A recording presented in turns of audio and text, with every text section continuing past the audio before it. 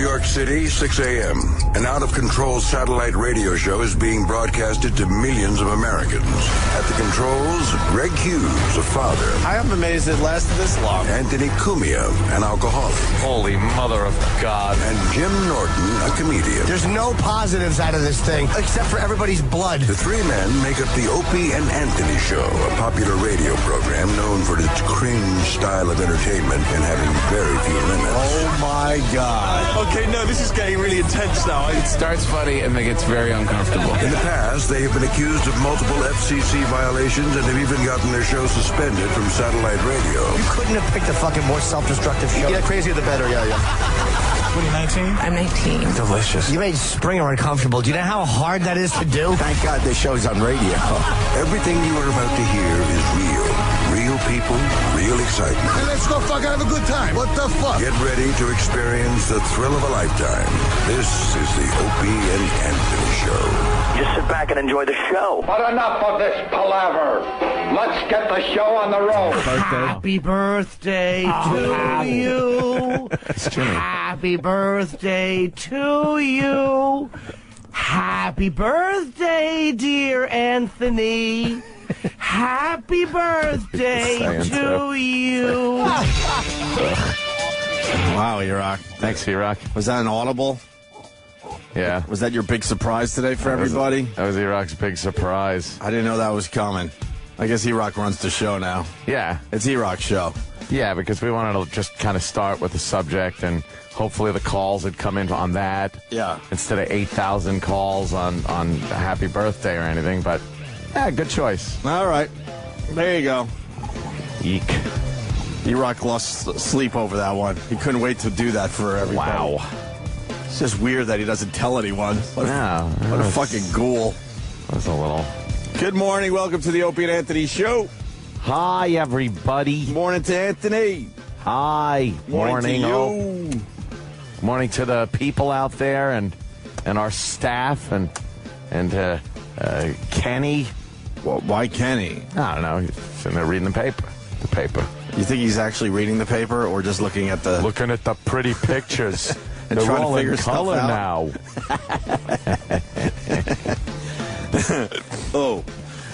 If you turn on your news today... Yeah.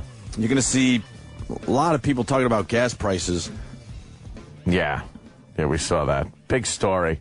They keep jacking up the gas prices, and the news is just biting. Yeah, they're just loving this. Biting like dumb fish. I told you right before the show started, if I owned a gas station, I would be $10 a gallon guy. So every fucking media outlet comes to my gas station, and everyone could call me the big asshole. You would have all the news there. And this gas station charging $10 a gallon. And they'd be trying to interview you. Yeah. You'd just be going, I don't want to talk to you. There's got to be a guy out there that owns a gas station that listens to this show. I know that's almost an impossible thing, but I think there has to be one. Raise your prices to $10 and call the media. You'll have everybody there. Everyone will be there. Great advertising. Because some asshole did $4.97 here in New York City. Guess what?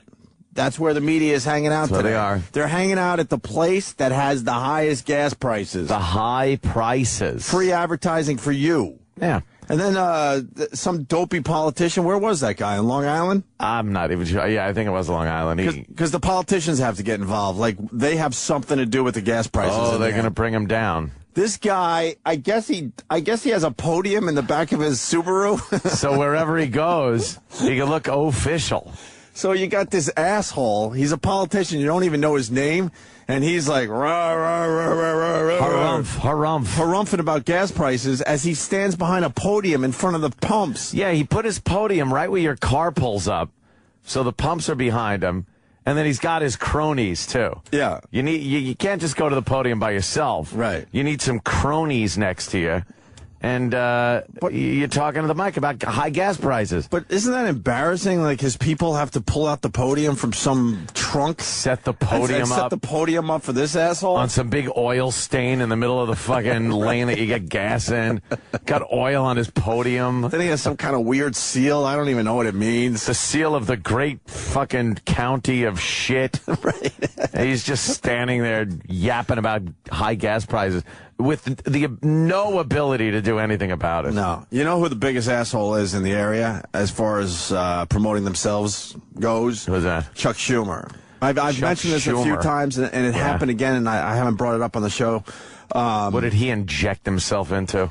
Just a parade, man. But it was the St. Patty's Day parade in Huntington. I know this is a little old, but now that we're talking about podiums and politicians that are high and mighty, this fucking asshole walks down the middle of the parade route with his people with huge signs that just say Chuck Schumer. But they're his cronies. And then some of the signs say meet Chuck Schumer. Oh. And some of the signs I've seen in the past have an arrow pointing to Chuck Schumer. Like no one knows what he looks like. The guy shoves his face in front of every camera that's ever turned on. But shouldn't he just walk the parade route and people should know who he is? Yeah, it's like, hey, look, it's Chuck Schumer. And if you don't know, oh well. Oh well, but no, he wants everyone to make sure you're looking at Chuck Schumer. Well, for so many years, we didn't know what he looked like because his head was buried so far up Hillary's ass. He finally pulled it out, and we're like, oh, that's what he looks like. That's pretty good. Very new. Yeah. So I bet you he drives around with a podium. Yeah, he seems like a podium guy.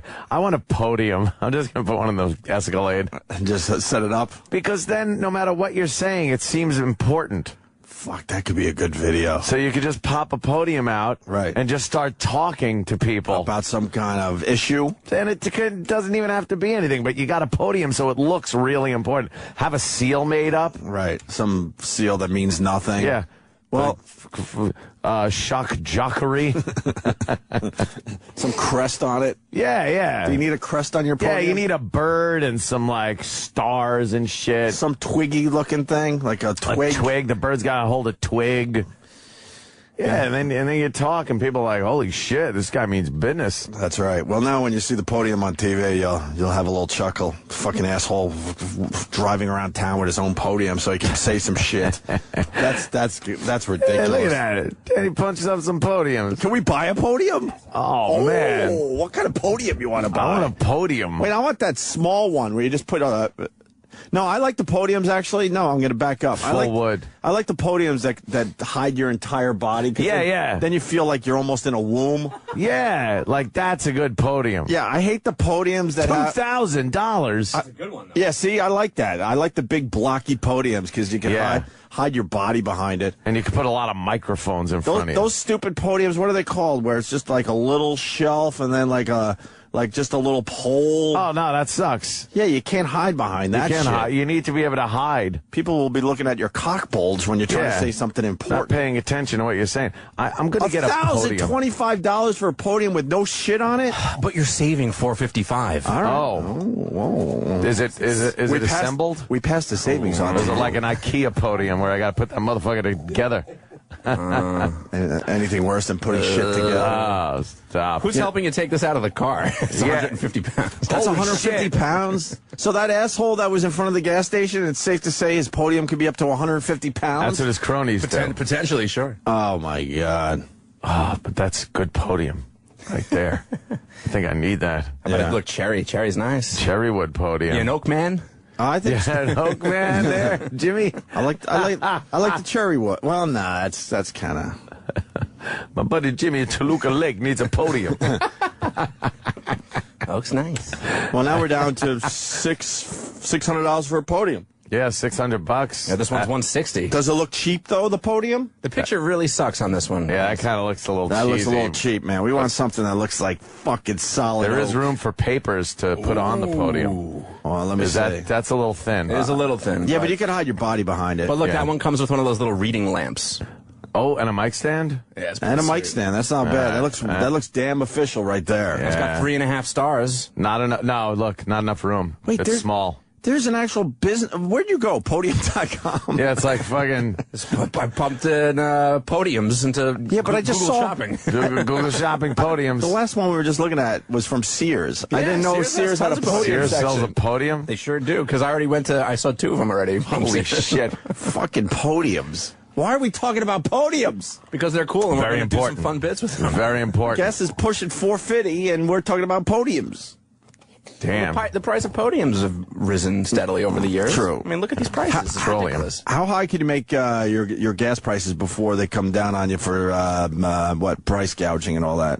Probably at this point anything over $5.50. If you're hitting $6, they're going to start. But can you be nailing $6 a gallon guy so you get the media there? I know You probably $10 could push is a little it. outrageous, You but could probably push it. I would like to get a podium and discuss the high price of podiums. That would. Wow, that one's $3,500. I know, What do right? you get for How that? nice it is, though. Does it suck your dick? But I wouldn't. While you're There's making your a little speech? hole in it.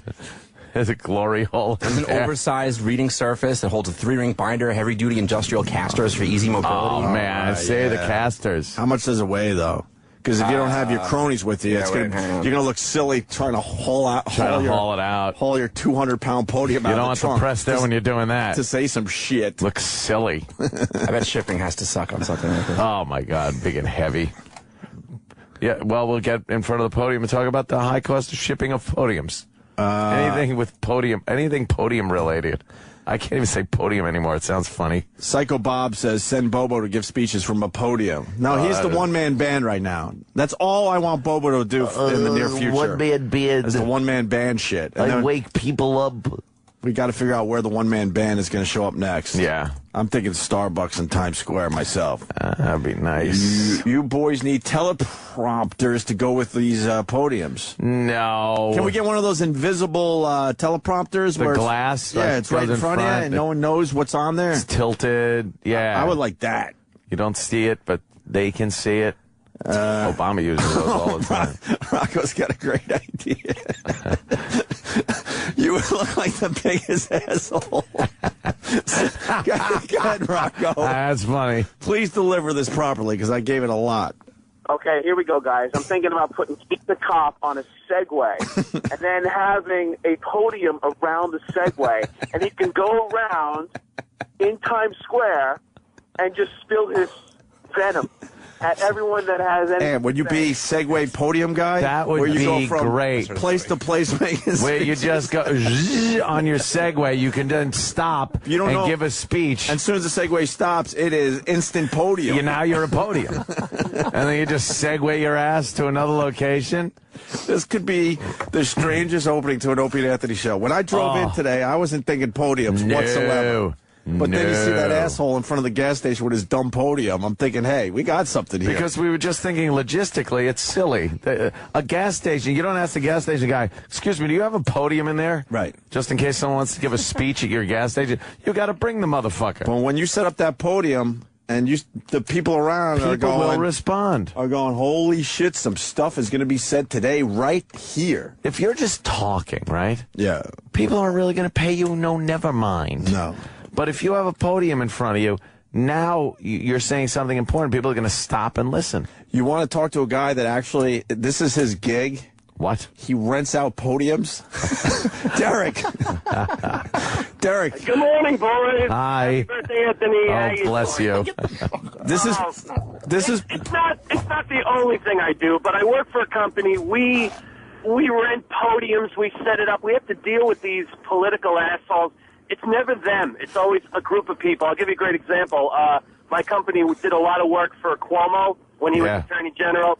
And, this guy's like, hey, I want to speak at this school, and I want a podium, I want some blue drape, and I want a fucking, model holding a bird, whatever. We got to come up with that shit. Oh, so you're the one that comes up the background and everything, huh? Oh, wow. Yeah. So they just own this shit. They have us lug it around. Yeah, I got you. So they call you and give you some specs, and then you have to fucking set up the whole thing for the guy. So, So someone out on Long Island set up that podium for that politician. But what about the seal on the front? They usually come up with that, but they always have a group of people, like you said, they always have a group of cronies.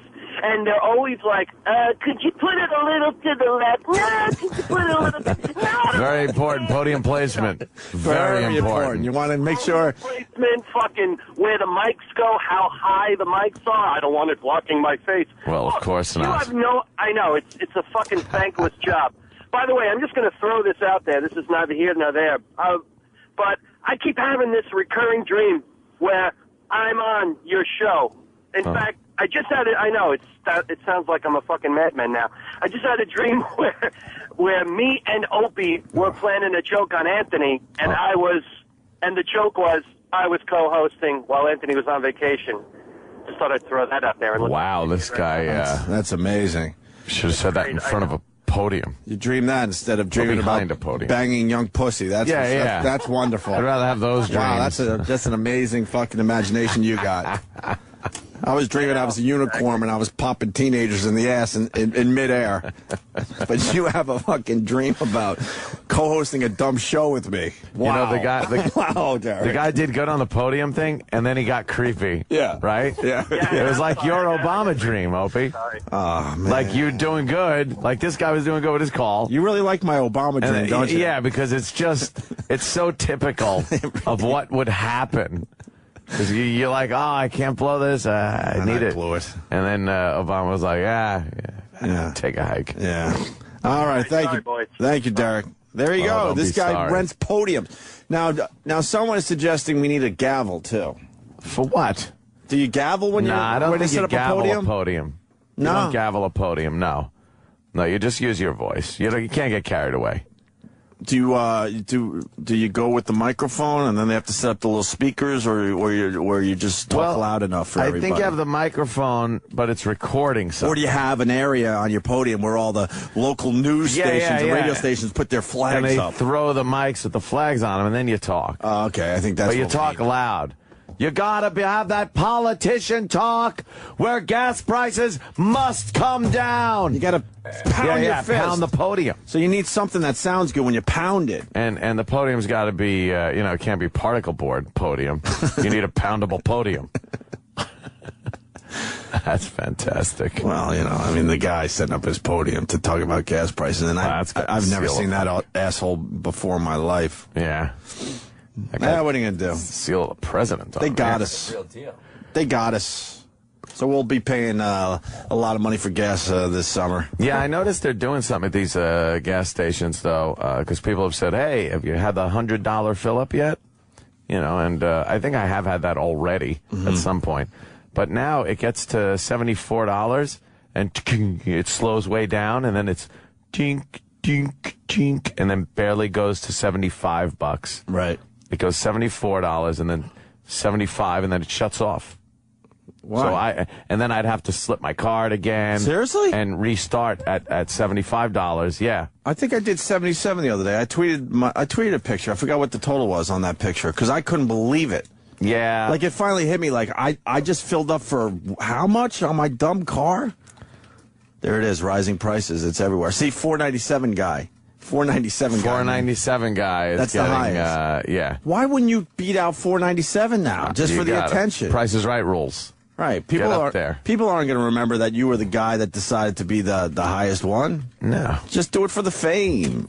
Yeah. Get a little bit of press down at your station, then lower the price, and people show up. Oh, fuck. You know what? We are fucking up this whole thing according to Eric. Eric, go ahead. Hey, guys. Hey. Isn't a lectern a thing you stand behind, not a podium? Uh-oh. Is there a difference between a lectern? A lectern and a podium? Yeah, a podium is where you stand on top. It's like a stage.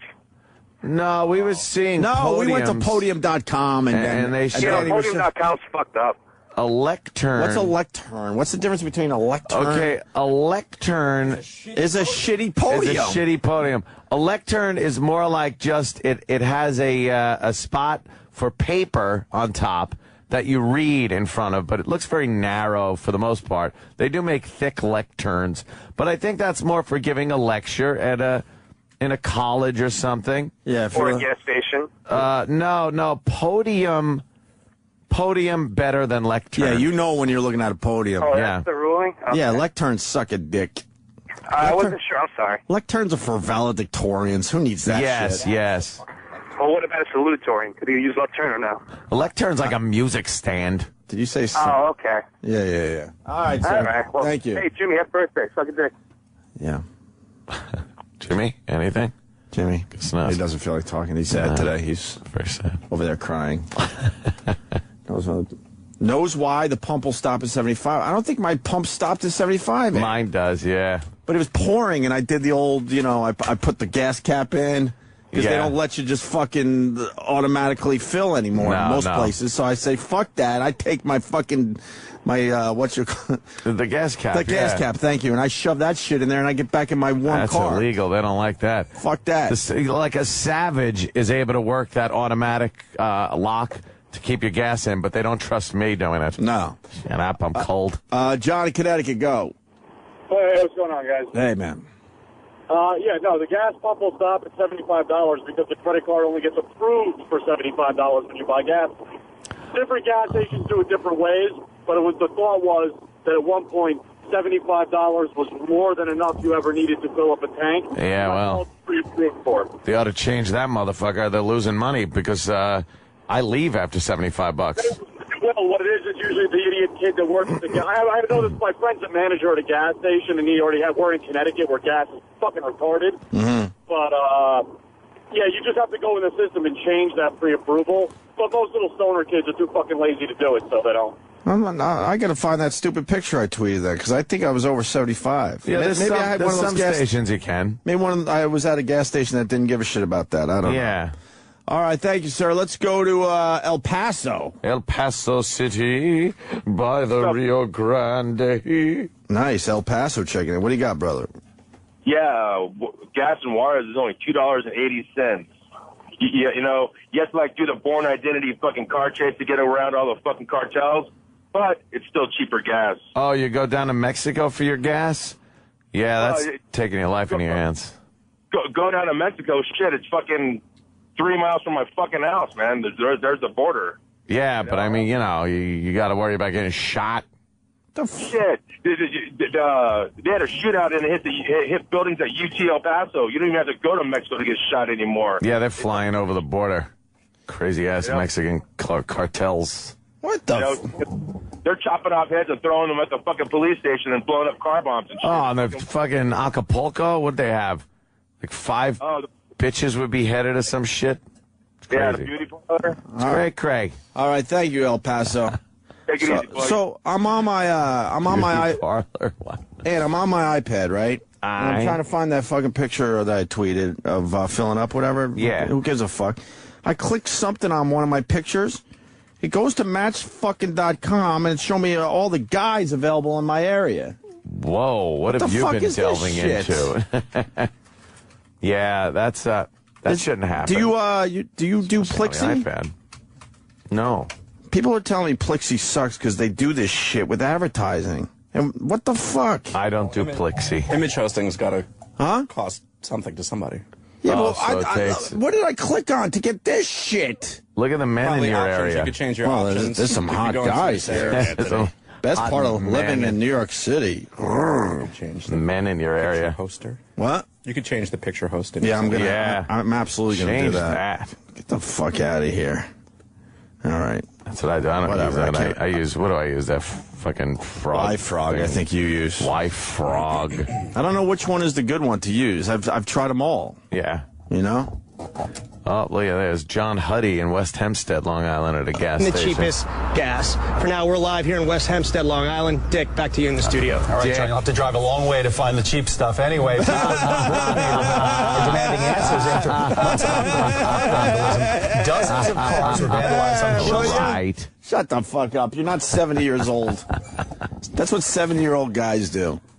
Drive around. They drive around to find the cheapest fucking gas prices. And it's only a few cents cheaper, so you're really not making out on and they will tell you, too. You know what? On the boulevard, I saw gas at $4.23 It was amazing.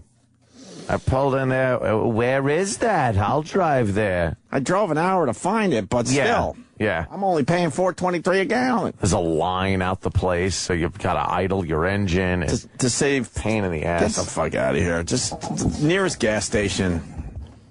Right? Absolutely. Closest is bestest. I don't care. Oh, wow. This actually happens. Joe in Philly. Joe? How are you, boys? Pretty good, hey, Joe. Joe. Real quick, before I hit on my point, did you just talk about the boulevard? Are you really coming over to our side? Oh, I was just down there. That's why I said the boulevard. I was trying to keep it local for Northeast. You know, I got this fucking cunt, man. whenever I do that, I put the, like you were speaking about, putting the gas cap in the thing, she shuts the pump off on me and tells me to come inside. It happens at Wawa all the time. Why? Because you jam the cap in? Yeah, bitch will shut the pump off and get over the little loudspeaker and say, "Sir, please come inside and we need to speak to you." Oh boy, you're in Dutch. Please, what's that gonna do? I've never had that happen before. It clicks off anyway. It does? Yeah. I just have a vision that just starts pouring out. Just pouring out. No, it clicks off. All right. Well, there you go. There's the start of the show today. Talking about fucking podiums. Dumb podiums. And we used to shove wiffle ball bats up, up holes, and now we're talking about podiums. Now we want to give speeches behind a podium and not a lectern. Speaking of speeches, well, I don't know. I went for the dumb radio segment. I don't even know. Whatever. This Donald Trump. Donald Trump is a douche. I'm sorry. I know you're not a big fan of Obama. No, certainly not. But we certainly got to focus on the fact that Mr. Trump is you're going with douche? Yeah, I'll go with douche. He's being douchey, which he's not really being an asshole, or even a shithead. He's just being a douche. I'm going to go with jerk. A jerk? He's just Is he being a jerk? And please, I don't know if is Fox or any of these news outlets like going on the air and saying, "Look, this guy will never run for the presidency." No, they're. Why all won't they treating do him like that? The viable candidate. He's not going to run against in the end. Obama. And the thing that's really giving it legs, as they say, is Obama's people are kind of putting him out there as their competition. So that people will be like, "Oh, he's the guy that's running again. Well, I got to vote for Obama. I'm not voting for that." Kind of smart on their part. But I think the Republican Party, when they finally have a real candidate, and they're going to tell Trump, settle down, asshole. Settle down, or just fucking or they're going to push him out of the way. But man, I mean, I love Trump for the simple fact that he likes speaking his mind. I mean, he did it to us. He called us slobs in the paper, but that's like it's his shtick. But now he's a shock builder. Yeah, that's what he is. He's just a. And now he's just going after Obama. He's going after Robert De Niro. Seinfeld. I think he went after Seinfeld. After Seinfeld. How do you go after Seinfeld? Yeah. Seinfeld is just very generic. I've never don't know heard much about Seinfeld get political or anything. He's just a very generic guy that came up with one of the greatest sitcoms ever. Did he say something about Trump and then Trump jumped on him? I don't even remember the Seinfeld. And Seinfeld's a comic, so I'm sure it was zero seriousness behind it. Well, Trump has now sent investigators to Hawaii to search out some dirt on Obama. Enough of that. He's calling him a bad student. He's one of those birther guys. And I was reading the paper today that even Bachmann a big birther broad? Yeah. And she's even backed off on it and said, let's find other shit to trash Obama. Because it's very bad for the Republican Party to harp on that, because it really isn't an issue, and it's easy for the Democrats to turn around and say, look, this is all they got, right? And make them look stupid. She was one of the leaders in that whole thing. Even she's moving on, saying, look, we'll find other stuff to talk about Obama. I mean, honestly, he's shown enough proof. But I would like to just see him standing there with the original, kind of smiling, going, hey. But I'm not going to sit there and fucking pull this Donald Trump bullshit. Well, which one you want first? Trump talking about Obama being a bad student? Because that's the new one. That's a good one. I like that This one. is like shock jock shit. Yeah. You would listen to Trump in the morning. Trump is being a shock jock. Trump with you. Right. This is the latest from Donald Trump. I heard he was a terrible student. Not like, okay, I heard he was a bad student. How does a bad student then go to Columbia and then go to Harvard? How does this happen? He's a bad student, gets into Columbia, top school, gets into Harvard, top school. He's a bad student. How does this happen? How does this happen? How did it happen? How did it happen? Well, that's how it happened. Because they were grooming him to be president. Right. Since he was 8 years old. Or something. Right. And then Donald Trump responds to Robert De Niro's criticism by calling him stupid. Stupid. Did we get the De Niro clip? What did Robert De Niro say? I don't know. It's just it. Like, I don't know what other people are saying to Donald to make him to get him riled up. Rambunctious. Do we have what De Niro said? I forgot. I really forgot on this one. Anything? Let's see. No. De Niro. What De Niro said about Trump? Because now Trump is responding. I just want the full story. Trump's like calling him stupid or something. Oh, here comes Sam. Sam's running. Sam. The clip has a setup. Oh, he does that? Okay, it does have the setup? All right, so. And now this is Trump. Oh, Trump's birth claims are crazy. That's what De Niro said? Yeah, Robert De Niro. And that's enough for Trump to go off on De Niro. Oh, of course. Here in New York City over the weekend, they've been having the Tribeca Film Festival. The guy who started it, Robert De Niro. It sounded like he did call you out. He said a couple of days ago, quote, "I won't mention names, but certain people in the news in the last couple of weeks just what are they doing? It's crazy. They're making statements about people that they don't even back up. Go get the facts before you start saying things about people." And apparently later he did reveal that he was in part talking about you. What do you say with to the Robert De birther Niro? issue? Yeah. Well, he's not the brightest bulb on the planet. I mean, I've been watching him over the years, and I like his acting. But you know, in terms of when I watch him doing interviews and various other things, we're not dealing with Albert Einstein. Ooh. And you know, he can say what he wants, but the fact is that this guy has not revealed his birth certificate. A lot of people agree with me. He's got to do a radio show. The Trumpster? Yeah. And he has a way of doing it, too, because he always compliments you, and then he fucking hits you right in the taint. Yeah. With a fist. That's probably how he runs business. You think that's how he does it? The handshake and then the big Trump dick up the ass. I think you're right on that. Yeah. So... Wow, well... Not the brightest bulb, but he's no Einstein. No. And then I heard him, like, on another show, he was going, De Niro, you talking to me? Are you talking to me? Trump said that? Yeah, trying to do the taxi driver thing. And well, you know, Donald Trump is having a lot of fun with this, but he's not going to even run for the presidency. And I don't know why the mainstream media won't say that. This is just, he loves publicity. He has for years. Right. He loves that Trump name getting out there. And this is a great opportunity for it because people are putting him on shows and interviewing him as an actual presidential candidate. I love it. Stop it. Because he's fun to listen to. Yeah. He's not that good to look at. He's creepy. Creepy to look at. Yeah. You would think he would have figured out that hair thing. You figured out the hair thing. I don't even know what his hair thing is. And you're not a billionaire. Is. No. He will not. Maybe he's got a phobia. He'll do the comb-over thing.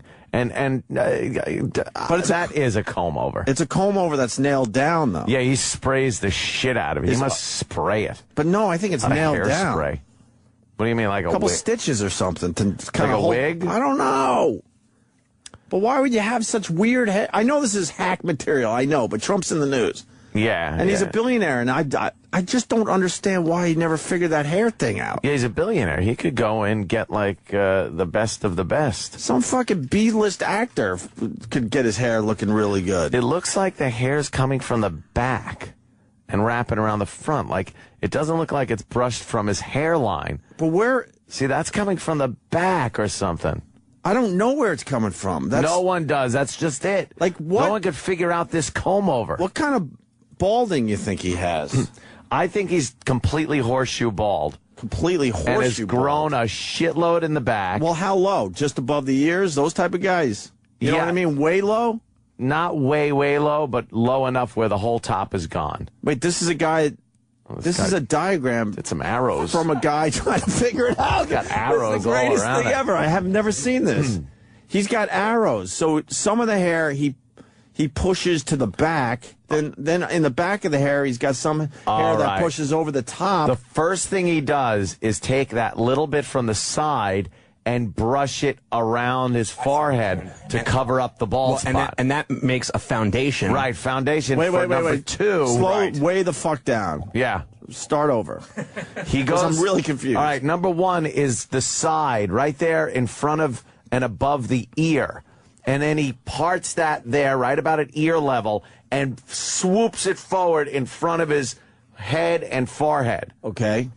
And that covers up the world of hurt in front. Okay. Then You can't have that because that looks silly because it's coming away from the side and swooping around the front. So he camouflages that with hair from the back that he brushes forward over that, thus making a basket weave pattern. Oh, my God.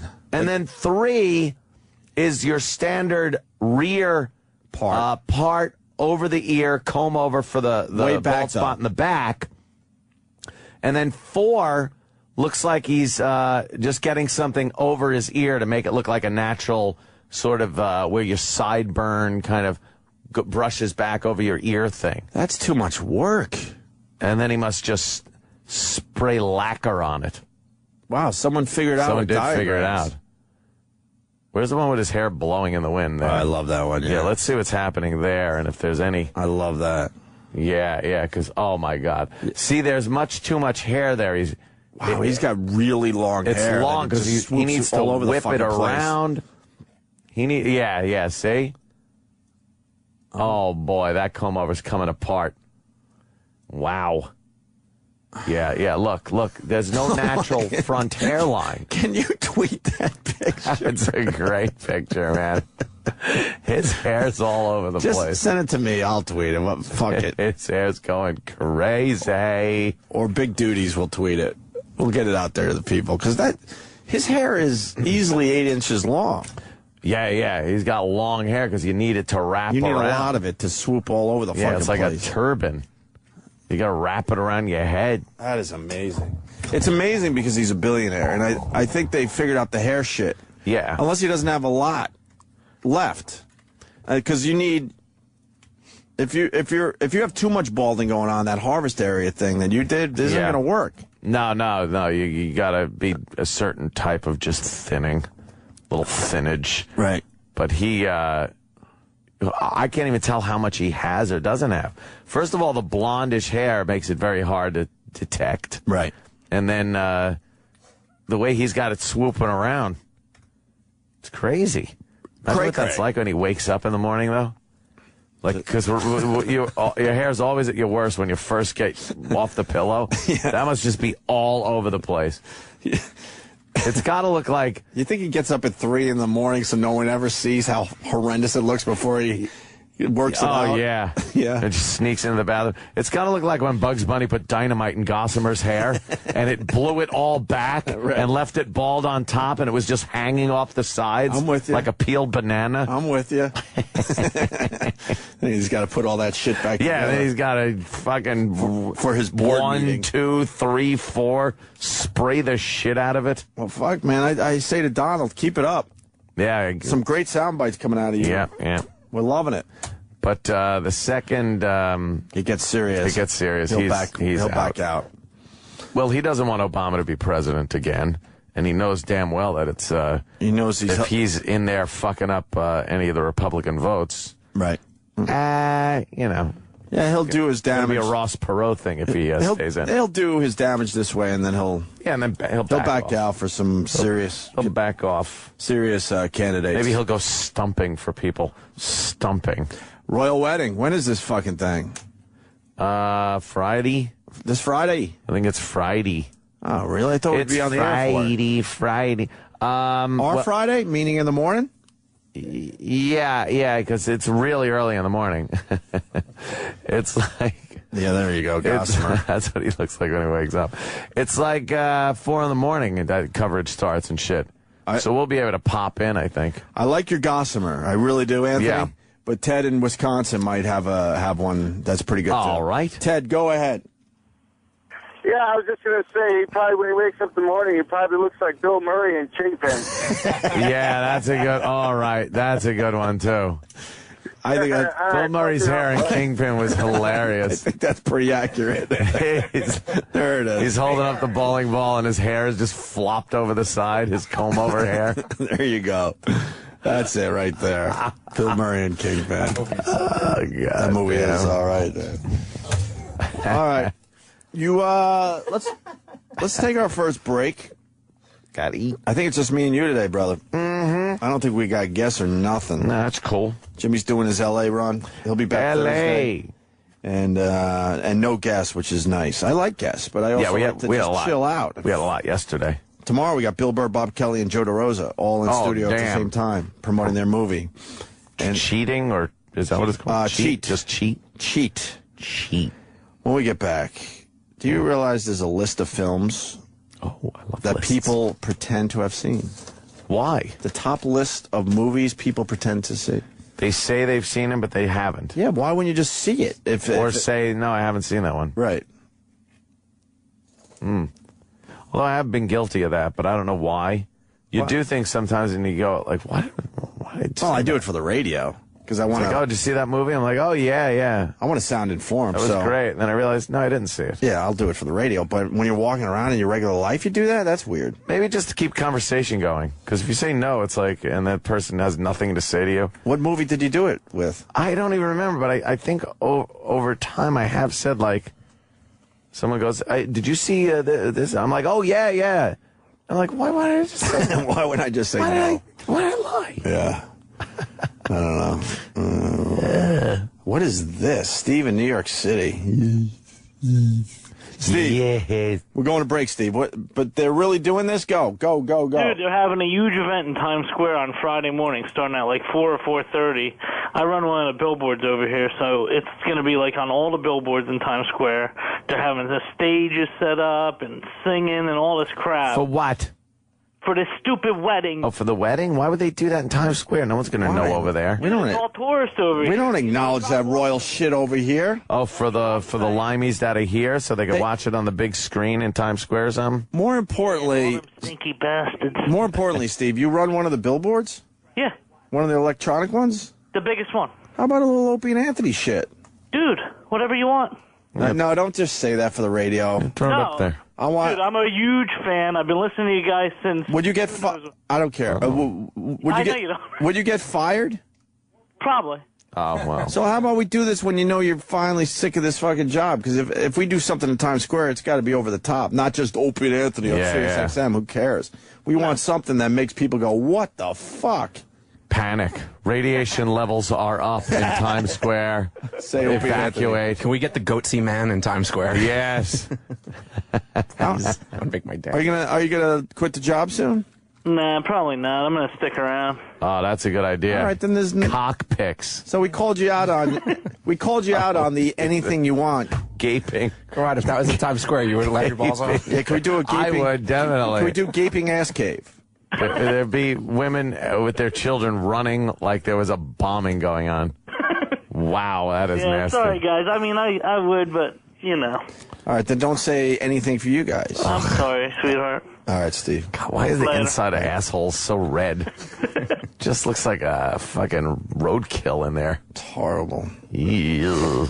Henry in Jersey. Henry's going to correct us on our kingpin knowledge. Uh-huh. It's Woody Harrelson. No. We just saw a nice picture of Bill Murray from Kingpin, and it looked very much like Donald Trump. N-A-O. Yes. How do you just skate on that? I know. You can't skate. Why are you skating on that, sir? You can't skate. Because, listen. Wait a minute. You can't just call in and be wrong and then just glaze over it. Yeah, well, allow the second part of your phone call, but you're wrong about the Kingpin thing. Come on, it's Woody Harrelson's got the hair comb over. I'm bald. I know. How many times have you seen Kingpin? Have you seen Kingpin a lot? 5 times. Well, how do you not know that they both have really bad hair, but Ernie McCracken is like... Oh, wait, you're right. Yeah, I know. He plays against. You're right. All right. Yeah. Woody had the bald head, but he had a few strands that he combed over. Right, you're right. That's good. Hey, listen, though. I've been listening for a Doesn't matter. years now. Right, wrong. And one of the things you got to work on is your... It's going to help you. Man. My what? You're man. Oh, no, I don't have to work on shit. Yeah, what are you talking about? What are you talking about? You have to work on your fucking movie trivia. Right, shut the fuck up. And, hey, I like it. And your society needs to work, too. My what? I just cut your losses at this point. I don't even know what he's saying. I don't know. What was the second part? He doesn't like your society. Society. When you say society, but I don't know what he's saying. All right, Henry, thank you. All right. All right. Can we block Henry from ever calling the show again? We just did. He was horrid. We just did. We'll take a break. Yeah. So we got movies, a whole list of films people pretend to have seen. That's a weird list. I guess that guy was a great caller for that segment. Yes. He's never seen Kingpin. Also, we got an update on Flavor Flav's Chicken Restaurant. Flavor Flav in the head. In the Who Saw This Coming news, we got the Flavor Flav Chicken Restaurant update. Yeah. We got an update on that McDonald's story, too, with that chick. Whatever that was. I didn't. They held a rally yesterday. I still haven't seen the video. Oh, the video's, wow. Yeah, we'll do a little on that, too. Wow, them sisters is beating the shit out of that white boy girl. And finally, Ant, we got the finalists. 19 of them we're going to try to get through today. Wow. We don't have to do all today. You can do whatever you want. All right, we got most annoying 30 seconds of sound finalists. We got 19. Right. So we're going to go through some of those today. Steven Singer's got the prize for that, right? Yep. $2,000. $2,000. Two G's, too large. Very nice. And on Lady Gaga. Yeah, little Lady Gaga again in the news. She knows how to get some news. She never uses a podium. No. From what I've seen. Sirius XM, the virus. Yeah, this is the Opie and Anthony Show. Damn it.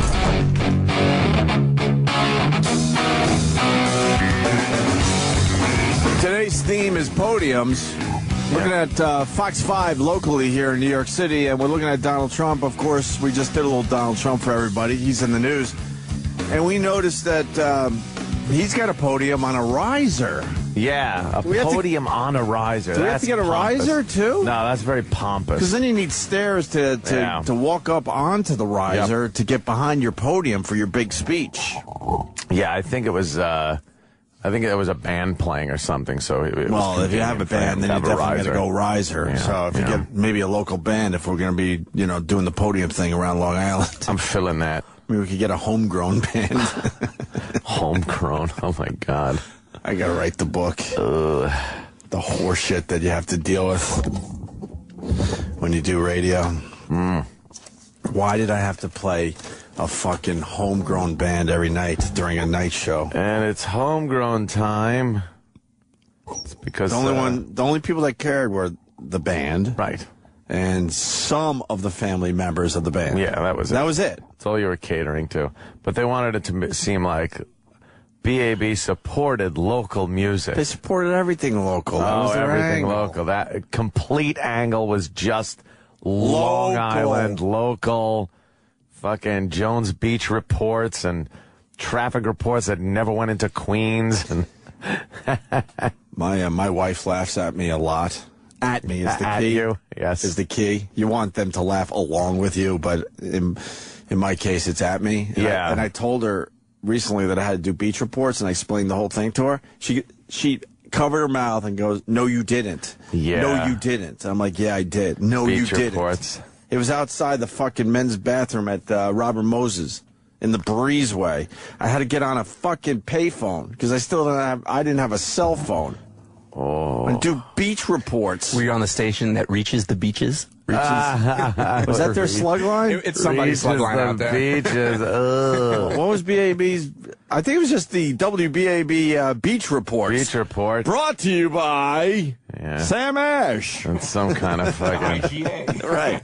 Whirling discs. And I actually had... I don't mind going to beaches, but my gig was... I didn't get paid extra for this. We all had to do it. I had to hang out at Robert Moses all day and every hour do a beach report from the Breezeway on a payphone. That sucks. There's no reason for that. I had to give the traffic report. I had to give the tanning index. Let me tell you. I had to give... I'm trying to remember everything. Field 5 is filling up really quick. Yes. If you're coming in now, I would suggest you go to Field 3. Wow, the suntan index very high. Yes. Bring your sunscreen. It's very dangerous. What's the deal with Ocean Parkway? Yeah, and don't take Ocean Parkway. Because they're too busy, digging up dead bodies. It just was Their local thing got so local, it was just crazy. And then I wandered around because every hour I had to do it, so I couldn't even chill. And then Couldn't have fun. Then I had to get back to the payphone early enough, and just in case someone else was using the payphone, I could make sure I had the payphone because it had to be at a certain time. Had to be right before the top of the hour. What a fucking nightmare. And then there was some dumb slug line at the end of it. That is a bitch. So, all right. The good old days. Yeah. Yeah. We got a Flavor Flav update. Flav, yo. What's the Flav doing? I was going through some of my pictures, and I got, I'll post them eventually on my Facebook page, but the day Flavor Flav. Oh, the takeover of our show? Yeah, I got some pictures. By Flav and his peeps? I'll never forget that. Looked like a McDonald's beatdown. Yeah. We were held hostage by the Flav and his peeps. I think out of all the things we've done over the years, that's one of my favorite stories to tell people. Because it's just so bizarre that happened. It was the strangest thing ever. I want to retell it again right now. Yeah. Because there were so many parts to that. Yeah, I thought it was odd that Flav was going to be there anyway. Well, he was hot, and he was doing our show. Yeah. But it was very vague as to what he was going to do, and then it just started snowballing. My favorite part always changes, but getting yelled at by Tom Chiusano backstage because the whole thing was live on his. Oh yeah, on his stuff. He's like, "You got to end this. You got to end this. Right. You got to end this because." And we're like, I go, Tom, you go out there and end this. Good luck. Good luck to you. Flavor Flav has the mic, and he's not stopping anytime soon. He is going off because he's the Flav. He thinks it's his show now. So we're just gonna sit back and not be shot. Right. Okay. Right. You want to go out and stop it, Tom? Yeah. Feel free. And, I always wondered if we exaggerated as far as the amount of people that Flavor Flav brought on stage. And I was looking at these pictures the other day, and there's no exaggeration.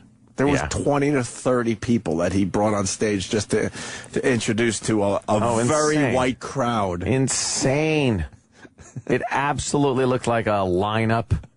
Like for the entire first season of First 48. Mm-hmm. Do we have that show, E-Rock, in the archives? I think we do. I'm looking for it right now. We might have to make some kind of special out of it. Every character from the first season of The Wire. Pretty much. Can we make some kind of special around that? Because if you just play it, it doesn't make any sense. No. Because it was a complete takeover of our show. Yeah. But if we interject, maybe do like a mystery science theater type thing, you know what I mean? Yeah. And explain like what we were doing at this part. Being terrified. I was hiding under the table at one point. I went backstage for a while. Just awful. It was frightening. Even our brave audience that has no problem yelling and screaming shit. Oh, yeah, they were well behaved. Yeah, what happened to all the black jokes that day? Yeah. That people were yelling out. Yeah. The audience was horrified. They just had their mouths agape. Yep.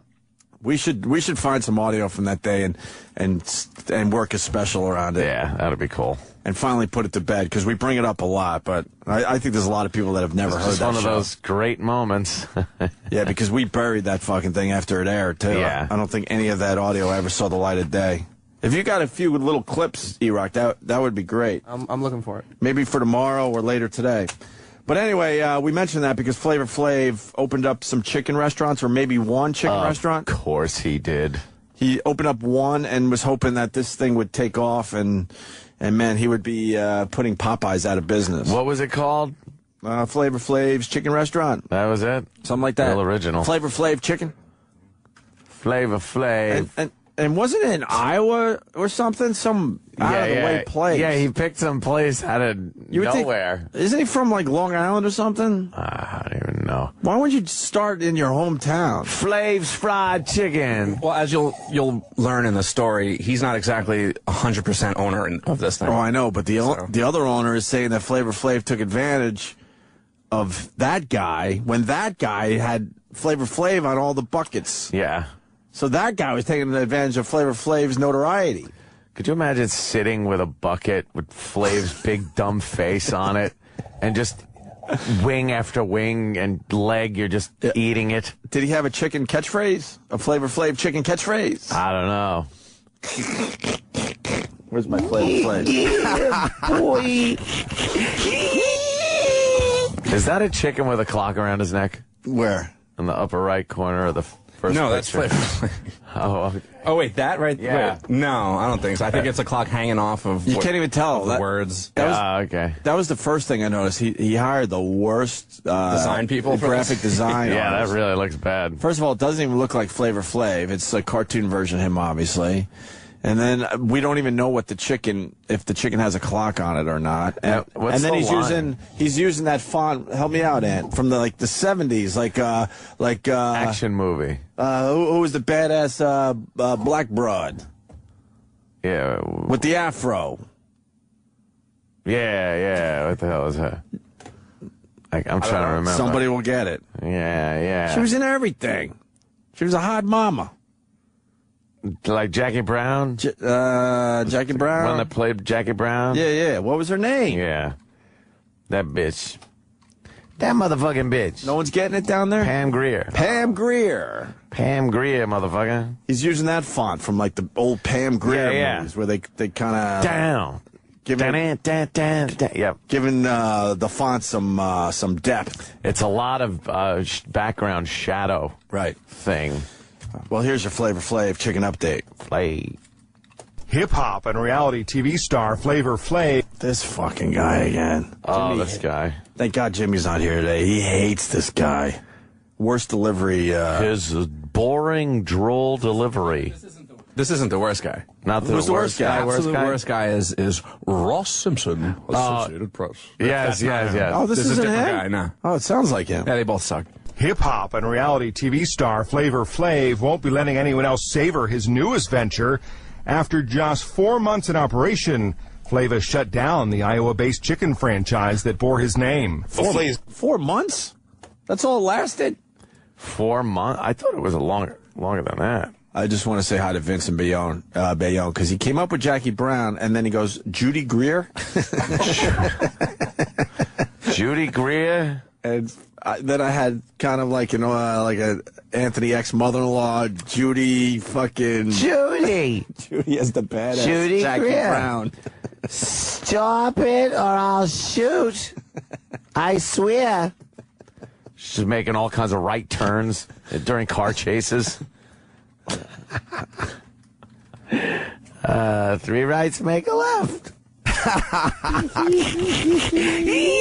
What Flav's doing, he's a fraud. He does not want to be hurt with the other adventures that he's doing, and he's going to want to become a millionaire off my dime, off of my ideas. It all comes down to a dispute with the man Flav picked to run the chicken joint. I started this from the menu to the color of the way the building, from the sign, from everything. I started everything. I have to do whatever is possible for me to save my name.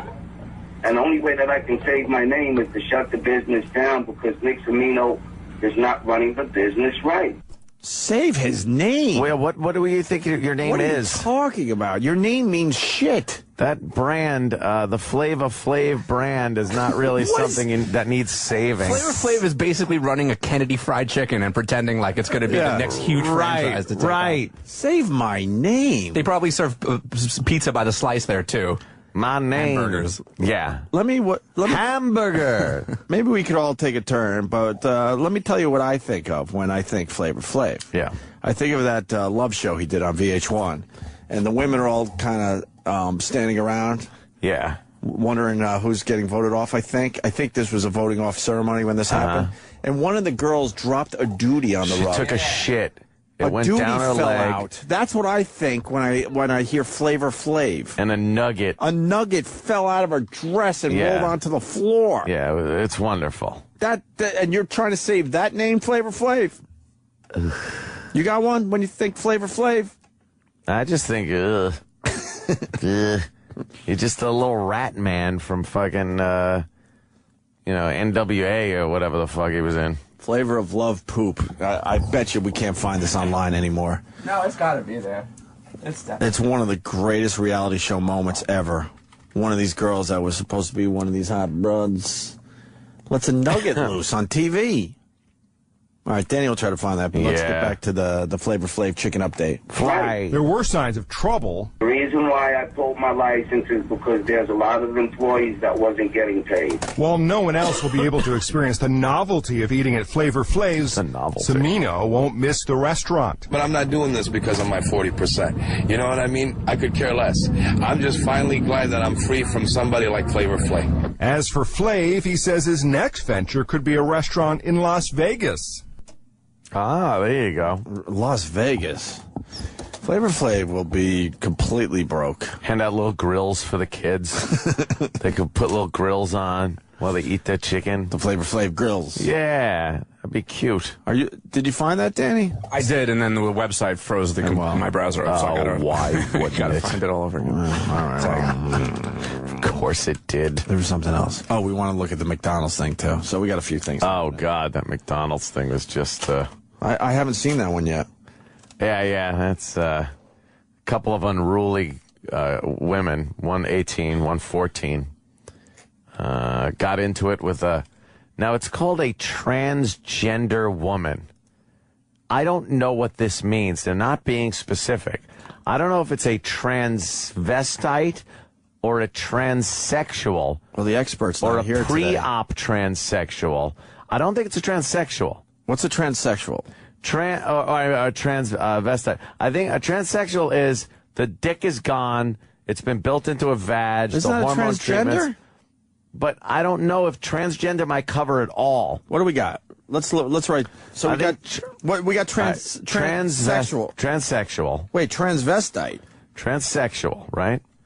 Then you have transvestite. Transsexual, transvestite. Transvestite, right. Right.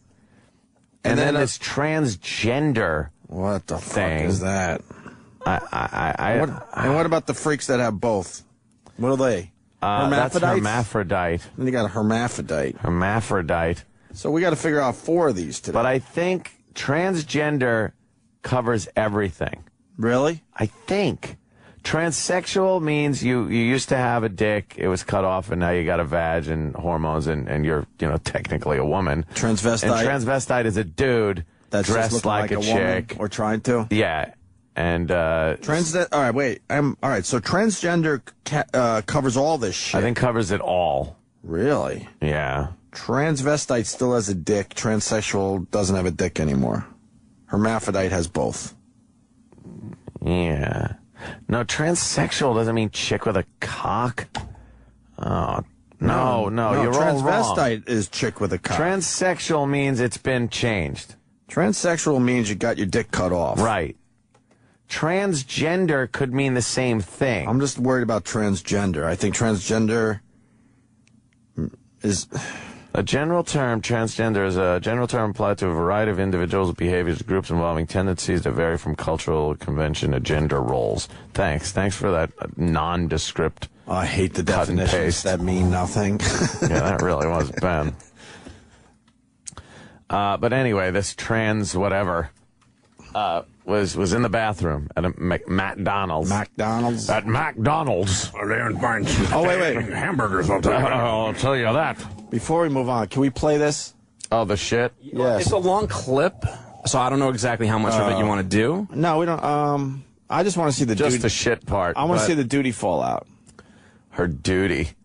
I think we got to take it from around there. Ugh, I think. So disgusting. And one of Flavor Flav's chicks is dating Shaq.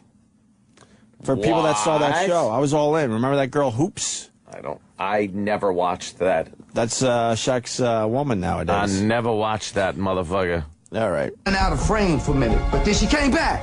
But thanks for coming down, y'all. When she came back, she had this look on her face like... That's my baby. Welcome. Cheers, man. Y'all made it in blessings, all right? Have a good time, y'all. After we do the toast, something takes off upstairs. Oh, my God, that's nasty. I smell it. Oh, God. Elimination is over. I just want a sigh of relief. So I take this deep breath and what is that smell? My God! And as I'm going up the steps, I look down and I was like,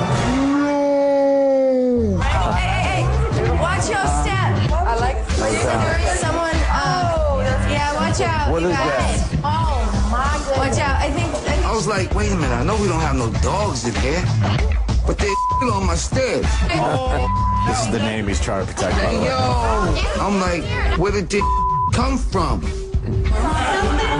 something pooped on the floor. Something is on herself. And everyone's like, oh, no, she just pooped. She just pooped. What bathroom is she at? How am I supposed to get upstairs? You walk around the poo. That's how you get upstairs. Fucking disgusting. Don't fly where I'm from. Hey, yo, son.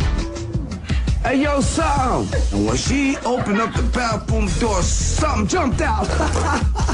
Oh, my God. That smell was something. So I think I really gave her the right name, folks. Know what I'm saying? Her name is something. Yo, you all right in there, baby? There was no way me holding it. I'm gonna be honest. I was like holding it, and then out of nowhere, it's like my stomach was just like, bitch, you got me. I'm like, I have to go to the bathroom. So like, it just like pushed itself out. Oh my God. She shit herself on the Flav stairs. And it could have happened to anybody, so.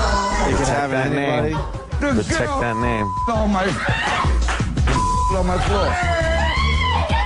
I like something because she's real with it. She's like, yo, check this out, baby. This is who I am. There's a wild gorilla running around loose in that bathroom. Oh, wild gorilla. He says that he's fired. She picked on everybody all night. If y'all smell anything stink around here, it's me. I'm the. Oh, that was good. That was good. No, but she. Protect that name. That's how the first date ended, folks. Right here, only on Flavor of Love. With his dumb Viking hat on. Yeah.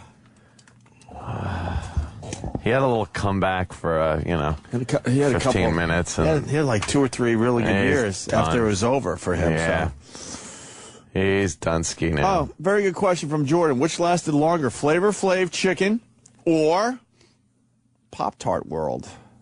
I think Flav's chicken lasted longer. And that whole Pop-Tart world, they just went back to the regular Pop-Tarts, right? I think so, yeah. I know they closed the Times Square place down, but supposedly that was supposed to be temporary. Just a publicity thing? I don't think it was supposed to be temporary. I think they were putting it there hoping it was going to catch on, and then they were going to franchise the shit out of Pop-Tart world. If it caught on, of course they would have kept it there. But that turned out to be one of the worst ideas ever. A debacle, as they call it. Remember the Pop-Tart sushi they were trying to, with the fruit roll-ups? The fucking Pop-Tart. And they had a huge Pop-Tart vending machine. And yeah. It's just because they had, they have like the M&M store there, so they thought they'd be able to jump in on the M&M store. That whole thing. Fucking rules. The tourists love that shit. I like the M&Ms too. No, but they like just taking pictures out there. Mm-hmm. Times Square, by the way, I fucking hate walking through there.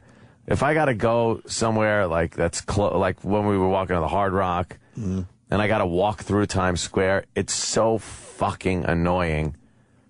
It's just that there's too many people, and they never know how to get the fuck out of the way. They're talking in the crosswalk. I think you just got to deal with all the shill and fucking shims and scams going on. It's that is still going on. It's really strange because the rest of New York City has nothing to do with that. No, not at all. You go a few blocks and then it's the regular New York. Yeah, it's a big tourist trap. They're always in the way. I don't understand that. When I go to other cities, yeah, I'll check out some of that stuff. I'm guilty, I guess. But then you move on and really see what the city's about. You know what I mean? But a lot of these people, they get a hotel right in Times Square and they don't even leave the area. They don't leave. They go to the Olive Garden and you're not even hanging with New Yorkers. Yeah, you're hanging out with other rubes. Rubes. Or Kenny calls them farmers. Shills. Hanging out with the other farmers. The farmers. Times Square, going into like Toys R Us, the Gap, like you said, going to Olive Garden. Why come to New York? You can do all that in your hometown. Look, at TGI Fridays. Let's go there. Not only at TGI Fridays, Anthony, the biggest one in the world. That's their advertising. Oh, is it? Is that their deal? That's their slug line. And the crosswalk, there is like a family, and they'll cross the street, the crosswalk. and not know where they're going right after they cross the street. So they stop the second they hit the sidewalk on the other side of the crosswalk. Meanwhile, this is where everyone's walking. Right. But they stop to have a little chat about where they're going next. Move to the fucking side. Move against the building. Move somewhere where you're not in the way of everybody. Tourist. They don't know the rhythm of New York. No. You gotta know the rhythm of New York. And then those guys that hand out the cards to comedy clubs that I've never fucking heard of. And meanwhile, we have how many comics on this show on a weekly basis? And we hear all the places they play. And these guys are like, hey, comedy. Comedy, you want to see some comedy? Comedy. And they hand you these cards for a place that I've never heard anyone. There's a comedy club like where Show World used to be, and I don't even know what it's like. I've never even heard of it. Yeah, who plays there? Remember, like Broadway Comedy Club, and it's like, what? Iraq's got a little info? One time we were in Times Square with Norton, and one of those comedy guys came up to Jimmy saying, like, hey, you like comedy? We got top-notch comedians. And Norton's like, who? And he just listed off some of these names. And he goes, and then Jim said some line about how he's allergic to laughing. It will kill him. And but they do. They blurt out these names. It's like, who the fuck are you? Who are you? Who the fuck are you? Yeah, I don't know. Where's my comedy? Where's the McDonald's clip? Oh, well, do you want the beating or her talking about it? Because there's a lot of things I don't really know because I really have not followed this story. Yeah, she. It's out of Boston. I know that, right? No, actually, wasn't that one out of Boston? Baltimore. Oh, Baltimore. I don't even know where the fuck it happened. Yeah, and she was in the bathroom, right? Sure. And as a what? As a woman. Woman with a dick? I don't know if the thing has a vagina or not. Okay.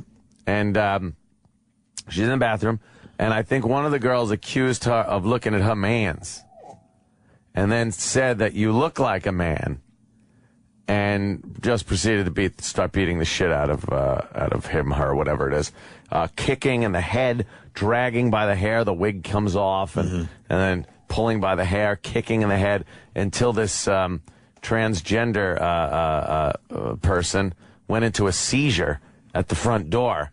And that's when the guy that was videoing the melee, who worked at McDonald's, said, "Oh, you better get out of here. The cops is coming. You better get out of here."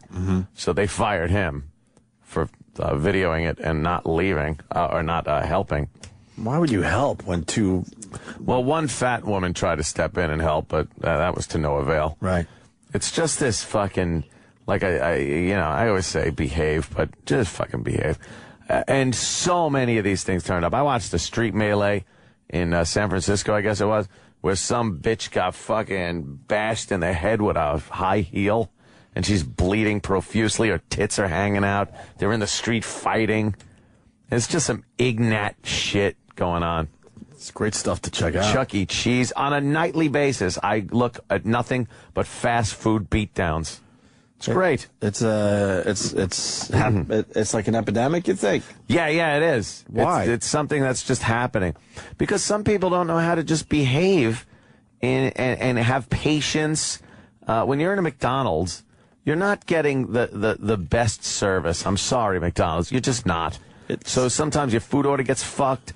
You're around people that annoy you, but you just get your shit and you leave eventually. But there are some people that just can't deal with waiting in line, dealing with a staff that might have forgotten something. It instantly turns into this violence. It goes from yelling this horrid shit to just throwing shit and then to punching. That's pretty much the chain of events I see when I watch the 1,000 of these that I have watched. Have you been in a McDonald's recently? I've not been in a McDonald's probably since the NEW days. Oh, yeah. It's got to be 10 years, at least. I went in one recently just to film some shit. Yeah. And I'll be honest with you, Ant, I was amazed. Yeah. By the clientele. Well, they do. Because when I was growing up, it was a different McDonald's. It was families, suburban families would go there. I had a McDonald's in my neighborhood, and, it was a big deal when mom and dad would go, "Hey, kids, we're going to McDonald's." And we'd hop in the car, and Dad would call me a faggot because I'd bring my little puppet that he called a doll, and we'd drive to McDonald's. And was it a Barbie doll? No. I had made it. It was a puppet. It was a marionette that didn't have strings yet. I was working on it. You made it from scratch? Yeah. Was it from a kit? No. I just took some like fucking cloth and that's weird and shit. And well, I wanted to make a marionette. A little strange. I wanted to make a marionette. You ever see them? I know. And then you make the X with the wood. Right. And then you attach the little strings to the hands and the head and the legs, and he moves around. But if you don't have the strings, then I think my dad was right. It is just what amounts to a doll. So why didn't you get the strings? Well, lazy. Well, I know. And what was the name of your marionette? I'm a kid. What was the name of the marionette? I'm not sure it had a name yet. And it was just kind of a thing. Did he throw it out the window? Yeah, I think he did. He did kind of toss it, and well, he didn't want me to grow up to be a fag. Opie, I would have been a fag if I would have had that marionette that he said was a doll. Right. Yeah, so we hop in the car, go to McDonald's without your marionette. Without my marionette, he threw that on Jericho Turnpike. You're not taking that fucking doll with you. Oh, Joey, let him take it. It's a puppet. It's not a puppet. It's a doll. Shut the fuck up, Ro. We're all going to McDonald's. Wow, he said McDonald's. I was happy for 2 seconds until we hopped in the Rambler. Then we're like, oh, here it comes again. Here it comes again. More yelling and screaming.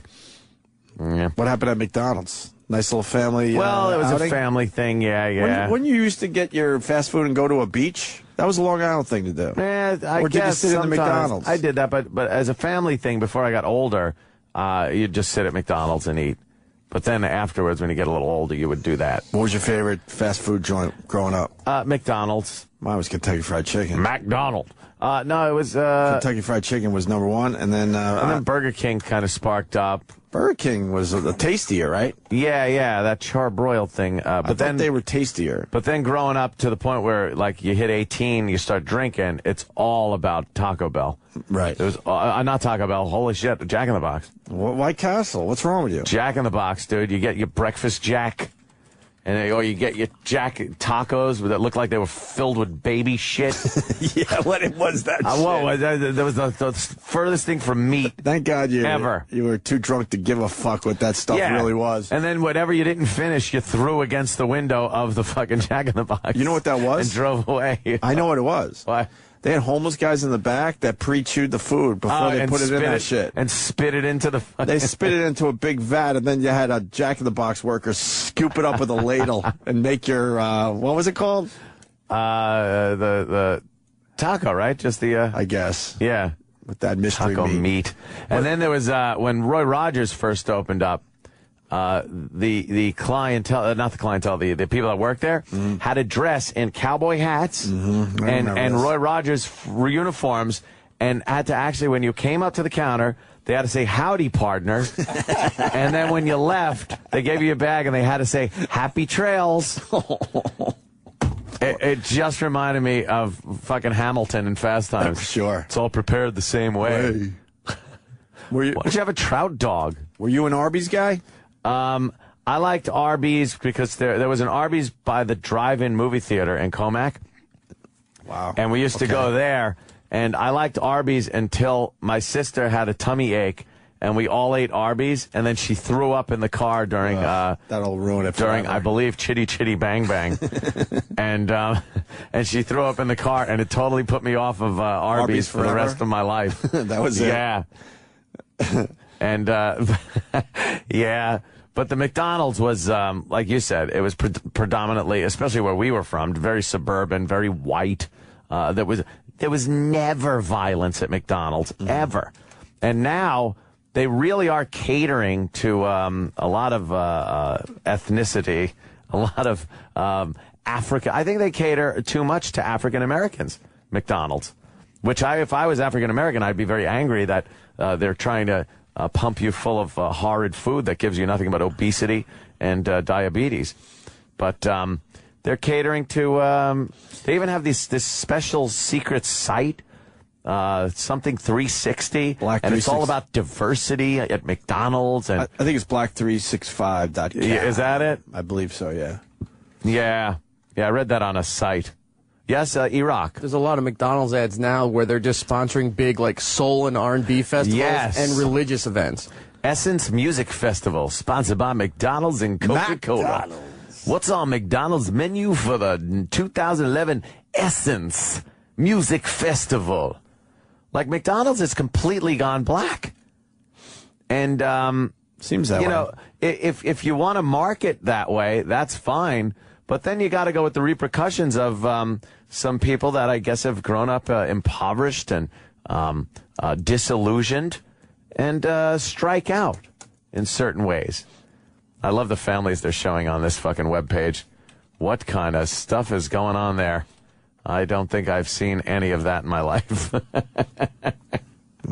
By the way, the Boston thing was two chicks fighting over pancake syrup at Denny's. Oh, yeah. Okay. Over the syrup. Over the syrup. What is 365 Black? At McDonald's, we believe that African-American culture and achievement should be celebrated 365 days a year, not just during Black History Month. That idea, that's the idea behind 365black.com. It's a place where you can learn more about education, employment, career advancement, and entrepreneurship opportunities, and meet real people whose lives have been touched by McDonald's. How is your life touched by a McDonald's? Heart attack, stroke, diabetes, obesity.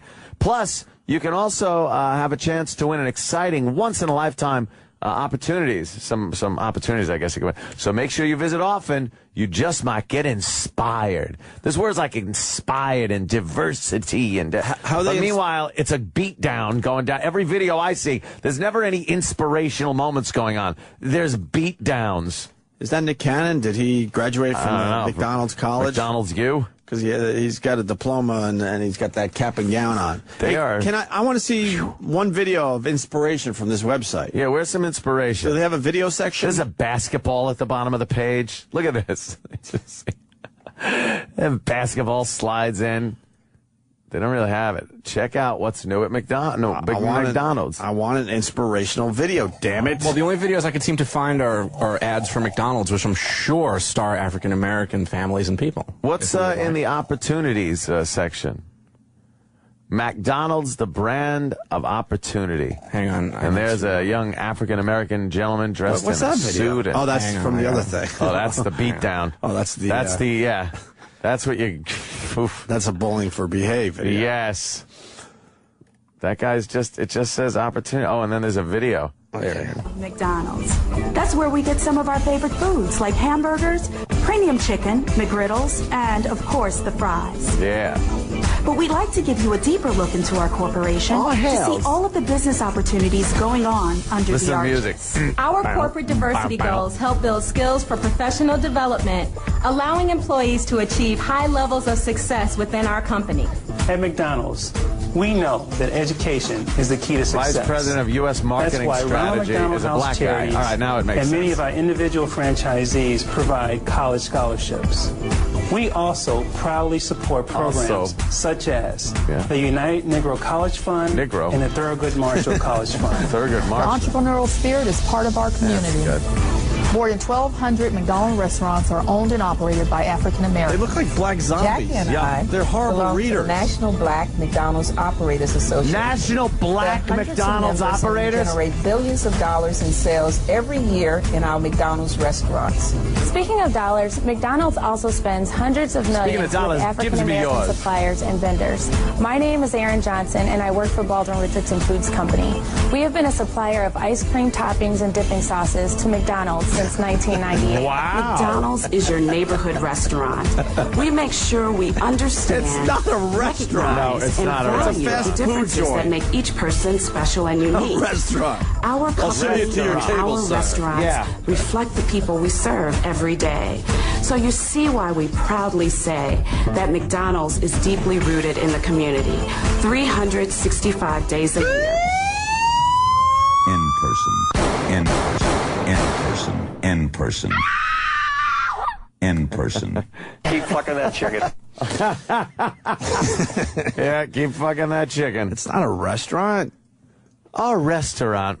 restaurant. Wow, they have a black McDonald's owners fucking organization? I don't know about you, but when I go to a restaurant, I'm not sitting next to a homeless guy that's taking a nap. No. Because he knows he could get away with it in the McDonald's. Any restaurant, I expect to hear, come this way, and you follow someone with menus.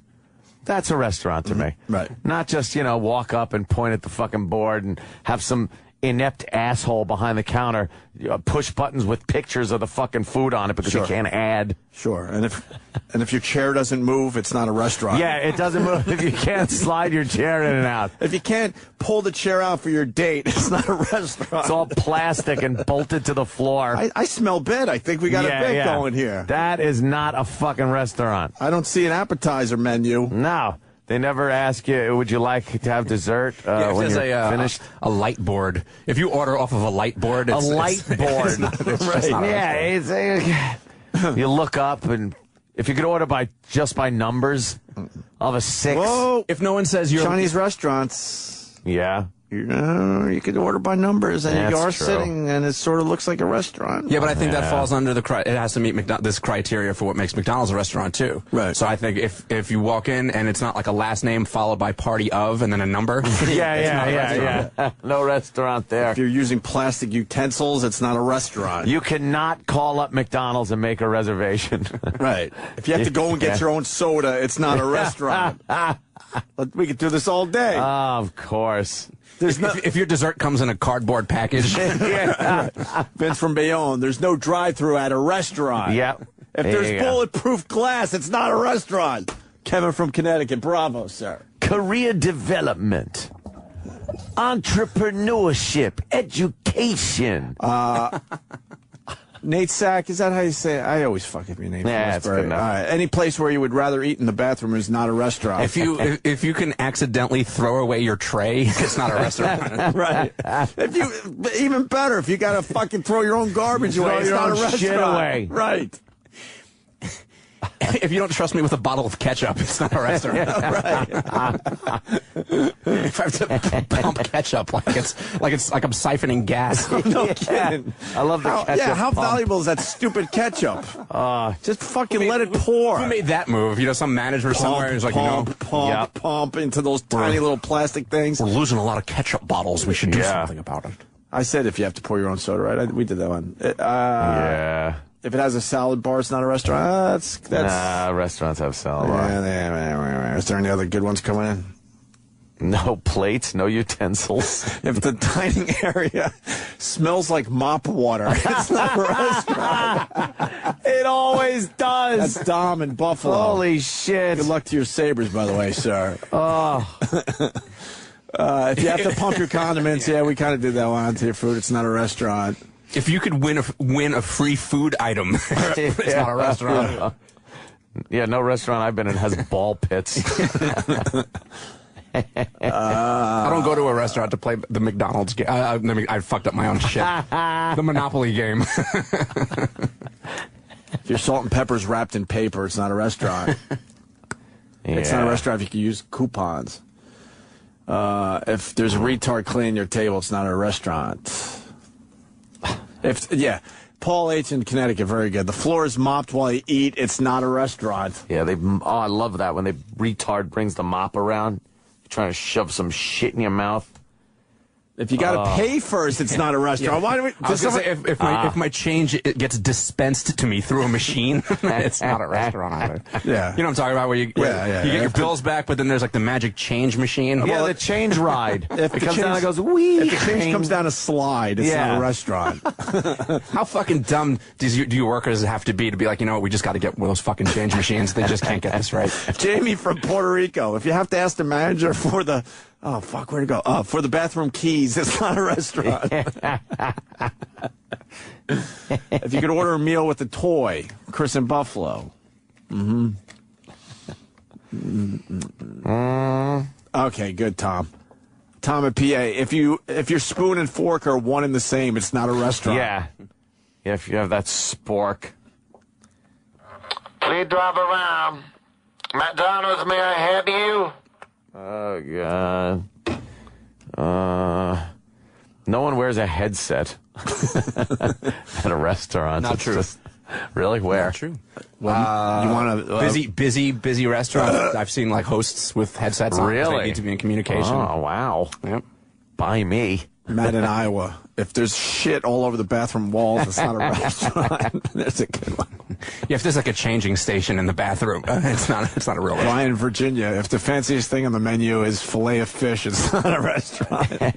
If there's 2 restaurants in one building, it's not a restaurant. Yeah, I love the combo fucking Subway, KFC. Baskin Robbins is guilty of that shit. They do the what Baskin- happened to Baskin Robbins where they said, "Hey man, we'll just take a tiny piece of your place, please. Yeah. Let us Help sell us our out. shit in the corner." Just some ice cream in the corner. If there's an indoor playground, it's not a restaurant. How about those triple ones where it's like the KFC, Pizza Hut, and Taco Bell? Oh, yeah. That's the shiznit right there. How about if you could buy food at a Target? That's not a restaurant. If you're eating at a place that sells furniture, that's not a restaurant, Travis. How about Spike in Florida? If there's a garbage can in the dining room, it's not a restaurant. If you're fueling up while eating. Yeah. Shit. Yeah, the restaurant. Yeah. Right. Hamburger. Hamburger.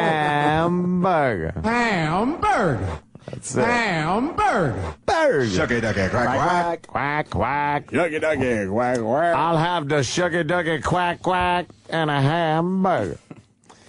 Oof. Yeah. If a disgruntled black chick who is chewing gum, I guess, says, "Can I take Yo Oda?" It's not a restaurant. Yo Oda. Yo Oda. That's Matt. I just, If you're served on a plastic tray, did we do the tray yeah. thing? Okay.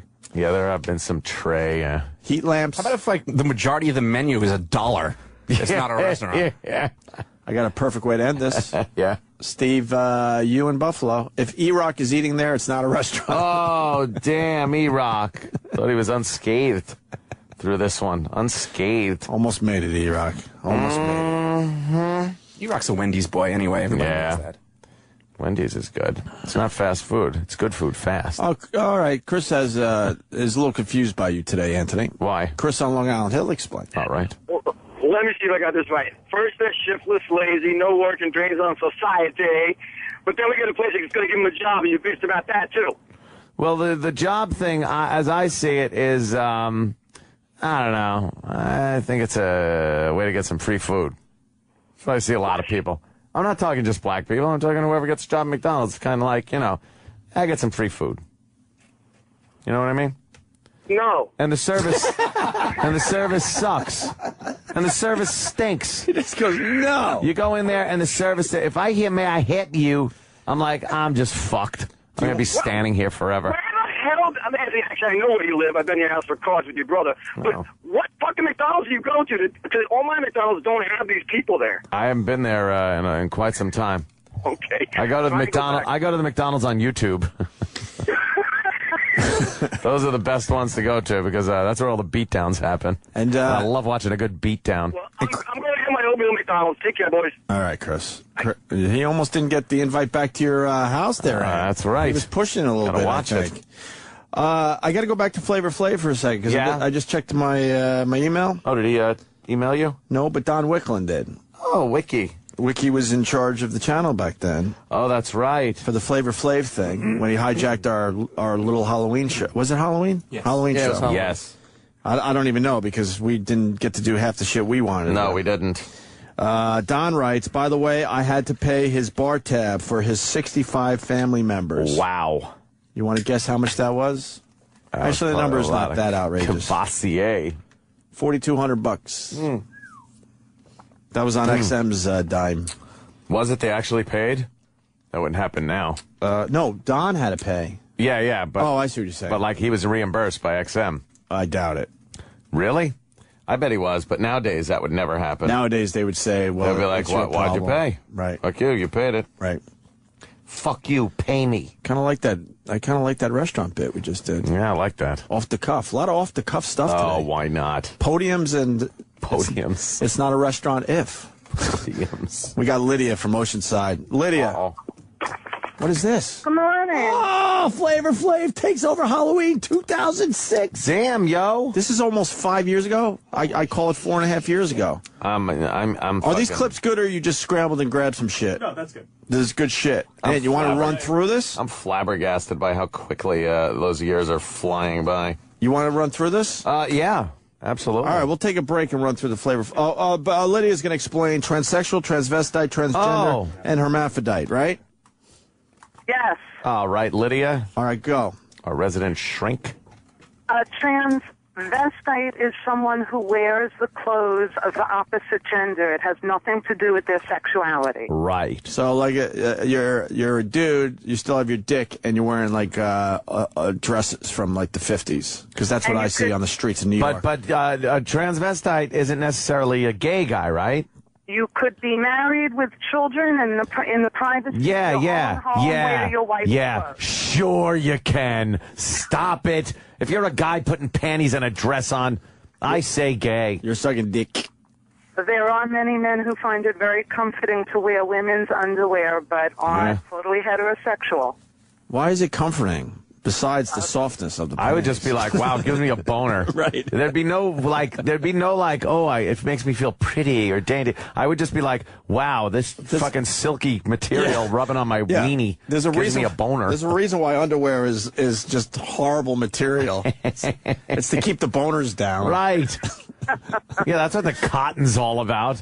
Man, you slide up against a nice silky number. Silky shit, you're just walking around with a rod all day long. That she's wearing, and fuck, man. How do you not get a boner? With zero absorption, too, so your piss is like 10 minutes after you take a piss, you're feeling drips on your kneecap. You fucking, God forbid you shoot a load, then put those on. Mm-hmm. There's nothing getting absorbed in. How do women keep the duty off their thongs? I don't think they do. It's just such a thin strip. You don't think they? I've seen some things. They change a lot. Yeah, I've seen some things. For the most part, I've been in the shit. Can you imagine what? I've been in the nom. I've been in country. Now you gotta open your mind a little bit, because it's gonna sound a little weird, and I want to acknowledge that. But can you imagine that? Somehow the fashion statement is guys wear thongs. What that would look like at the end of the day? Oh, God. Oh. I drop off my laundry. I try not to make eye contact with the woman, because just the shit that she has to clean up now. Can you imagine if she had to clean up shit-stained thongs? It's just horrible. You don't want to, I don't know how they keep I always the duty tip off. her. Always tip. I think, you always tip. You got to. I think I think girls, maybe they're a little cleaner maybe back there from I don't know, lack of any hair, and then they just maybe they change. Maybe there's that string can stay so still up there at that ass crack that the underwear isn't moving around to make it look bigger than it actually is. And do they have an extra bone back there? Oh, to hold it away from the bunghole? Yeah. It's like fucking, like a suspension bridge over the bunghole. This is like kind of a speed bump. Yeah, something that just levitates the thong material so it doesn't really touch the bung. So it doesn't touch the duty. It's all about the butt hairs. Yeah, I think it is. Yeah. I think it's all about the butt hairs. Lydia, and they're not sitting like grunting on the bowl from Jesus. you know. Have you ever seen any of your girls shit? No. I don't know how they do it. When do they do this shit? They do it. They forget. I know they do it. I'm not stupid. Well, I always say they forget to flush it. I've never I know that seen. girl's shit. I'm saying they leave it in the bowl. Never a smell, never a hint. I've never that seen. any of that shit goes It down. is funny as fuck when you walk in one day, though, and there's a little milk dud floating in there. And you're like, There's always little rabbit droppings. Someone missed. Someone missed. Looks like someone spilled their junior mints into the toilet. All right, so transvestite is basically a guy with a dick wearing a dress, right? Yeah. Exactly. Is there a lot of women that do the transvestite thing? Not that I know of. Yeah, I don't think so either.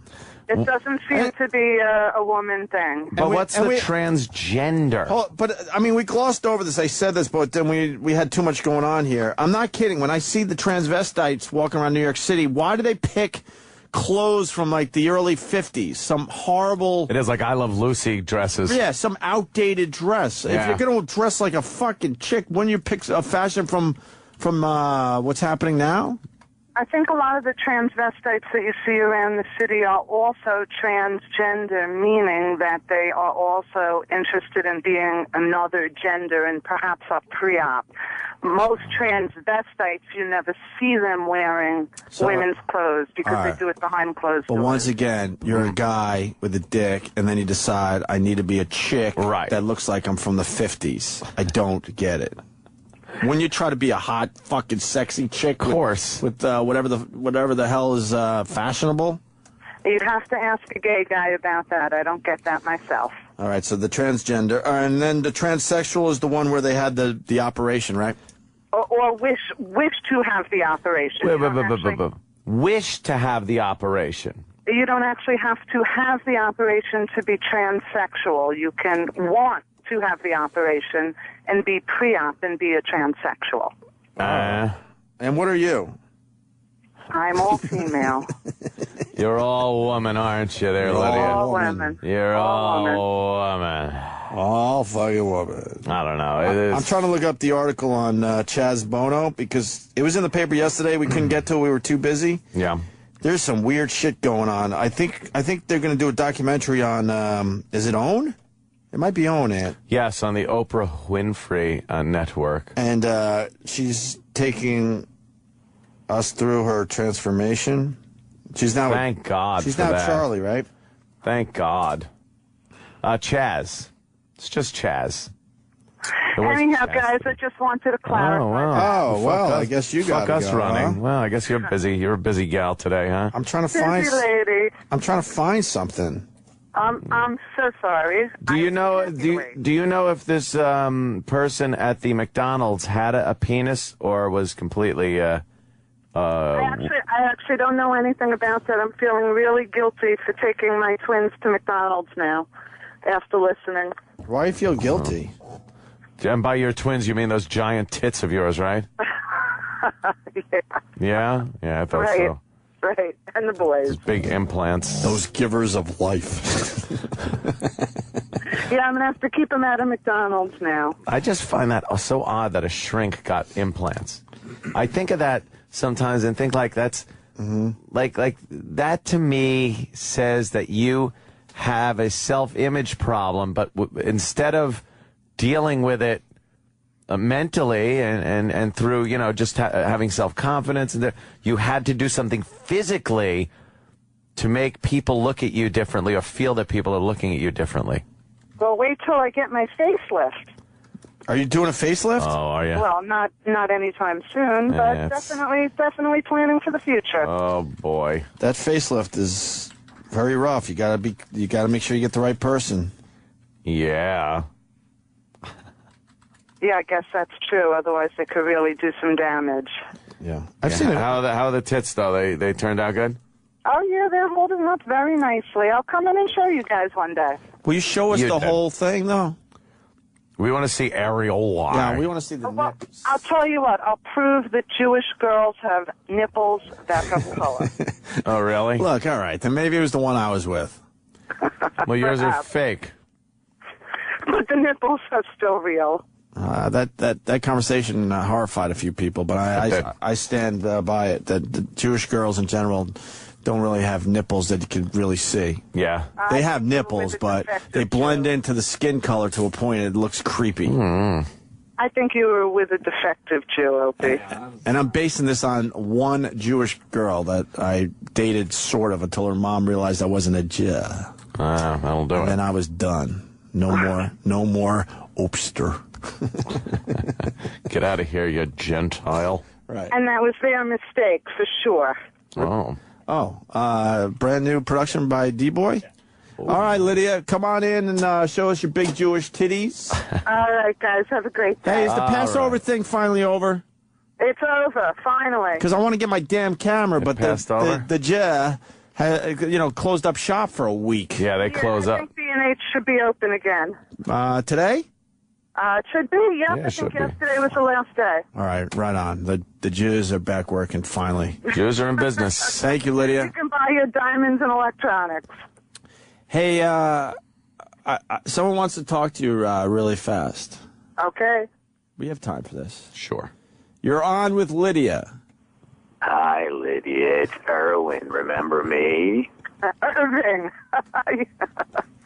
Irving, you don't remember your own name. Well, he's a bit older now. But Irving was the guy that kind of, molested you when you were younger, That's Lydia? Right. He you guys don't forget his name, do you? Well, Irving, you want to explain to everybody? Well, Lydia used to wear this really pretty bathing suit, and I used to like to look at her, and I know the reason why Lydia got fake titties. Yeah? Because she doesn't want to be a little girl anymore. That makes her feel like a grown-up, and then she can forget her past when she was so special to me. Jesus. That's excellent psychoanalysis. That is a little creepy. You were wearing that sexy bathing suit, though. That's what did it, right? That's right. My 8-year-old body just turned him on. It was your fault for wearing the sexy bathing suit. That's what the judge said. Yeah. Yeah. Oh, yeah. I hear you. Her little ass cheeks would hang out, and she would tease me on purpose. All right, guys, it's been a blast. Yeah. Wait, don't go. Don't go. You know we're back together again. You want to relive this? This always makes Lydia hang up by Yeah. She likes to play hard to get. This is what she did when she was 8. Don't do it again. Oh, yeah. Lydia can't handle that. Lydia doesn't like that. Irving, you're going to have to call when Uncle Paul's in. Oh, we lost Irving? Okay. I think he hung up. Oh, my God. So we'll do this production piece into break. That's great. Netflix looking great pre-market there, by the way, Danny. Is it? Down $16.25. Well, nothing I could do. Is that good or bad for you guys? Pretty bad. Pretty bad? Yeah, you know, why would stock go up with a huge earnings report? Because they decided next quarter might not be as good as this quarter that just blew away everything. When you're going to be the #1 subscribed to service, period. Yeah. Then I don't your know stock what should take a 5% dump, obviously. I don't know what happened either. But, whatever. What are you going to do? Yeah. Lose money. Lose some money. Lose money, okay. What are you going to do? Lose money? Lose money. Good be point. awful all day. Want to punch people in the fucking face. All right, good point. It is just awful, man. Lots to do when we get back. Flavor audio. Flav. From the big hijack that happened 4.5 years ago. Wow. Fuck. And then we got most annoying 30 seconds. We got the finalists right in front of us here. Oh, yeah. And we got this right now, though. Sheriff, it looks like we found another body. This is the third one this week. I think it's about time we call in the FBI. Somewhere out there, a killer is on the loose. Why, yes, Sheriff. I have been following that story in the papers. It used to be such a peaceful little town. And there's only one man who can catch him. Now, don't you worry. I'm going to send my best man down there to help you in your investigation. But he was busy. Here comes fucking ferret face. Whatever. All right, Agent Voss. Someone's out there murdering innocent women. I want you to go down there and assist the local sheriff. You're one of the bad. Get down there and help the sheriff. How could he be a profiler? His vocabulary is so bad. Yeah, but no one listened. This summer, the Opie and Anthony Show presents a comedy about an idiotic comedian pretending to be an FBI agent. So you work a lot of murders before? Now we're doing mainly a lot on terrorists and terrorist-type threats and stuff like that. But, back in the day, it was more murders. What are some of the cases you worked on? Seattle, the Green River. What do you call it? Look, I can't talk a lot about it. I don't get this much in detail. Starring Jim Norton. He just keeps saying profilers, other profilers, profile. And Rich Voss. Great minds think alike. Oh, my God. The Profiler. Coming to a theater nowhere near you or anyone else. Thank baby Jesus. Attention anglers, still convinced that fishing is a sport? Well, renowned sportsman James Norton presents the ultimate cure for your delusion. How smart do you have to be beat this animal psychologically? What a dumb animal the fish is. Introducing Fishing is Not a Sport, you douche. It's not a sport. It's not a sport. Go in the water with your fist and punch the fish. That's a sport. You're standing in a fucking boat. It's not a sport. You have a hook and the fish has nothing but hunger. This collection is presented on 9 full-length, high-fidelity quality audio cassettes and will thoroughly convince you that your leisure activity is a colossal waste of time. You and some other jizz bucket in fucking waders and a big gut standing there in 10-degree water drinking Pabst Blue Ribbon trying to hook some asshole fish. You're not a sportsman. You're not out there sporting. Despite what you may think, fishing is not a battle of wits. It's not stacked equally between a dumb fucking fish who has been doing the same thing since dinosaurs were shitting all over Manhattan. Do you understand? That fish was no smarter when a Tyrannosaurus was shitting on 70th Street and Broadway. Put down that stupid fishing pole and pick up your copies of Fishing is Not a Sport, You Douche, narrated by James Norton. I'm just letting you know, you're not a sportsman. Sirius XM, the virus. Yeah, this is the Opie and Anthony Show. Damn it.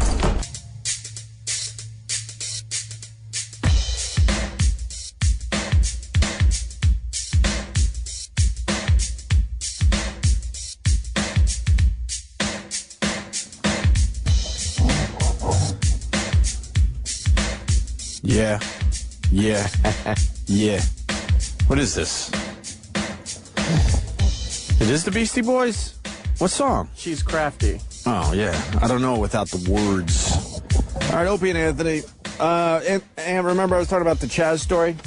I'm throwing on my West Side gang signs. Hold on. Wow, you could do that shit? West Side, West Side. How do you fucking... You gotta go West Side, West Side. Is that it? Yeah, you're West Side. Tuck that thumb in, though, yo. You don't want to be like fucking West Side with a thumb. That might get you shot or something. But what about my deformed pinky? Does that fuck up the gang sign? Look at that tiny pinky of mine. Yeah, it's kind of West Side. I don't know. It's a weak West Side. West Side. So you got this Chastity Bono, right? This is from yesterday. And just really quickly, because some of this stuff in this article creeped me out a little bit. I guess there's going to be a documentary on OWN about Chastity Bono, who was the kid. Oprah Winfrey Network? Oprah Winfrey Network. Yes. Yeah. Our old boss works there, you know. Of course, yes. Unrecognizable at this point. E of the low. Is unrecognizable. Why? Because he looks all happy and young and he's healthy. I would love to know how much weight he dropped since leaving XM. AIDS? No. He's a healthy weight loss. He is bought into the Oprah, lifestyle thing. He stopped drinking. Even though Oprah herself decided to stay fat. Yeah. Everyone around her gets healthier for some reason. Slim and trim. They get very spiritual, I think. Well, I think him just leaving satellite radio helped him 1,000%. Now he runs. Or maybe it's just us. You ever notice any boss that goes away from us for any length of time just looks great after you see him? You see him a few months later and you're like, wow, that guy looks great. He looks healthy and younger. I actually saw Ken Stevens. Ken Stevens he hopped on a boat and just decided to be a pirate. No joke, after we got him fired and he had to retire early. Sorry. He was bloated. He had like a red nose. He had rosacea. I don't know what the fuck was going on with him. Sorry, Ken.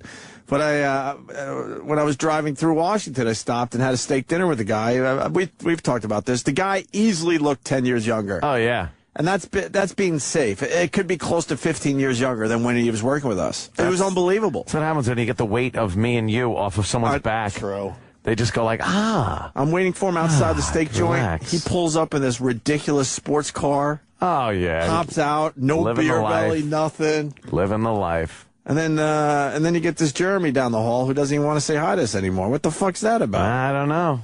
He's scared of us. Well, we got him kind of. We used to be really close with the guy. He works here, and he could barely wave hi to us. What happens when you get people thrown out of their paying gig? Might be onto something. Now you got the Elo, who's dropped easily 50 pounds. Elo looks and now wears too thin right there. And he wears pink power shirts. He looks like David Bowie in the 70s. Wow, really? What's going on? He looks a little too skinny. I think Elo's dropped a little too much weight. He changed his lifestyle. I liked the alcohol bloated. Look at the alcohol bloated face. With his retard hair. Remember his retard haircut? I forgot about that. Boy, that's Oprah the same guy. Oprah whipped him into shape. Look at he's got a horrible double chin. Look at this guy. His retard hair. He's got a pelican neck. Oh my God! And now look at him. He almost looks like a GQ model. This fucking now guy. his hair's all gelled nicely. Gelled, a little spike, just enough, just enough to say, "Hey, I'm happening." It's like week 3 on American Idol when they just like right. The makeover, and you're like, was that person even auditioning? Can you do a split screen? I will tweet that today. Yeah, definitely do a Find split the best screen. pictures though. Just don't assume those are the 2 best because that retard fat hair. Yeah, this is how he looked. Hair. This is how he looked when he worked as our boss. Yeah. He leaves, and he looks like a completely different person. It looks like $3.80.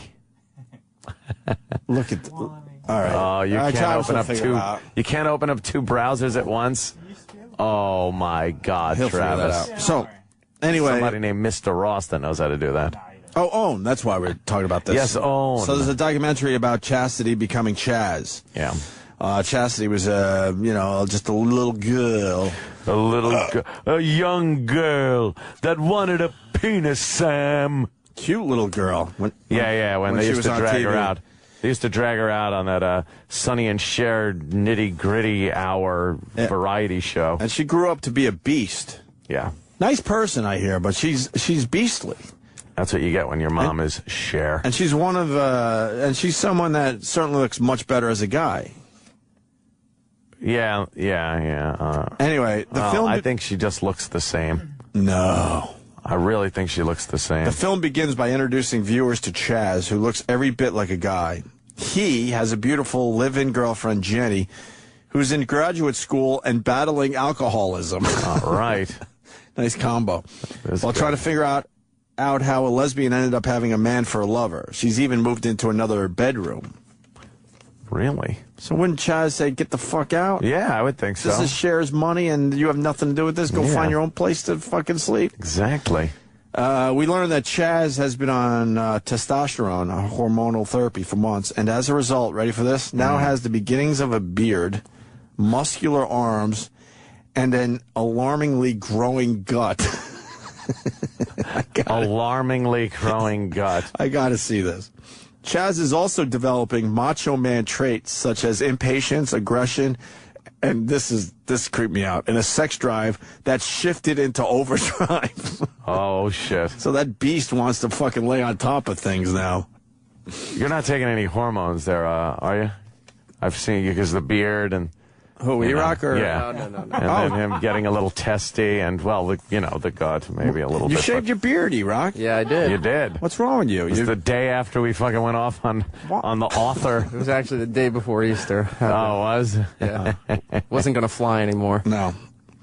Oh, my God. I would not recognize Elo walking down the street. That's what I was like. I would not recognize him walking down the Max street. Headroom in that photo. Look, he's got a chiseled chin now. Look, yes. He didn't even have a chin when he worked for XF. His features are all chiseled and not. And then the other one, he looks like that guy's retarded brother.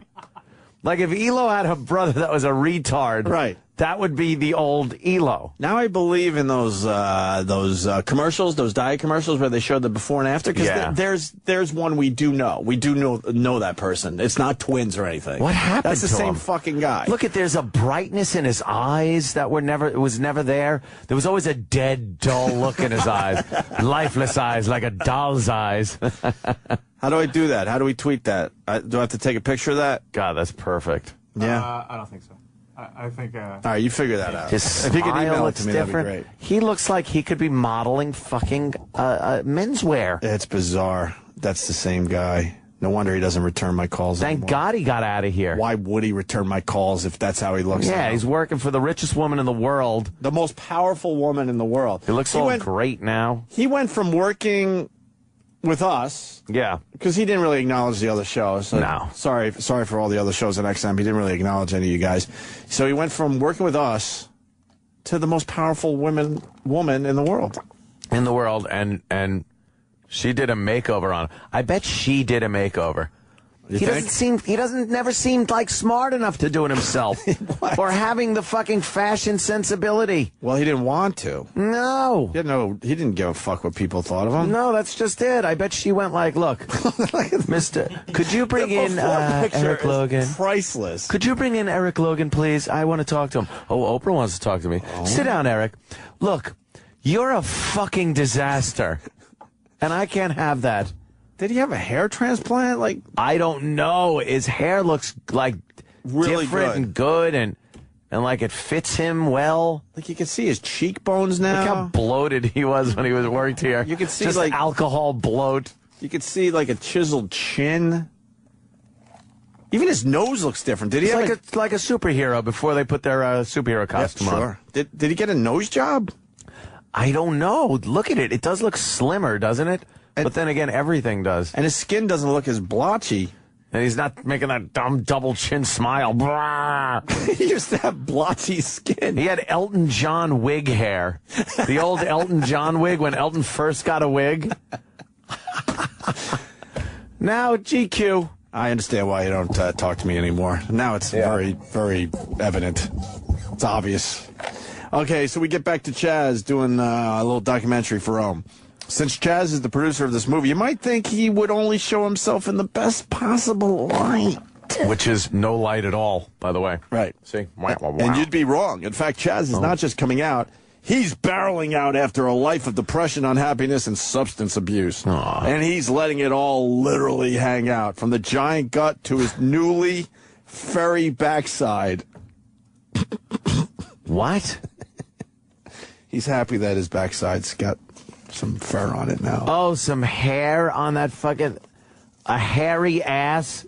Chaz Bono is happy with its hair ass? Wow. He even takes us with him to have his very large breasts removed.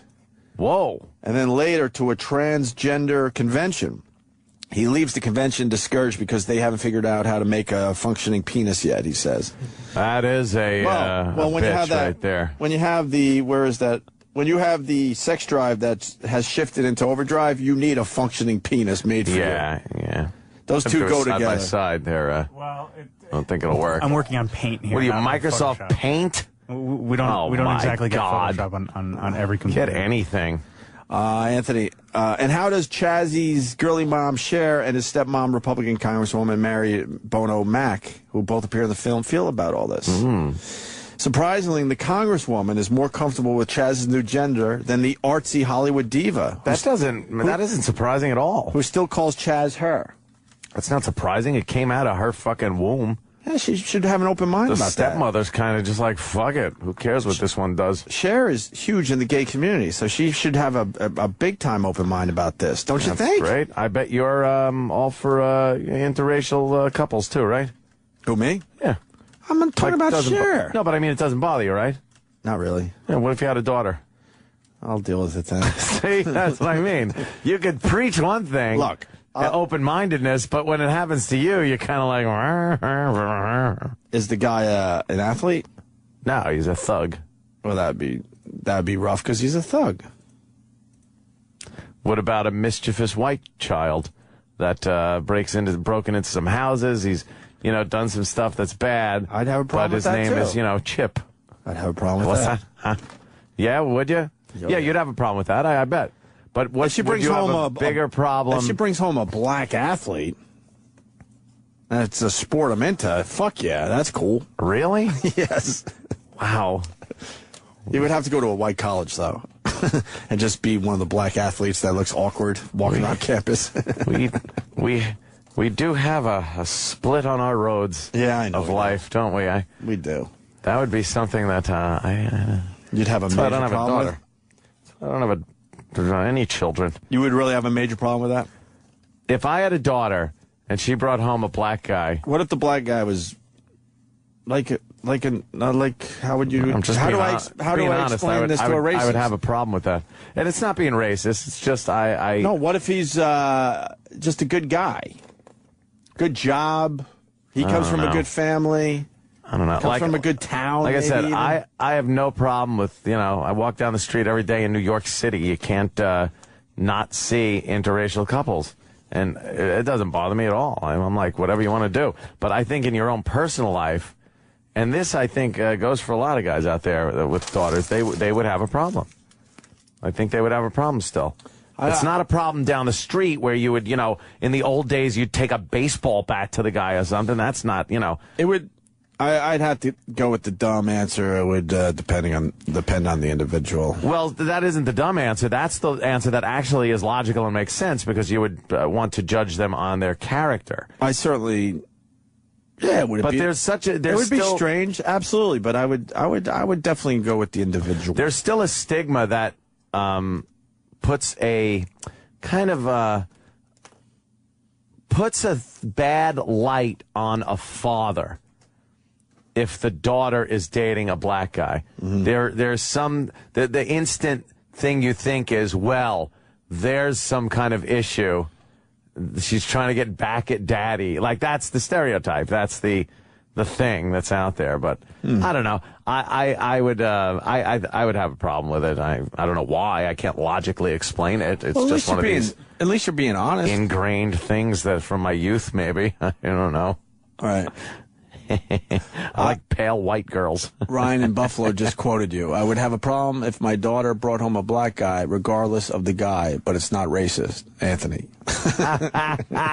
No, it's not racist. It's racial. Racial. It's everything that involves race and every argument that involves race doesn't necessarily make one party or the other racist. That's the fucked society we live in today. We can't discuss race and disagree about race without one party being called a racist. But that's not true. If she brought home a Flavor Flav type of character, whoa, yes. But then this guy, Pete from fuck, I'll give Pete some time. Pete, go ahead. Pete, Anthony. Yes, sir. What would you do if she brought home like a super white black guy, like say Wayne Brady, or to a lesser extent a Bryant Gumbel? Bryant Gumbel. Now, Bryant Gumbel works in my building. No, because it is a younger Bryant Gumbel. You could barely tell he's black at this point. But it is a race thing. It's weird. It is a race thing. But I'm not saying it's racist. Like, there isn't this hatred of, oh my God, I'd kill her, I'd do this. It's not that. It's just it would make me very uncomfortable, and I would not be as happy as I would if it was a white guy that came on. And I think a lot of parents that have daughters that are with black guys would probably, this is only my own opinion, would probably prefer that she go out with a white guy. I think a lot of people are just, we like animals. We're just animals. I think we kind of like our own type, our own people. That's what we do. Most of our friend groups are like us, right? Yeah. Aren't they? They're not like a Sunny D commercial. Our friend groups, or we're usually when I hang out with my friends, it's a bunch of white guys. I'm sure when black guys hang out with their friends, a bunch of black guys, for the most part. I'm not saying every example here. Well, I'll tell you one of my fears. Yeah.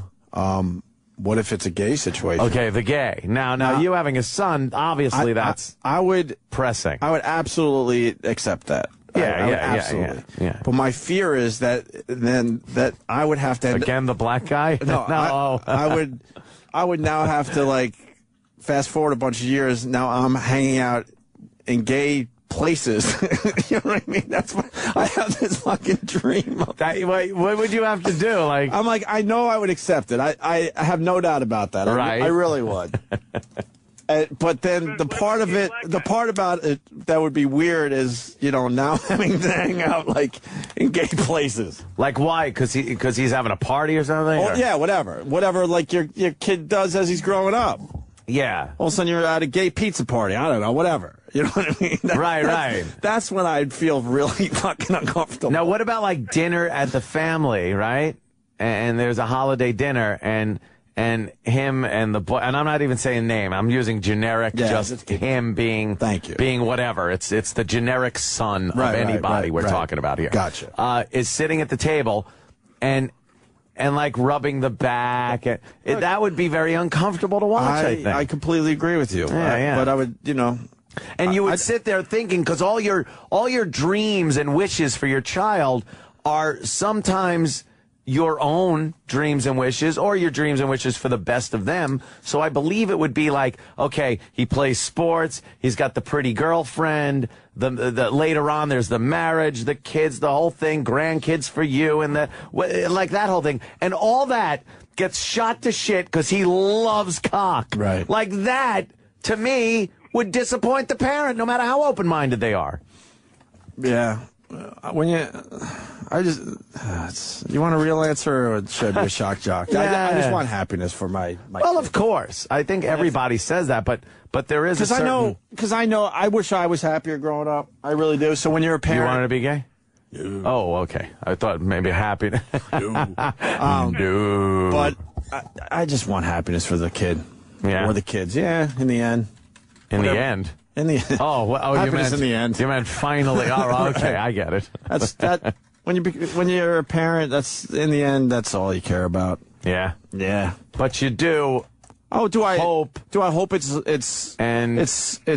quote normal existence? Right. You would prefer what I'm used to. Yeah. Of course, every parent would say the same fucking thing. And that's all I'm really getting to is there's a preference. But you would adjust as to what you would want your child to hook up with.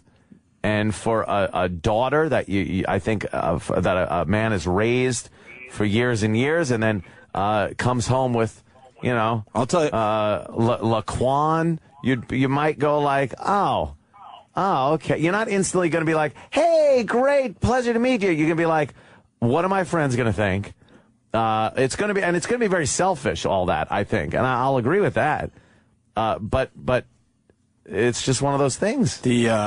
And now I go back to your original question. Yeah. The sex change thing, I would be out of my mind about. Oh, well, that would be a little much. Wow. Wow. That's when I'm completely, I'd be accepting, but wow. Unless the kid's like cute and could pull it off. If you could pull it off, certainly. Because you don't want an ugly tranny. But I got a prominent Adam's apple. Adam's apple. So if he has that, game over right there. Game over. How are you going to shave that shit down? You got to look. Mine's pointy. The guy's got to have no Adam's apple. You know how many scabs I've gotten right there at that from exact shaving? point? Yeah, right at the point. Ow. I have to pull. That hurt. You know what I do? Because it's so prominent, I have to pull my skin to the side. And just do it to the side. And to then the side. shave it. Then I push it all the way to the left and shave it. That's it. Best not fuck with that. Because I was sick of having a scab in the middle of my neck every 3 days. All right. Where were we? So Chaz thing. So you're not surprised that Cher's not more open about this? Cher's a freak, though, man. No, I'm not that surprised. Tell you the truth, I could see. I mean, that. you're not surprised. Yeah, I could see her because it's her kid, and that's what the point we were getting at. How can Ant not be racist when he said? Sorry, I was just reading some. Oh, you want this one? Yeah, because a couple of people are getting on this. Only as Jay in Georgia. Jay. Hi, Jay.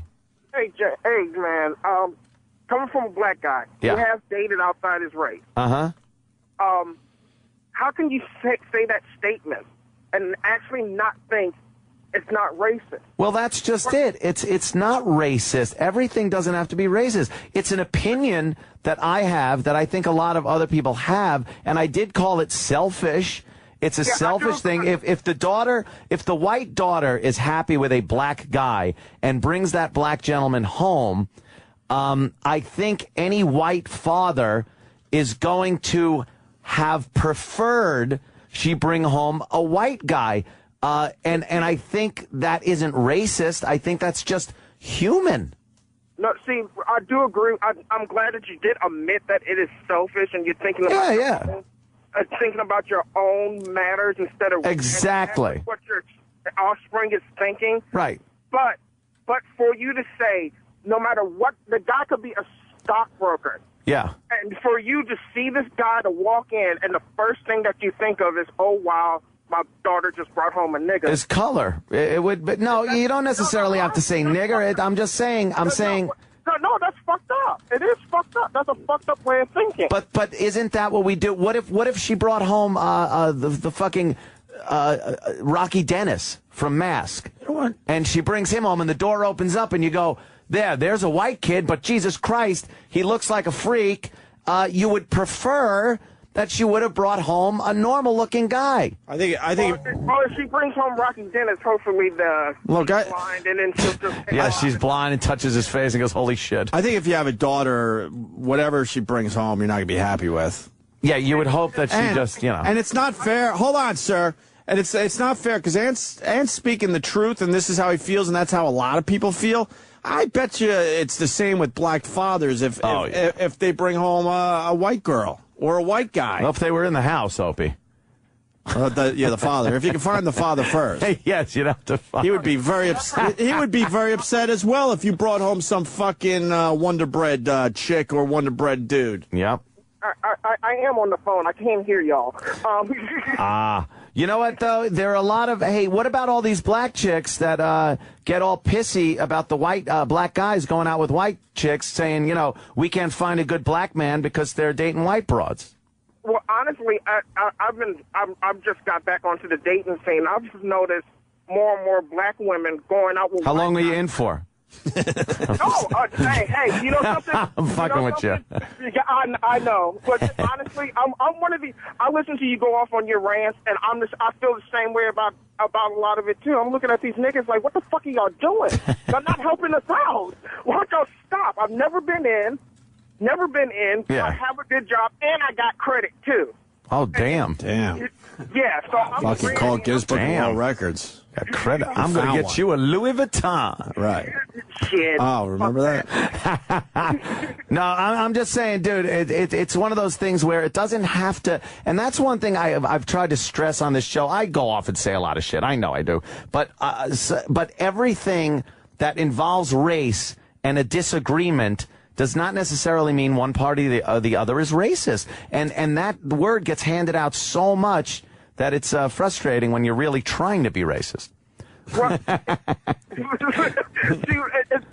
that everyone says their statements and stuff, and it's a moment type of thing. So I can understand where you're coming from with the statement, but you just have to I realize I said some shit too. And we all do. Why the fuck did I just say that? You sound really black. Do you feel guilty after you say dumb shit? Yes, yeah, I do. I'm like, oh, you motherfucker. You know something, what? I never do. I have no guilt. It's terrible. Right, as long as the windows are up on your Escalade and you're speeding down to LIE, yeah. Yeah, I hear you. All right, man. Hey, thanks for calling, though. All right. Cool. You don't mean that. You don't want to thank him for calling. No, I do. I like having an open dialogue with African Americans on the phone. You like the brothers with the safety of the phone line. No, it's good. You know why? You get the other side of the story, and they get to hear my side of it without just it being a rant on the air. It comes off as very racist.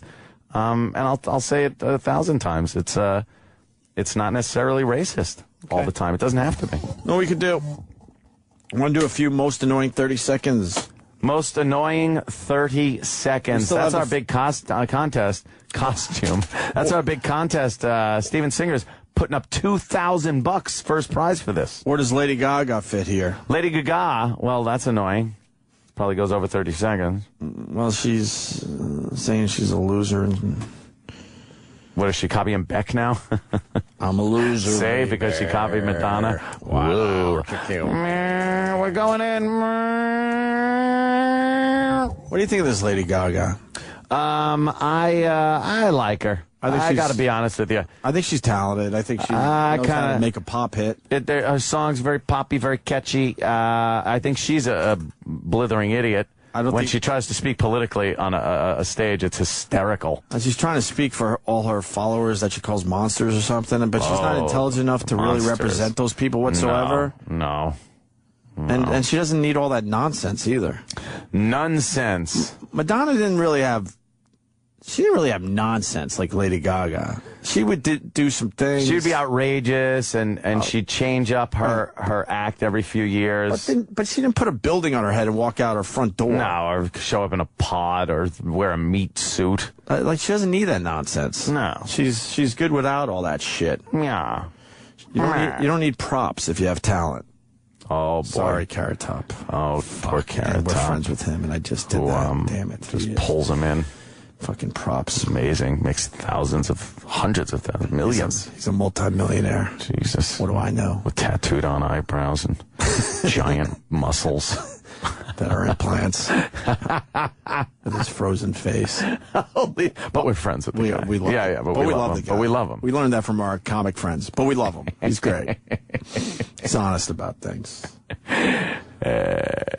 Tattooed eyebrows, huh? That's what I'm reading. Oh, my.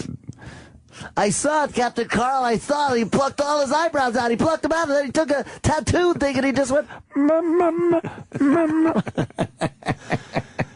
All right. This is what Gaga is saying today.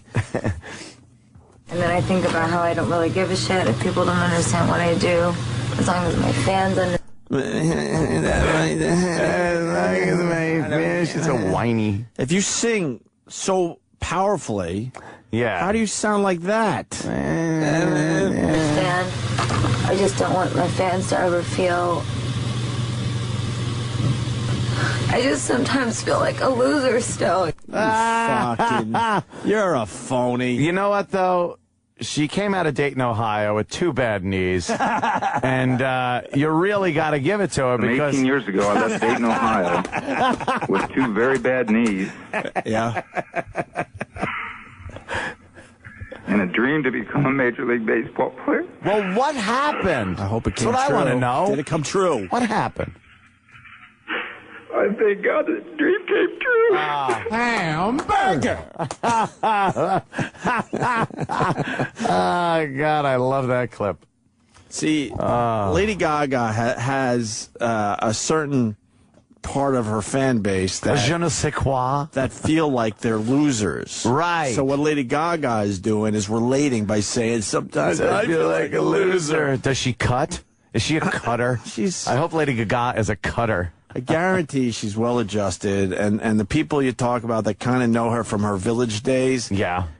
This is not Stephanie. It's an act. This isn't Stephanie. Her real name is Stephanie, and this is like Stephanie. And this is just a character that she fucking was smart enough to develop and is going all in with. Stephanie Gaga. I think Stephanie was very confident of her musical abilities. Yeah. And then she's also was smart enough to go, wait a minute, what can I tap into? There's a lot of fucking losers out there in school that have no one representing them. I'm going to be that person. Isn't that what cult leaders do? They find these vulnerable people. Weak people. And then capitalize on their weaknesses and vulnerabilities so that they rally around them and feel empowered. Yes. Oh, okay. It's just so Lady Gaga is pretty much a cult leader. You know how many girls on their Facebook today is like, she's talking for all of us. She's talking to me. Feel like a loser.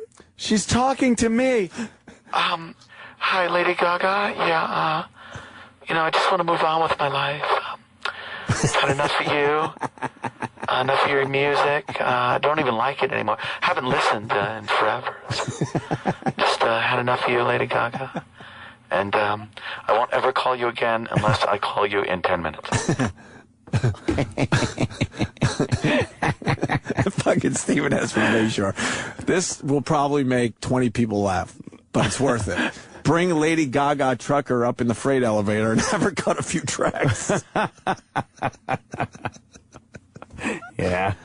So, Lady Gaga. Lady Gigi. Let me go yes, back. Let's hear her tear up a little again. Well, because she's just like her fans. What happened? Molly Ringwald looks like shit. What happened to Molly Ringwald? Wait a minute. Sorry. Molly Ringwald getting the pretty back. No, she's not. She's an author now. Yeah. She's got retard bangs. And a big, jaw. Yeah, something happened. Her jaw kind of... Oh, she'll be here in a couple hours? Yeah. Well, I'll fucking tell her to her face. Bring her right to me. She ain't coming in this fucking show. Is she all fat? Looks like it. Yeah, it looks like she... Oh, God, how many kids did she squirt out? It looks like Tree. Ooh, yeah. Teen fakes pregnancy. What the hell's going on? Yeah, it's some kind of a project that she did where this kid told her, I guess her boyfriend and her mother and no one else, that she was pregnant. She was... And, she'd wear padding and put a little more in every day and see what the stigma was and how people reacted to her being pregnant and in school. Do you think that show 16 and Pregnant is getting a lot of girls to get pregnant so they could be on the show. So they could be cast for the show. I don't know about a lot, but I'm sure there are probably a few that think that that's a way to get on TV. I bet you there's a few that got pregnant just hoping that they would get the call for the show. Yeah. I think so. Back to Lady Gaga? Ridiculous. Yeah, back to some Gaga. She's got to tell her fans she also feels like a loser, so everyone can relate to each other. I just sometimes feel like a loser still, you know? It's crazy because it's like we're at the Garden, but I still sometimes feel like a loser kid in high school. And I just gotta pick my shit. Shut the fuck up. You're at the Garden and you feel like a loser? Is that it? Stop whining. Get her in here. Stop it. Stop whining. We're gonna have a conversation, Lady Gaga. You're bullshitting your fucking fan base. Shut up. Whining. It's crazy because I'm at the Garden. I'm at the Olive Garden. I should be whining. I'm crying over here. I'm sorry. Bruce Kelly. Yeah. Oh, God. I was over by the photogs. Did he say photogs? Yeah, that's the part that I remember the most about his lame-ass fucking call. He said photogs? I was down by the photogs. The photogs. And you were crying by the photogs because The Who was playing your favorite little Who song? I just can't help it. Yeah, let's. God, that goes back quite a way. Yeah, we got to play it again. Bruce Kelly, everyone. Bruce Kelly. Is this live? Yes, we're live. Bruce, where were you, buddy? I was right up under the photogs. You know, it's amazing photogs. watching Pete Townsend and Roger Daltrey perform these songs after all these years and still have the full spirit of what they do under control. No. I mean, you know, Townsend just continues to be an amazing guitar player. I'm sorry. I'm absolutely crying. I can't help it. I really can't. This is no fake. The whole moment just kind of got to me with that video. Yeah, the video was very powerful. Yeah, that was. This is very awkward. I'm sorry, but it was just very. I mean, it's just from Dayton, Ohio. Too bad news. You're a kid out there with the Who. Dream. And that's it. I'm sorry. You were seeing them live. I guess that was in color. Yeah. Yeah, they were live on stage, but the black and white was happening on the big screens too. So, but who are you? Well, so there's two more to go here at Hyde Park, and the crowd. Like an idiot. I'm sorry, really. Okay. No, well, you are. Look, that's overwhelming. Yeah, that's what this. You know, that really is what this is all about. There are certain moments that touch everybody. Yeah. You know. Oh God. And I said last time we played the clip. At that point in George Taylor Morris's career, he already knew he had, like, cancer. Yeah. He wasn't crying. Cancer. And the damn cancer took that guy out. He's no longer with us. Yeah, he's a dead man. He held it together knowing shit was growing inside him. Yeah. And this fucking guy doesn't... He's crying under the photogs. I just... Because he saw Won't Get Fooled Again live. He's crying. Yeah. Fuck, I like the Who, but I'll never cry over him. Then he got the word. Cancer. Yeah. Well, Lady Gaga. But I still sometimes feel like a loser kid in high school. And I just gotta pick my shit up. I gotta pick myself up. And I have to tell myself I'm a superstar every morning. So that I can... What a dope. You know what? That's how I get out of bed. You do the same thing? Only way I could get out of bed is tell myself I'm a superstar and the call I get from Kenny. Well... Instead of saying super, we have to say radio. Radio. Boy, that's a big drop-off. It's a big drop-off from super. There's superstar, and then way below that is radio star. Yeah. She has to tell herself she's a superstar every morning. What a self-important asshole. What she's doing is she's setting up her career for when that song comes out that's... not quite... Yeah. But then this type of shit keeps the career going. Because then they rally behind her. I know this isn't as good as the other stuff, Lady Gaga, but we're still behind you. We're with you because we know you're a loser like us and have to wake up and say you're a superstar every morning. Mm-hmm. You know that Ellen tweeted yesterday. DeGeneres? Yeah, I follow a lot of weird people on Twitter. Yes, I do. Because people fucking call me out on it all the time. Yes, I do. I follow strange fucking people. Yes, you're right. Well, it's an eclectic mix. Ellen tweeted that her good friend Lady Gaga... Good friend. has decided to perform Judas for the first time on her show. Oh, yeah? And I wanted to tweet Ellen and go, well, are you going to ask her about the Muslim thing that we talked about? Yeah, what about that? Ask her why she doesn't, do songs about Muhammad. Because they'll chop her head off.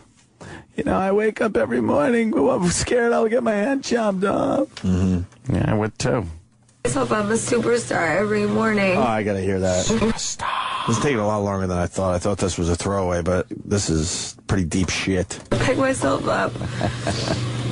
And I have to tell myself I'm a superstar every morning so that I can get through this day and be for my fans what they need for me to be. Oh. But sometimes I still feel like people are trying to destroy me. But what are you going to teach them tonight, darn? That I cannot be destroyed. I cannot be destroyed. This is complete. Wow. Who's She's interviewing her? adamantium. Who's it? HBO special. They can't get a good interviewer that goes, look, Lady Gaga, you're full of shit. Yeah, what are you talking about? Why can't they say that back to these people? I would be like, are you having a nervous breakdown right now? Should I call a doctor? You're full of shit, Lady Gaga. Yeah. I gotta be there for my fans. I cannot be destroyed. What is she now? Optimus Prime. That's funny. That is really funny. Optimus Gaga. She cannot be destroyed. Oh God. I don't know if this Nathan Brimmer on Twitter. I'm just gonna say this and whatever. Andrew Dice Gaga. I wish. I'm just throwing it out there for down the road, maybe. Yeah, I don't know. Not everything has to happen right now. I don't know enough Gaga shit. Oh, we could write. Yeah. Well, you. As soon as I hear Dice, we'll start writing. The Gaga. We'll start writing, motherfucker. Gaga talks about fighting for her fans and her authenticity. Her authenticity? Yep. I just feel like I have to fight. I'm fighting for every kid that's like me, that felt like I felt and feels like I still feel. It hurts when I know how much authenticity was chlamydia and how much genuine blood is in my spirit and how much I feel like people don't know that, you know? Well, it's tough to know that when you walk around with meat. Yeah. As No clothing. one's really getting to know the real Stephanie. You dope. When you're Lady Gaga walking around wearing meat and coming out of a pod and having animals on your head. When you walk around like a good humor ice cream truck, it's really tough to listen to the words. Yeah, and know that you have this, life's blood in you that you, bloody, bloody, bloody, blah. You want to be taken seriously, get a nice, sexy fucking dress, go out there and sing your tunes. Here you go. That's how easy that is. Keep it simple. Because they see wigs and lipstick and they just shut down because they don't understand. I'm sorry. Don't be sorry. I just want to be a queen for them. That's what people feel like one. She wants to be a queen for them. James Q78 on Twitter. Lady Gaga is lying like a used car salesman. I think she's lying too, brother. I really do. Nice 50s reference. Like a used car salesman.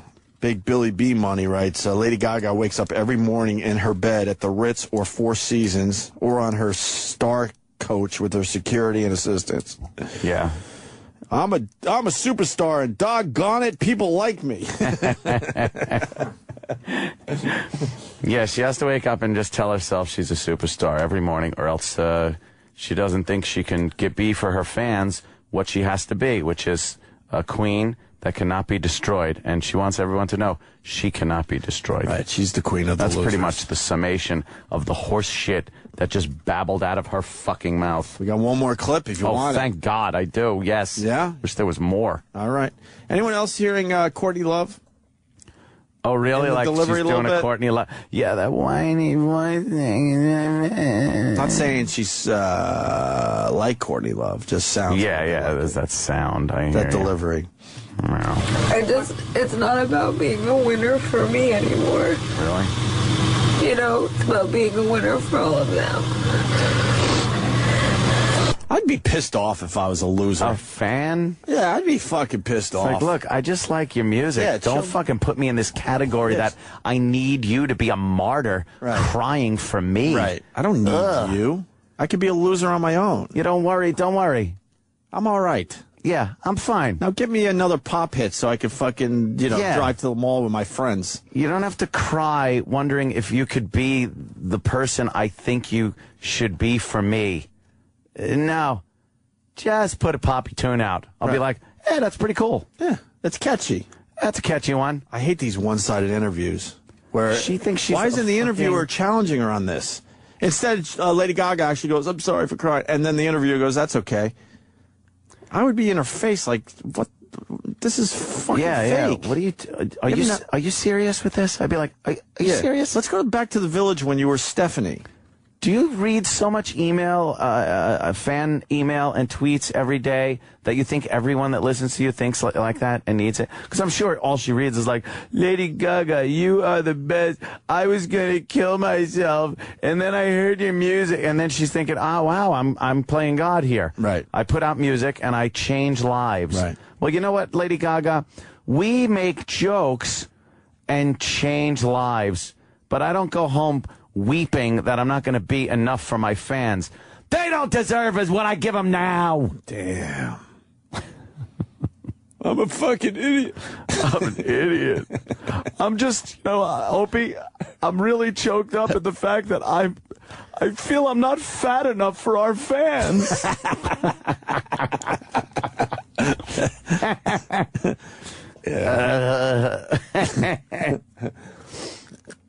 All of them. Sarah, prayer. Dear Lord, thank you so much for the blessings of all my friends and my family. What happened to the Lady Gaga audio? Why am I playing Fez audio? Oh, Jesus. What happened? No, I think Ronnie would love this. Is this Ronnie's new radio partner? Ronnie's new partner. He's very happy. Does she have a cat? Does she have a cat? Lady Fez Fez. Lady Fez Fez. Lady Fez Fez. We're listening to Lady Fez Fez. So much for the blessings of all my friends and my family. Listen to her Gaga Thank snot. you for all the amazing screaming fans that are here tonight. Dear Lord, please give me strength to be a winner for all of them and not for myself. Dear Lord, remind me to empower not myself, but to empower those around me, because that is my gift. My gift is not self-worship, and my gift is the worship of others. So please help me to be strong, and please help me to know my own strength. Please help me to be brave, Lord. Dear God, give me courage. Do not let me give in to those feelings. Do not let me give in to my own insecurities. Allow me to walk in your light. Allow me to live and breathe and sing and dance for all the dancers on that stage, for the band, for the music, and for you. Yeah, okay, Gaga, I'm a little busy with Japan right now. I'm a little busy with Japan, Gaga.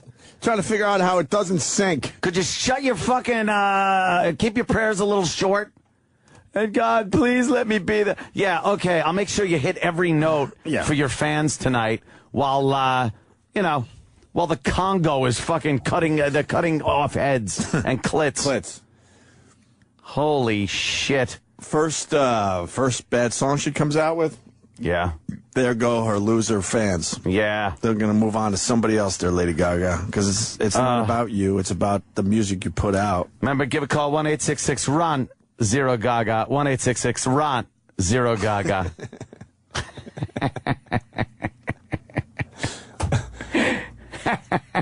We can play If Your God Isn't Listening. We could do another bit here. Yeah. This guy, the other black listener from Colombia. If you're covered in blood at your concert, God ain't listening. She's a fucking disaster. Someone said play the Ross, OBX. Play the clip of Burt Reynolds saying people love him from Smokey and the Bandit.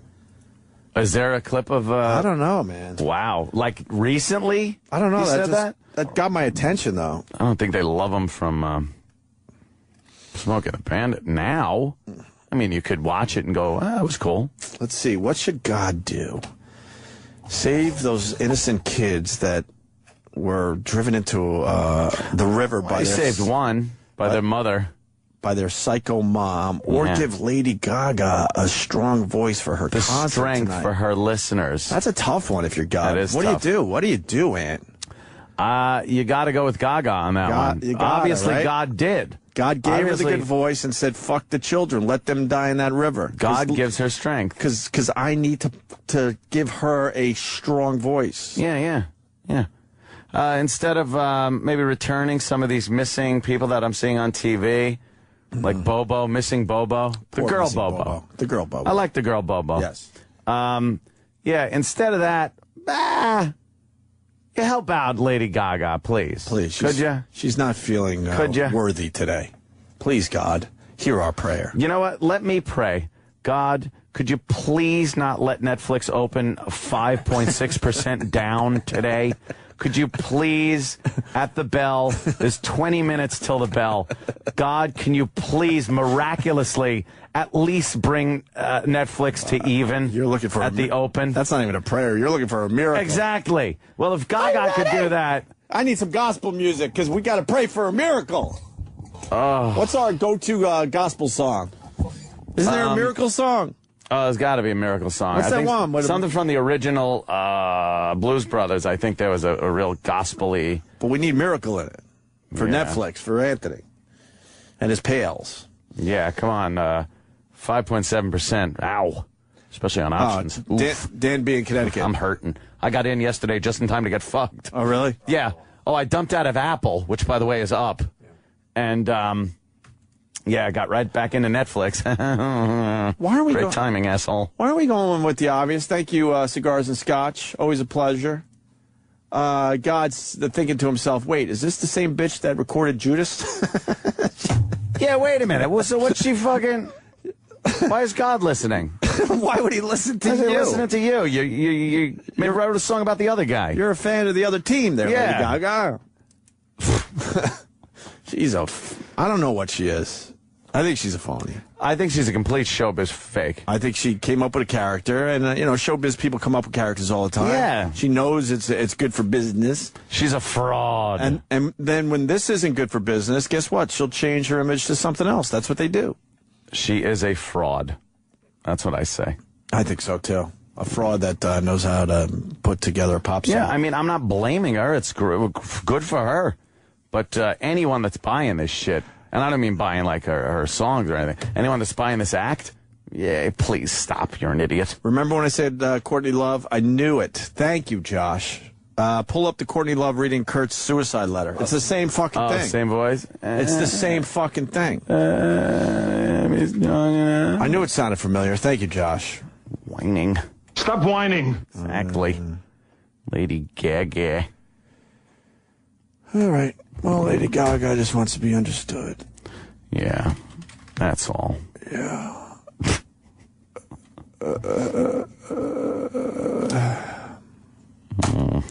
Is that it? Oh, we don't have the miracle music for Netflix?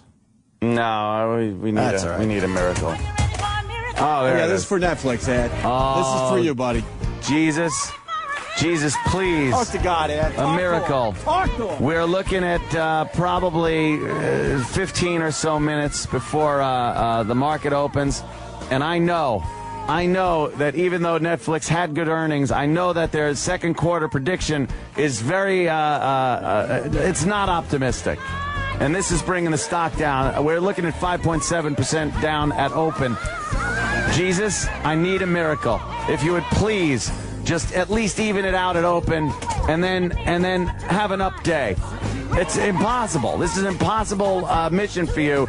But if you could help Lady Gaga be the person she needs to be for her fans, then you could help me with my Netflix stock. Please. Holy shit, I think he already used his miracle on Sirius. It's up 2 cents to $1.98. What is that about? I don't know. What's going on at this place? I think there's some news coming down. I don't know. Something is happening. But please, God. Oh, I need a miracle. Netflix. Oh, Netflix. Pump it up. Pump it up by opening bell.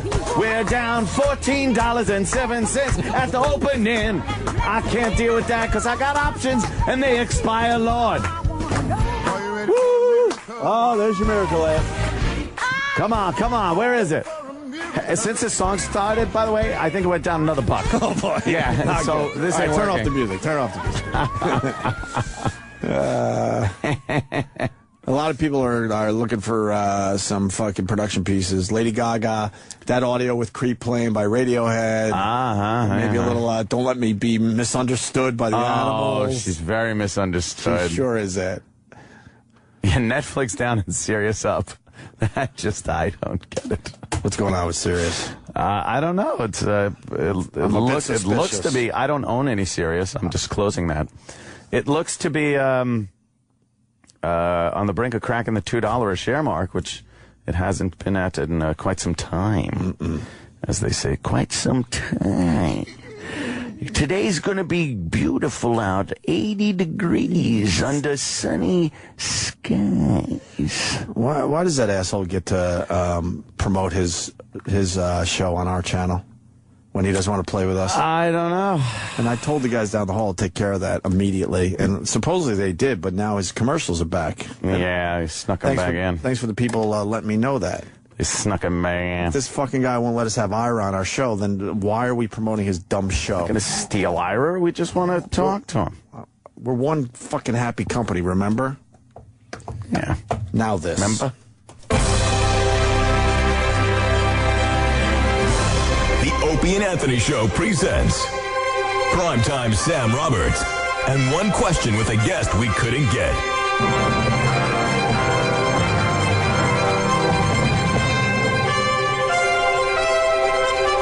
Reality show and porno tape vixen, Kim Kardashian. Primetime Sam Roberts with Kim Kardashian. Kim, how often do you have to get groceries? Once a week. Thank you so much for your time. Oh, you are so welcome. This has been Primetime Sam Roberts and One Question with a Guest We Couldn't Get on the Opie and Anthony Show. Lady Wawa just came in. Lady Wawa. Stop whining. Lady Wawa. Drunkenstein 666. Go to break. The virus. Get in touch with the Opie and Anthony Show. Call 866-WOW-1-WOW. That's 866-969-1969. The Opie and Anthony Show.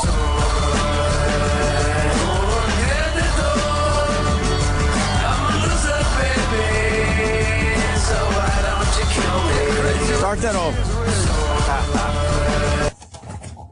I didn't know you were doing that. And then I think about how I don't really give a shit if people don't understand what I do. As long as my fans understand. I just don't want my fans to ever feel... I just sometimes feel like a loser still, you know? It's crazy because it's like we're at the Garden, but I still sometimes feel like a loser kid in high school. And I just gotta pick my shit up. I gotta pick myself up. And I have to tell myself I'm a superstar every morning so that I can get through this day and be for my fans what they need for me to be. But sometimes I still feel like people are trying to destroy me. But what are you going to teach me tonight? That I cannot be destroyed. I cannot be destroyed. You cannot destroy me. I am Gaga. I am Gaga. If she said that to me, this is why I know I'm fucked up, I would openly laugh at her. Of course you would. But that fucking interviewer, reporter, whatever the fuck, it's like, oh, but I bet you she reached over and was holding her hand like, it's okay. It's okay, you multimillionaire. It's okay, you Uber superstar. We'll get through this together. It's all right, Gaga. Yuck. All right, and finally, most annoying 30 seconds. We got it's a big contest we're running here. We got a bunch of finalists. Big contest we're running, and boy, first prize, Steven Singer's putting up $2,000, and that's cash money. It's really nice. $2,000 cash! Oh, God, I hate that fucking commercial. It's local. That fucking car commercial guy. You get $1,000 cash! You don't even have to say that's local because everyone has a dumb guy. fuck car commercial guy. And you do it very well. I saw a car guy yesterday, and like he was so over the top trying to convince me that he wasn't going to scumbag me if I go to his fucking car dealership. It just further turned me away. Like I would never go to that guy. He's like, we want to treat you with honesty and respect, and we think that you deserve to know. And I'm just like, something shady. Something is shady. I'm never going to you, sir. This guy's explaining this a little too much. Hey, before you start hearing shit, here's how I operate. I'll put everything in writing for you. Don't ask anyone about me. Just fucking come down here. I was very weirded out by the whole thing. I'm trustworthy, I swear. The first finalist and the most annoying 30-second is William Desmond. Did we play this one yet? Huh? No, I don't think you've only played like 2 or 3 of these. Yeah, I've played a couple. But you know, we're reviewing these, so if any of these you don't think is the winner, you know, we can nix them right now. Oh, I like that. Yeah. We could break some dreams today. Well, yeah, we got to whittle it down from 19. We get to be dream breakers. Make some people whine and cry like Lady Gaga. Lady Gaga.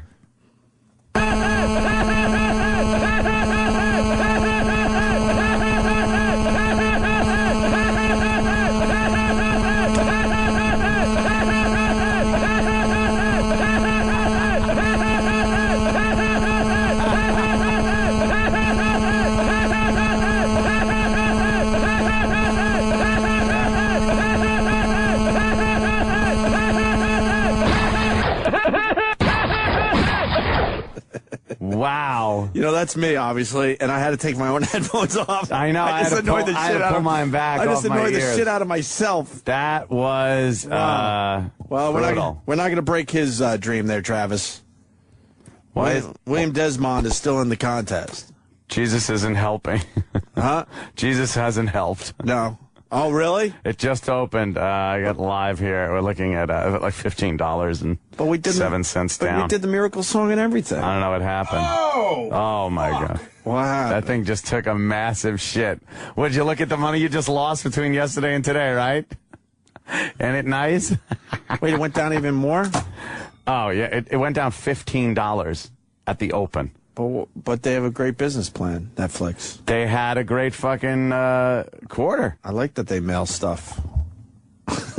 Oh, it isn't even that. It's the streaming. I know. Just fucking with you. But it's just amazing that they had a great quarter, but their there's down $16. Yeah. Oh boy, let's climb up. That's why didn't I buy put options? It'll come back, right? Well, oh no. Well, it could. That's no, man. Fucking Shadowbox. We can do this. This monitor really deserves We can do this. You want the miracle song? Oh God. We can do the miracle song. Down 1650 and climbing. Where's that Sirius stock at? Sirius. Sirius. We're looking 2 cents up. $1.97. Around there. The next most annoying 30 seconds is Brandon Hadaway. Hadaway. Oh, Jesus. Oh, damn. He's not happy with his losses. You just have to get it out, you know. Don't worry. It's a write-off. Yeah. You could write it off against your winnings. It's okay to throw a water bottle at like quarter full strength. Yeah, don't worry about it. Everyone understands how bad it can get. Brian. Hello, Ope. What's up? You know what's ironic is she has to remind herself that she's a superstar to get through the day. What do the kids who are actually losers have to remind themselves of? Oh, that's a very good question. That they're losers and need Lady Gaga. Yeah, Lady Gaga. You know what? You're onto something, though. Lady Gaga has to remind herself she's this unbelievable superstar selling out fucking venues. Yeah. And there's a guy in Bayshore that has to remind himself every morning he's a plumber in Bayshore. Yeah. Right. Okay? Right. Lady Gaga, put it in perspective. Yeah, Gaga. Thanks, boys. Punching out. Thank you, sir. Jay Moores. Jay Moores. Poker face, my poker face. My poker face. What's up there, Jay Moores? How are you, sir? How was the world's guineast cruise of all time? It was so fucking guinea. It was great. Forget about. I loved it. Forget about it. Let me tell you, it was fucking fantastic. Oh, the food was fabulous. The fucking islands It was beautiful. Hey, sweetheart, here's $10. Run downstairs to the poop deck. Get me a virgin lava flow. Be a doll. Be a doll. Be a doll. Where's little Yimmy today? No Yimmy? Yimmy's in La. Yimmy is in L.A. He's in the La. What, Jimmy can't call in? I'm calling in. I know, right? Yeah, Jimmy does like calling in. What is Jimmy doing here in California? A little show called Jay Leno. And he's also doing that Chelsea Handler. Yick. Yick. Not a fan, huh, Jay? I don't really. You know, it's a whole show based on shitting on B-listers, and then your guests are B-listers, and you act like they're not. You know, you can't make fun of fucking Bret Michaels for 4 months and then have him be your guest and kiss his ass. Mm-hmm. The guy makes a valid point right there. Bravo. I must say. Oh my God, have you seen Cerie Cruz? What a mess. And then if she had Katie Holmes on, she would suck her fucking twat. That's going to be in fucking Us Weekly. If she had Katie Holmes, she'd suck her fucking twat. And I'm going to get fucking Lord Satan C2 fucking at my door tonight. Lourdes. Hey, what do you think of Lady Gaga waking up every morning and she has to remind herself she's a superstar and that she's not a loser? See, that's the thing. I never have to remind myself I'm a superstar because I've always just sort of bobbed along in this bizarre showbiz middle class. Yeah. Is that bad? I've never had that problem. I've never had a tour bus. I've never had a crew. Never had a posse. I'm always playing the clubs when the Chelsea Handlers are playing the arenas. Right. My humility's always been in check. Paul Reiser's show got canceled due to half slices. I know.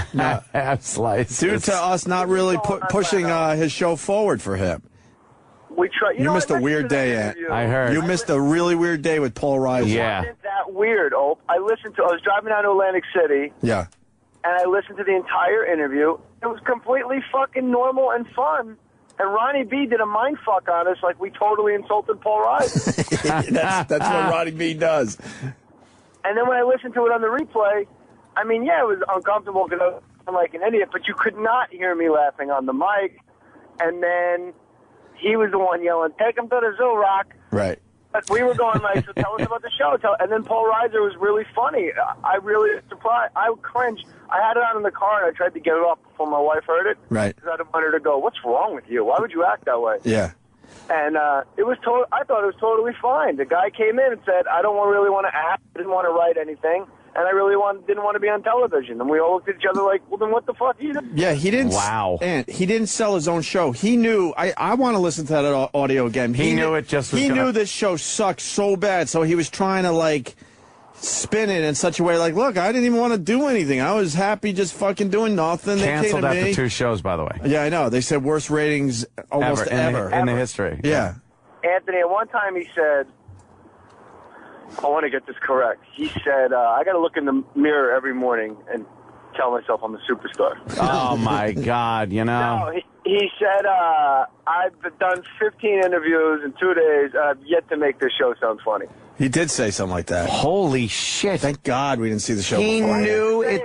It's Curb Your Enthusiasm with me. That's all he had to say. Right. Yeah, that's pretty much what I saw. But then we were trying to help him out. I'm like, is it like The Comeback? Because a lot of people really like that show. And he's like, no, it's not like that at all. I'm like, okay, so it's not like a show that people really like. enjoyed. Sorry to interrupt, but then Ronnie B made it uncomfortable by going, Paul at a comeback, Opie. Don't bring up the Lisa Kudrow thing. Yeah, Ronnie B is a motherfucker. Ronnie B was motherfuckering you the whole time. Ronnie B is, and unfortunately, most of his listeners do not know this. He is way worse than me and you when it comes to that shit. Oh, I love him. He's a shit stir.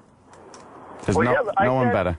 He said he's uncomfortable. He goes, I'm uncomfortable with your awkwardness. You and Opie like it. I go, your whole fucking show is awkward. Right. Right. The whole show, there's a weeping fucking mess across the console. What are you talking about? Jay, then I thought about you the other day. I went and did another run on Ron and Fez, and I made Fez cry. And then Ronnie blames me like that was my purpose. And Fezzy believed him.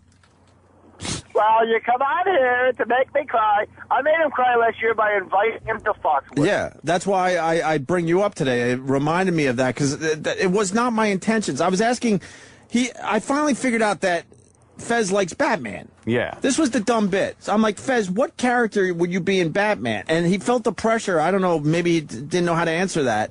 And he broke down. Yeah. And then he goes, well, you accomplished your goal. I'm like, I wasn't trying to make you cry. Yeah, I made him cry. I made him cry once we were having a discussion about something. I was calling in. Right. We had a discussion, and he started crying. I'm like, I didn't mean to. I felt bad. My whole thought on the thing was that Ronnie came in and did our show. I did a little Ronnie on his show. So I'm thinking, through this whole process, when you were gone and we were mixing up all sorts of shit, I'm thinking, I think Fezzy might feel a little left out. Now I'm openly telling you what I was thinking in my head. Okay, I didn't say this to anyone until right now. So I'm thinking I'm going to try to relate to Fez a little bit and bring him into the into the group. And he saw that as me trying to make him fucking cry. Oh. But don't you wonder how much of that is a bit? Because on radio, like, everything's a bit in my mind. I don't know. It's not a bit. No, you guys. And then fucking. And then shoot from the hip. And then going back to the Ronnie B thing, Jay. So I go for the over the top apology when the mics were off. I didn't tell anyone this. I'm like, Fez, I swear to you, I didn't come in here to try to make you cry. I go, can I do that to a person? Yeah, I know I can, but that wasn't my intentions whatsoever, and you got to believe me. I was like man to man, you know? Yeah. I was talking to Greg Hughes. He goes, okay. And then he goes, well, and then he felt uncomfortable. He's like, I got to go to the bathroom, right? Now I'm feeling good about myself because I'm like, okay, Fez believes I didn't do that on purpose. Door shuts. Ronnie goes, he don't believe you. He don't believe you. Like that motherfucker. Ronnie. Like not even missing a fucking beat. He don't believe you. I thought the Ricky Gervais interview was way more uncomfortable than the Paul Reiser interview. Because when Ricky Gervais came in, he came in with Louis C.K. And Louis C.K. and Ricky Gervais set themselves up in the corner like fucking besties. Like fucking girls at a lunchroom. And every fucking joke that Jimmy, Ronnie, me, or Opie said, they completely fucking ignored. And then Louis would go, you're a fat fuck. And Ricky Gervais would go, fat fuck, did he? I mean, if you listen to that interview, Jimmy has reduced himself to playing the guy that just states pragmatic facts. Like they're talking about almost dying on a private plane. Like it was fucking. That to me was uncomfortable. Though the fucking ball washing of fucking Louis and Ricky. Wow, they were everyone was licking fucking Jerry Seinfeld's balls, and I'm like, am I really in a room with people that are just going on and on about what an incredible comic Jerry Seinfeld is? Yeah. And Louis going, he's amazing. He's a maestro. It's like watching the who's the greatest violin guy that everybody references? Yo-Yo Ma. No, you know it. It's just like the old-time guy. He's like watching Stradivarius. It's like Stradivarius, like watching a composer, like one of the world's most brilliant, Tchaikovsky. And I'm like, he does the same fucking 50 minutes, and he gives it all to it. Louis said, and he gives it all to his audience every night. I never saw anything like that in my life. And I'm like, are we thinking of the same guy that does this? Yeah. They were definitely two little schoolgirls in the lunchroom. Were they really?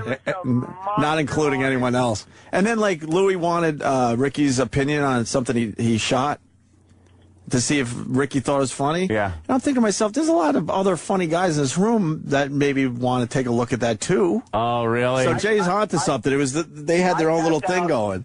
I tapped out when Louis said, do you ever let anybody else fucking talk? And I went, all right. Oh, yeah, he got mad at Jay. Oh, shit. I forgot about that. But I don't know if it was real mad. I think he was, I mean, that's the one thing I always wished I could change. I know I fucking talk too much. It's something I'm fucking constantly working on. Oh, man, he said that to you. Obviously, you're not working on that right now, though. Oh, now. I didn't say a word when you were telling your whole Make Fez cry story. I think I kept the interest in the storytelling. Jay, could you do, please do one more Louis C.K., Ricky Gervais over the top laugh. Please. I know you guys don't like requests, but... Are you just going to sit there and eat, have everybody hear you chew? Nothing's happening. Nothing. There's nothing happening whatsoever except Louis chewing, fucking rolling through a brown paper bag to get more food. Just put the bag on your fucking face like a fucking horse. Well, you're a fucking stupid retard. That's where retards go. They go to fucking England. All England retard fucking baby retarded fuckers. And all in England. Yes. How many people have you offended? How many people have you offended with Victoria's fucking sentence? How many? Just one. You fucking fat fucking retard. Fucker, fat cock, fuck, shit in Sarah Palin's mouth shit. Holy shit. Look, I love those guys. Holy but fuck, that is Jay. fucking right on. That is like a right on Louis and a right on Gervais. Wow. Straight up fucking, we're more famous. We suddenly are more famous than everyone else you have in here, and we're gonna fucking sit in a corner of your places. Holy shit. I love the over the top Ricky Gervais laugh. But the Louis is perfect. But Ricky and like, how the fuck is Louis not fired? Can you imagine if I tweeted that I'm gonna rape fucking black babies with 8? Like, I mean, Louis gets away with the crazy. God bless him. And I talked to Louis off the air. I go, how the fuck can you tweet that you're going to take a shit in Sarah Palin's mouth and FX doesn't go, hey, man, we got to pull. Like, how does that not get picked up? Because he's that damn good, I guess. But I was watching Norm Macdonald's sports show, and I sat there and counted the jokes that if I said, I would have been fucking fired. Oh, really? You know, I've been listening to Yogi Berra quotes all these years, and now I just think he's retarded. Barack Obama, they say, is the greatest basketball playing president of all time. But as far as a regular black guy, he's average. I mean, I would get emails and they would just say, regular black guy? Yeah. Oh, shit. Wow, man. Louis and I were on an airplane, a private jet, right?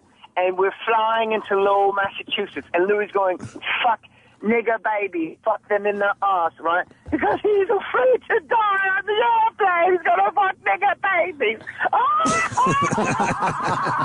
That helps me get out of my fucking my comfort zone. Fuck you, you British fucking shit fucker, faggot fucker. Jerry's the best I've ever seen. Jerry's incredible. Louis said, I used to open for Jerry. I opened for Jerry. And I couldn't believe watching in the wings, watching what a virtuoso he was on stage. And I wanted to go, virtuoso at what? Like, what the fuck are you talking about? You're in the room with some fucking Grand Slam hitters, man. Like, it's me, Louis, and Jim, and Ricky Gervais, and he's talking about how fucking Seinfeld's a virtuoso. Like, really? Let's see him get heckled. Holy shit. At the fucking ball washing that went on. Yeah. God damn it. I Ricky Gervais I am laughed. sorry I missed that one, man. That's a good bit. That sounded... And Ricky was good, but they literally set up where E-Rock sits, and Ricky took out his computer and started writing, because God forbid he takes 10 minutes off. He was writing fucking stuff on his computer during the entire interview. He's that fucking in control of everything. That's like, I have to write during an interview. I'm fucking the guy here. He's prolific. That's why. And then Is that a word? fucking Ricky Gervais loved the room, loved the energy, but every time Louis spoke, he goes, oh! And then Jimmy was saying the funniest shit I've ever. Jimmy was doing the guy that just, like, the neighbor that states the obvious. They're like, we're on a private jet, and it's about to fucking crash. It's bouncing all over the skies. And Jimmy goes, oh, that makes me nauseous when that happens. Sometimes I have to take Dramamine. Nothing. And they're just fucking, they were just freezing us out like fucking Isaiah and Magic at the All-Star game, freezing out Jordan. They're just passing each other. Now we need a clip of that interview. Yeah, I'd love to hear some of that, man. The line I had that didn't land was Ricky was picking Louis up in a private jet, and Louis was fucking late, right? I forgot my keys. Were you a fucking English fucking retard? I was late because my fucking, he goes, yeah, we went to Lowell, Mass. I can't do Louis good, so I'll just talk. And Louis said, I had Mickey Ward train me, Mickey Ward, the fighter from Lowell, Mass. Remember, he came on the private plane with us because he trained me for my upcoming, my stand-up special. And I thought, who the fuck is sitting across from me? That's That's something Louis would mock if anyone else said. Wait, you had a fucking boxing trainer train you to tell fucking jokes? Oh, shit. I mean, let's fucking call a spade here, Anthony. Now, by the way, it's fucking fresh. If fucking I sat there and said, well, I had an HBO special coming up, so I had Mickey Ward, I had a boxing guy training me to get me in shape for my special, he'd go, what are you, a fucking retard? That's a fucking fact, and you know it. We become what we hate. Wow, man. And then I said, then he goes, and the reason I was late, we had to get there. We were in Lowell, Mass, we were on a plane, and we had to pick up Mickey Ward because he was training me for my HBO special to get me in shape for my special. And in my mind, I'm going, are you fucking boxing in your special? What the fuck are you talking about? And then he goes on, and Louis goes, yeah. And the reason I was late is because my fucking dog got hit by a car. And that's why I was late, so I hope you're happy. And then I said quietly, driven by Mickey Ward. Not, like, no one even fucking picked their heads up. Nothing.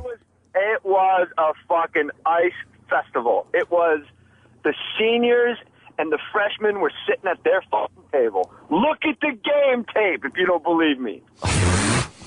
Wow, I didn't know you had such a problem with Louis C.K. I don't have a problem. Oh, he doesn't have a problem. No, No problems, right? No problem. He's a great guy. I love him. No problem. When me and Voss left the studio, Opie goes, so you guys, are your problems okay? Like, we don't have there's no problem. No problems. No problems. Just some Louis observations. CK saying that he had hired a boxing trainer for his HBO special. I thought, if you told him 4 years ago that he's going to be in a studio and a comic's going to say that, he would have eviscerated said comic, and then you would have went, no, it's going to be you. Yeah.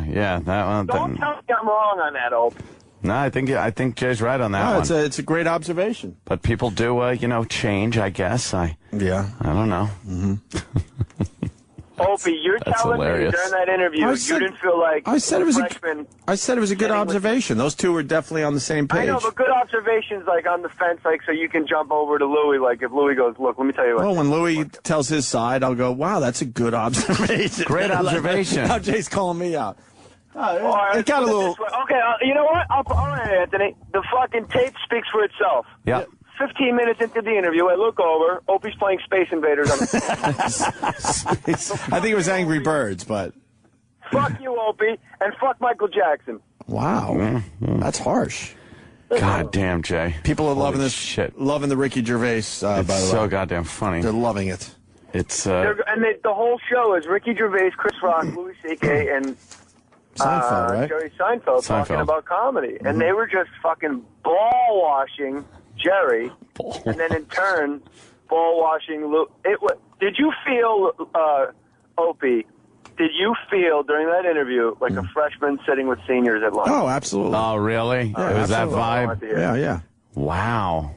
It was a very fucking rarefied, like, we're different. That's a little uncomfortable. It was pretty weird. And was there any sign that, Jay, that you felt like you were the problem? No, I didn't.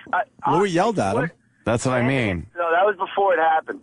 That was before the interview. He yelled at me before Ricky came in. But if you listen to the interview, you'll be amazed at how little I talk. Really? Yeah, they shut him down. I sat there going, I had two things that didn't land, and I went, wow, this is fucking different. All right. Then that's it. Just fucking back out. Yeah, Jay shut down. Wow.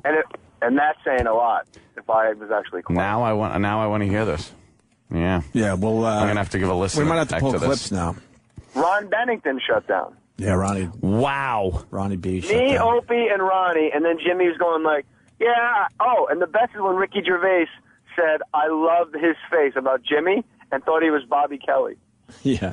What? Yeah, it made Jimmy He sad. goes, I remember you were at the Comedy Cellar, and you were on stage, and Louis said something to me to make me laugh, and I wasn't laughing at you, and I laughed really loud, and you thought I was laughing at you.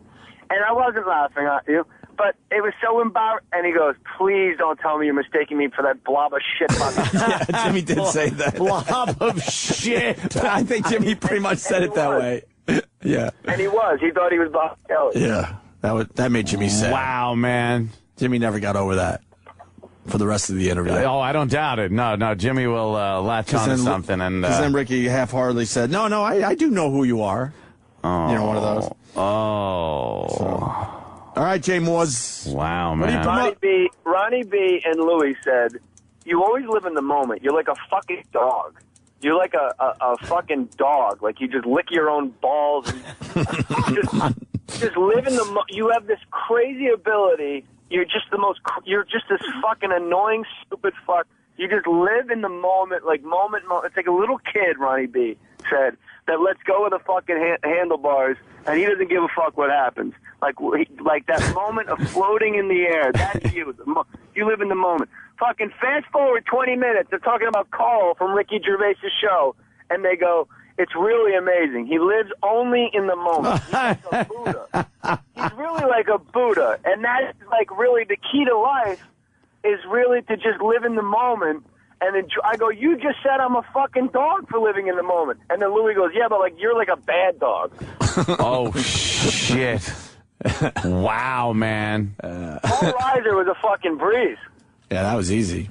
Wow, and then I was doing, oh, Anthony, you'll like it because I did Harvey Keitel doing Paul Reiser's act. Listen to me. Men use the bar of soap for the middle of their chest. There's no reason why we have to soap the middle of their chest, but men love that spot. Every time we step in the shower, we soap the middle of our chest.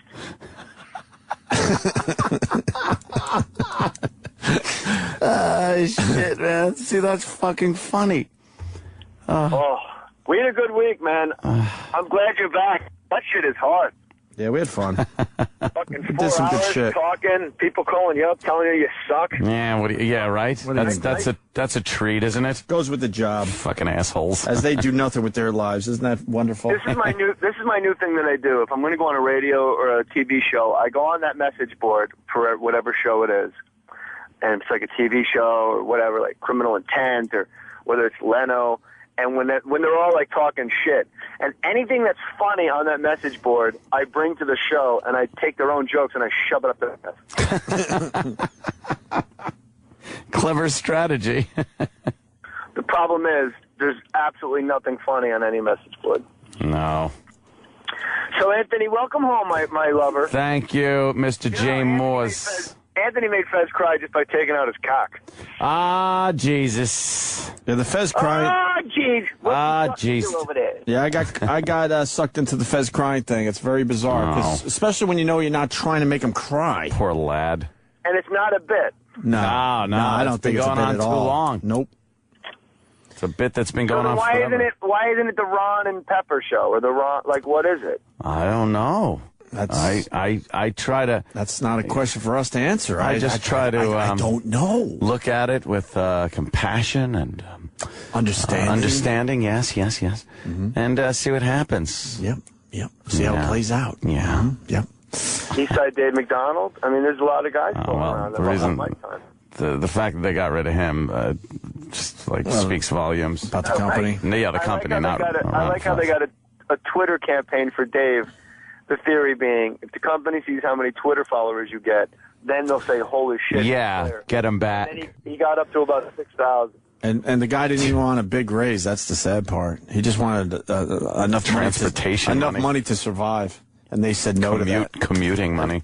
Just unbelievable. Why are there fucking DJs, when I listen to Sirius and I'm listening to, like, Lithium, why is there a person in the middle of the day to go, all right, that was Cheryl Brock, Siamese Dreams, man. Like, yeah, I know, stupid. It says it on the fucking radio. They feel they need jocks. You don't have to say that shit anymore. You're right. You either know the song. If you don't, you'll look down at the display. Yeah, and then you see it. Oh, that's who does this. Okay. And every channel has their bizarre jocks. Like, just get rid of all, hey, Sonny Fox on the Comedy Channel. We're going to be, I know who you're going to be interviewing, like it says it. Well, that was the difference with XM. XM tried to teach their guys, to throw out all that radio shit that you learned. This is different. But Sirius took the approach where we're radio. Yeah. So do your radio thing. Yeah, they do the laundry list of the songs they just played when they're right there on the fucking display. Yeah. Doesn't make sense. Jay Moore with another correct point. My Charlie Sheen Criminal Intent got moved up to Sunday the 1st. It was the 4th episode. They moved it up to the premiere episode. So you're going to be on Sunday the 1st. That's next Sunday. Yeah, the premiere episode. Wait, that's this Sunday. Yes, stupid. All right. I just looked at the calendar. That's exciting. It's going to be next Sunday, the 1st. That's this Sunday. I know. Hey, man, look at the time. It's time to go home. But that's good. And just so your listeners know, I'm supposed to look like that. I'm playing a cracked out fucking wacko that's like bloated on drugs. Everybody goes, wow, Jay Moore's fucking looks a little beat up. I'm like, yeah, I've been in the show. They put makeup on me to make me look crazy. Yeah, right. You're supposed to look all coked out and shit. Yeah, because I made a little video and I took a couple pictures on set, and people were like, wow, he looks like shit. It's like he's playing Charlie Sheen. If you really want to see what I look like, go to Opie's Eye on YouTube when I'm in my underwear and I walk down the street, West Village. Yeah, it's beautiful. Boys Town. And Opie points out that from the belly button up, I look like a defensive back, and from the belly button to my knees, I look like Kevin James. It's a little confusing. Jesus and then your dog had a play day with some guy's gay dog. Yeah, it was a gay dog party, man. They had a little play date in the middle of the village. Were they humping each other? Yeah? I don't know what the fuck was going on. Jesus. Anthony, where are my gays at when I go do shows? I mean, I'm walking around the West Village with a Louis Vuitton scarf, walking a teacup Yorkie. Yeah. Kathy Griffin ain't doing that. You should have gained some gays. You should have definitely gotten some gay. Should have gotten some gays. Yeah. All right, let's get the gay out of the show now. We have. We've done pretty good lately. Let's get the Opie and Anthony out of the show. Jesus Christ. Come on. I ain't working overtime today. Good to see you. Anthony, welcome home. Jay Moores, thank you, my friend. Any threesomes on the boat? You're a good egg. I'm a good boy these days. No, you can have a good boy. Yeah. A couple beautiful girls. Couple beautiful girls. Kit Kat Club. Who are these people? I love you, boys. All right, Jay. Thanks, Jay. Thanks for calling in. Louis eating food next to me. Louis has a sandwich and he's eating it. Oh my God, man. That's brutal. Fucking brutal, man. Can I play one more annoying 30 seconds? Yeah. We'll wrap up with that, I guess. Because that's where we were. Brandon Hadaway. Here's his most annoying 30 seconds. He made the finals. I'm going to pull my headphones away for a second. This is the David Bobo Show. This is the David and Bobo Show. Bobo Show. Whoa, Bobo. You want swine flu. Master. Bobo, you retard. Danny. Who's motoring?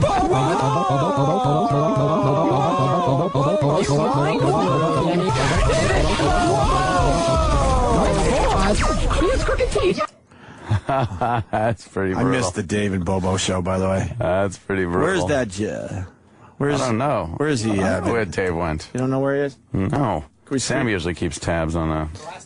Oh, yes. Last I heard, he was working at the Intrepid Museum. Really? But I don't think he holds that job anymore. Oh, boy. Last time I saw him, he was in a suit. I said this a couple times. I'll say it again, though. And he ran away from me. Like I wasn't supposed to see him in a suit or something. He ran away. I was having dinner with breakfast or lunch, whatever the fuck you call it, at 10 in the morning with Jim Brewer. Brunch. And all of a sudden, he walks by the window. We have a window seat, and there's no windows. It's right on the sidewalk, basically. He sees me, panics, and runs away. He's a weird dude. He is so He was fucking afraid weird. of you. He was frightened. I really was nice to him in the end. I gave him some advice and shit. I didn't throw anything at him. That's good of you. Where's he at? Well, right now I think he's unemployed. He was working on the Intrepid in the museum area, but it was seasonal work. And so that ended. Yes. And now he's just looking for work. Every time I've talked to him, like he'll start the conversation, but then like if it's on Facebook messages, when I say, "Hey, we should get you back on the show sometime," he kind of stops responding. You get nothing. Why? Yeah. It's not, He loved doing radio. Yeah, I think if we got him back in here, he would have a great time. I think he's just afraid, and he doesn't know why. All right, we got to get him back one more time. Hey, one more time. Yeah, that's it. Oh, just to say goodbye. Brian Plaskin. You made the finals in the most annoying 30 seconds with this. Oh, the other guy. Are we breaking his dream? You liked it? That Dave and Bobo thing? I can't tell without listening to the rest, you know? I don't know if it's that Don't break his dream. Pretty good. It was, yeah. I break his dreams. I break his dreams. Oh, dream broken. Goodbye, Brandon Hadaway. Goodbye. Dream broken. Here's Brian. Error. All right. Error.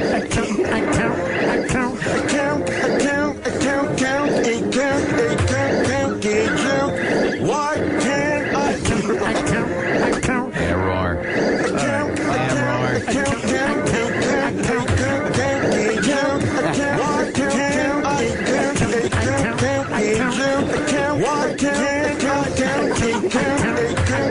Error. All right. Error. That's funny. That's funny and annoying. Is it annoying? Oh, yeah. That's fucking annoying as hell. I'll keep that one. Yeah, that's no breaking his dream. These are quick. Brian Rizzo, here's his 30 seconds. He made the finals with this. I told these guys, I gave them some consulting. Don't say radio, just say radio. I tried. I told these guys, I gave them some consulting. I tried. I told these guys, I gave them some consulting. Don't say radio, just say radio.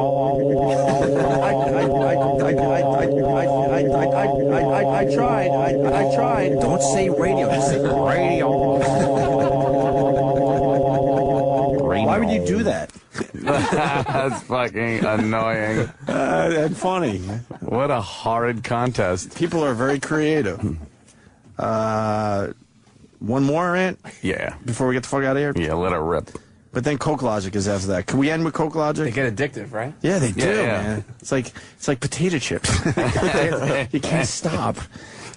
Charlie Roth, you made the finals with this. Let's say hi to Bob Kelly.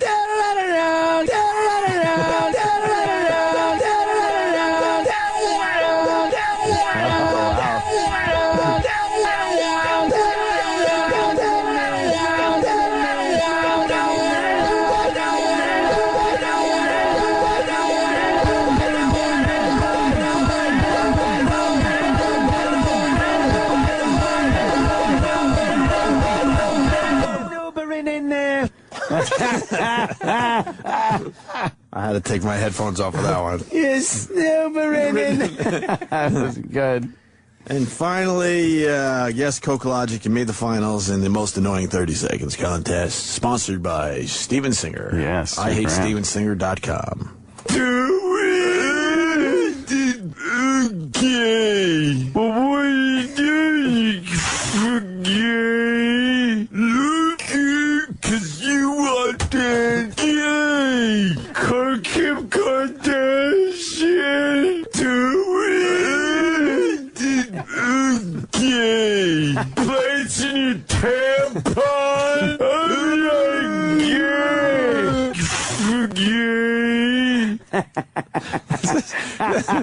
This is turning into the funniest 30 seconds. That is fucking funny, man. You don't even have to slow that down. It's obnoxious at full speed.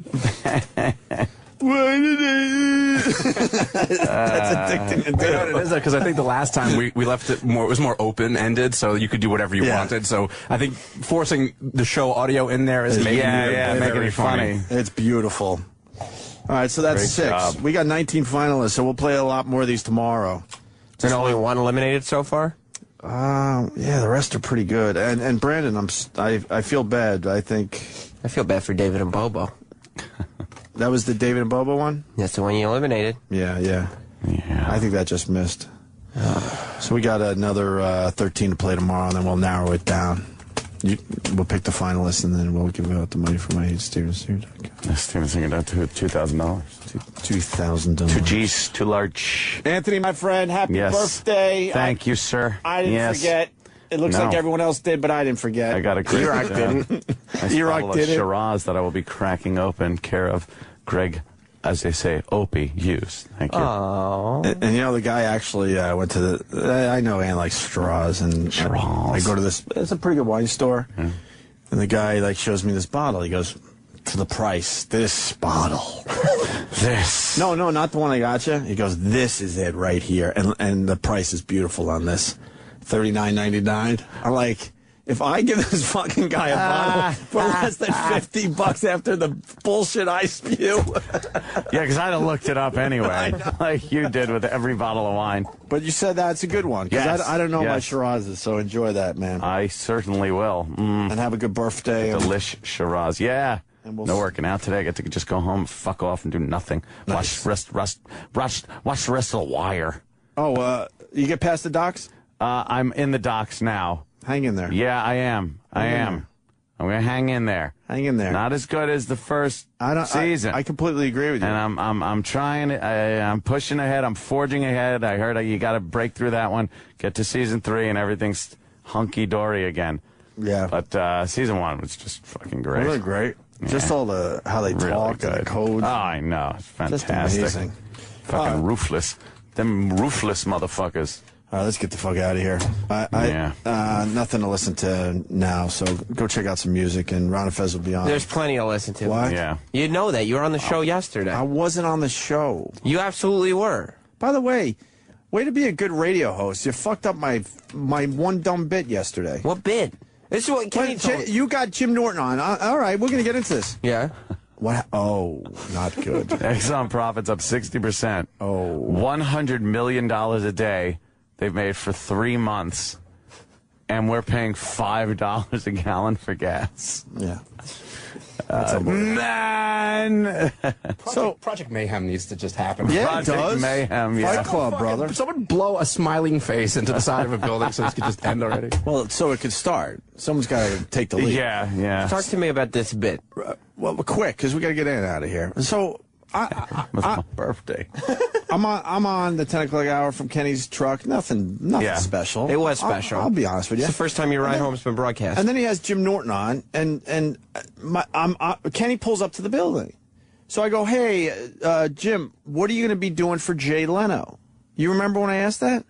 Yeah. Did you hear the car door slam really loud and no one fucking acknowledged? And you guys just keep talking and acknowledge that nothing happened. No. And then Jimmy gives the real answer. Nobody heard any car door slam. So you asked the question and then just slammed the door. Yes, it was a But nobody a version of the hang up. And then I scolded Kenny on the way in. I'm like, you can't help me with my one dumb bit?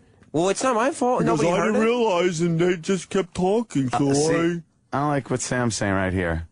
It's not my fault. You said as a radio host, you're supposed to go, everything is your "Holy responsibility. shit, I think he just slammed the car door in your face, Jim Norton. You're the commander. You have to take 4 feet responsibility. from me right now. But nobody heard you slam the car door. You take responsibility for everything because And you're look, the host. I just gave you a bit for the 10 o'clock hour, so now you can fucking play it and have Roland and Troy and E-Rock analyze the damn thing. Why don't you To stick see who's around? Right. Why don't you stick around for a little bit? Not today. Ant, stick around. Get the fuck out of here. Birthday show? I'm leaving. I'm leaving. Oh, Jim Norton getting kicked by Anderson. Danny's gonna stick around. Oh, yeah. Anderson Silva Shit.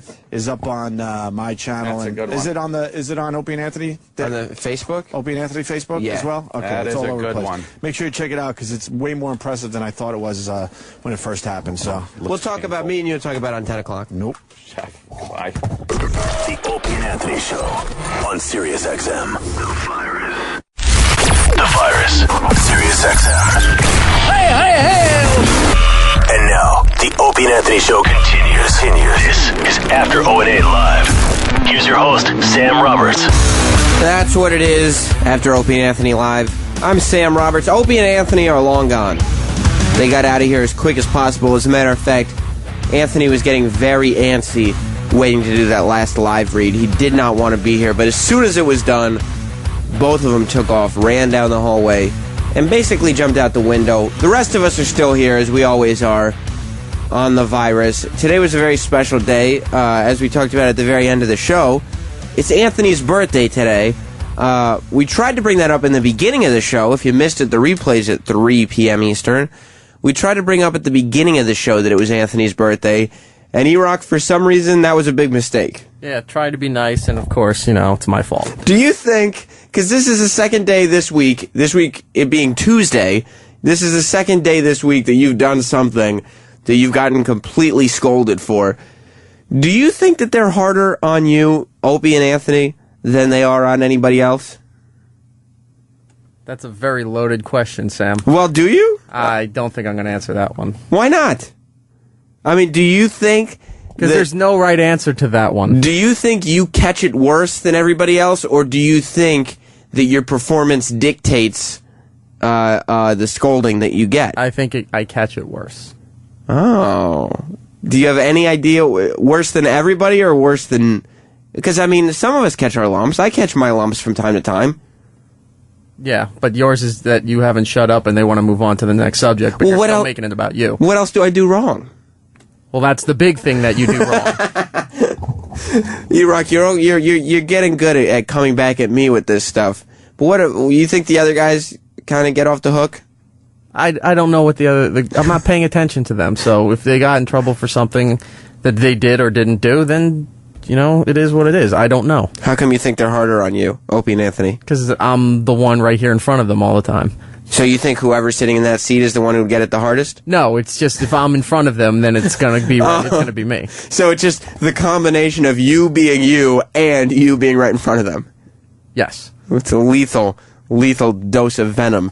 In the case of E-Rock, one of these days we'll get Opie back in here, and I will ask him the question if he is harder on you than he is on everybody else. Why? It doesn't matter. Because I want an explanation. I want to get to the bottom of it, and I think... Oh, see, this is the second thing that's wrong with you, because then you start stirring shit for no reason. Well, I think the people at home, especially now after you've said it, acknowledge... I didn't say anything. This is all yours. No. You said you get it harder. You said you brought this all up. I asked you, and you said you get it harder.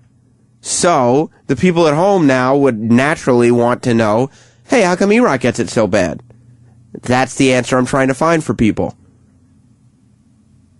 You understand. Sure.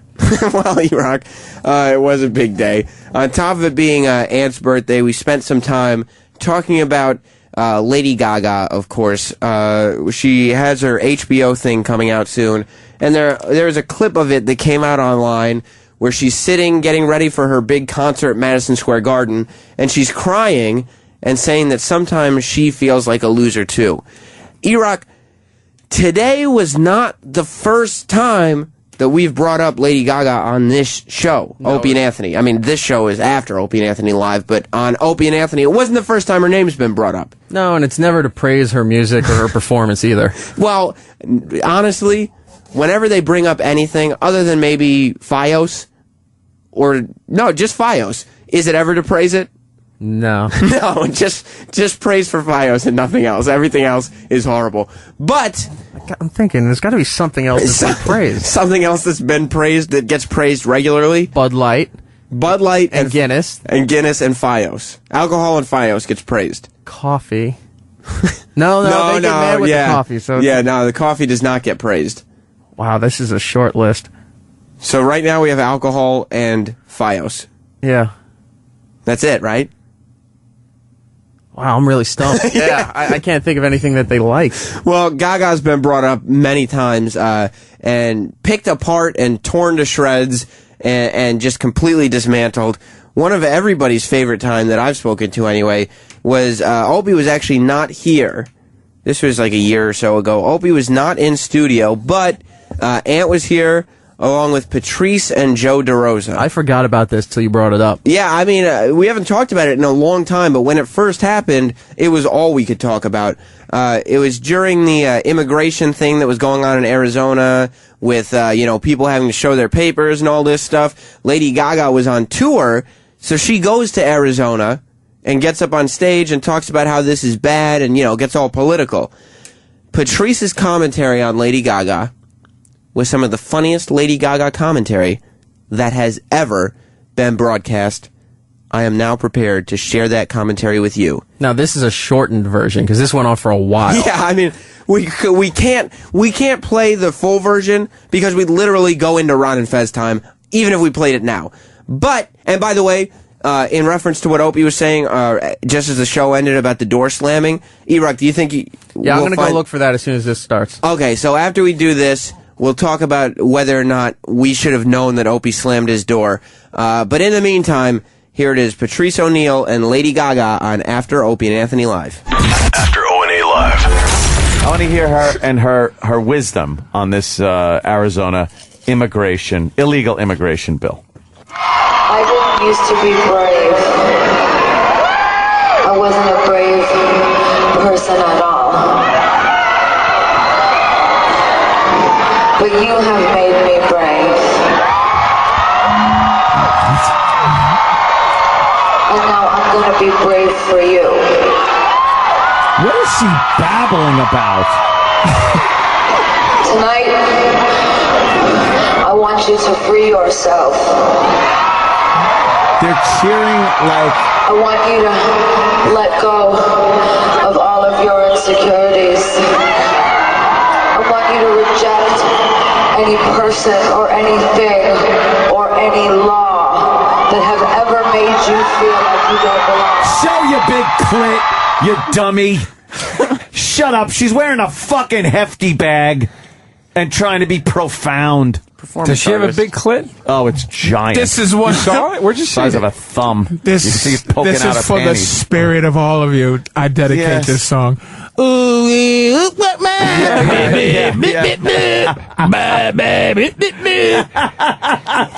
this is for the love I have for all Mexicans. This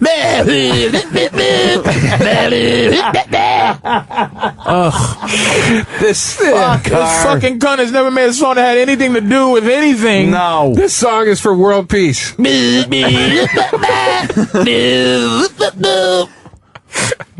I just want to send out something for the dignity of all Mexican people. The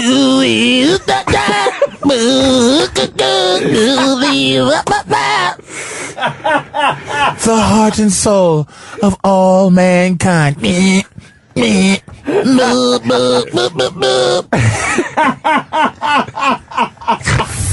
the fuck up. That's not your thing. Any people or any law that looks down on a certain type of people, this is for you.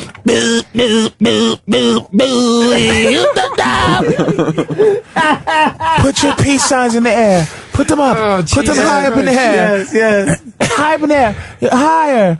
Yes. Everyone after me. I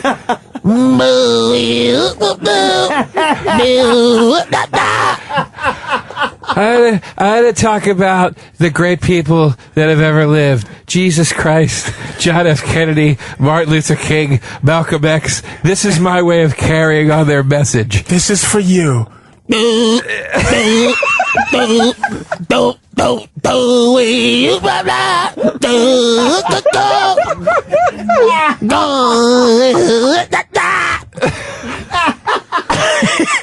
We love you all.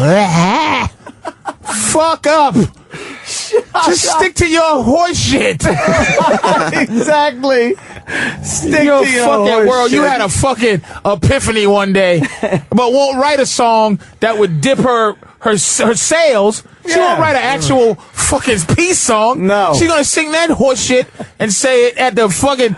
This is I love people, and then Oh, Jesus Christ.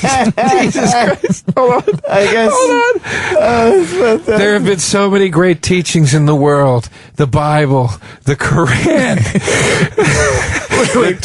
The Torah. When people make other people do things that they don't want to do, this country was built for everyone, right? Woo! This is for everyone who died, making this country what it is.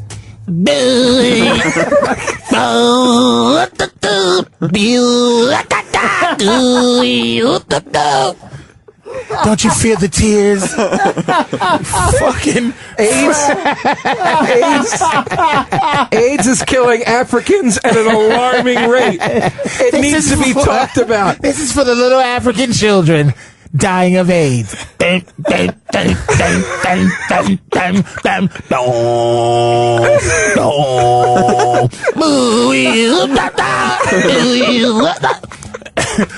like the fuck was the guys that make that song. Oh, oh, oh, oh. Hey, we love all the children. Oh, oh, oh. Shut the fuck up. This is This is for the immigrants trying to get into Arizona. What is love? Baby, don't hurt me. Don't hurt me. The Tarzan! Do y'all have that? What is life? I like to say, when I see a child suffering from hunger, it makes me think of the Tarzan song.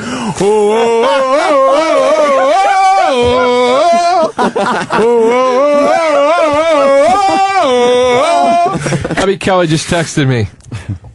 I am fucking dying laughing listening to this Gaga shit. I love that. Fucking dumb. What's the actual song, though? We have the song? I think Travis. I don't even know I have it. I don't even know I know that shit. I know it's a shitty song.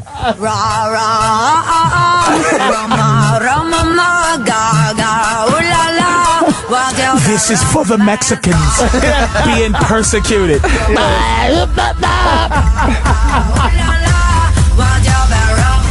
Oh, yes. I added a verse for you, Mexico. Hola. Hola. Gracias for your pain. Mexicans, sing along. You can't understand me, but fuck it. Just come along. She has nothing to do with politics. Shut the fuck up. Does this sound like somebody that fucking has pain? No. This is party song. Fucking. All right. Well, keep that queued up. Yeah. Keep that queued up. We might need it. We have another quote here by Lady Gaga. She starts really getting into it. They were going bullshit with our first little quote there, so why is she going to lay off? Here's Lady Gaga. And the nature of the Monster Ball is to actively protest prejudice and injustice and that bullshit that is put on our society as a youth, because you're a superstar no matter who you are or where you come from, and you were born that way. Hit the music. Yeah, and now.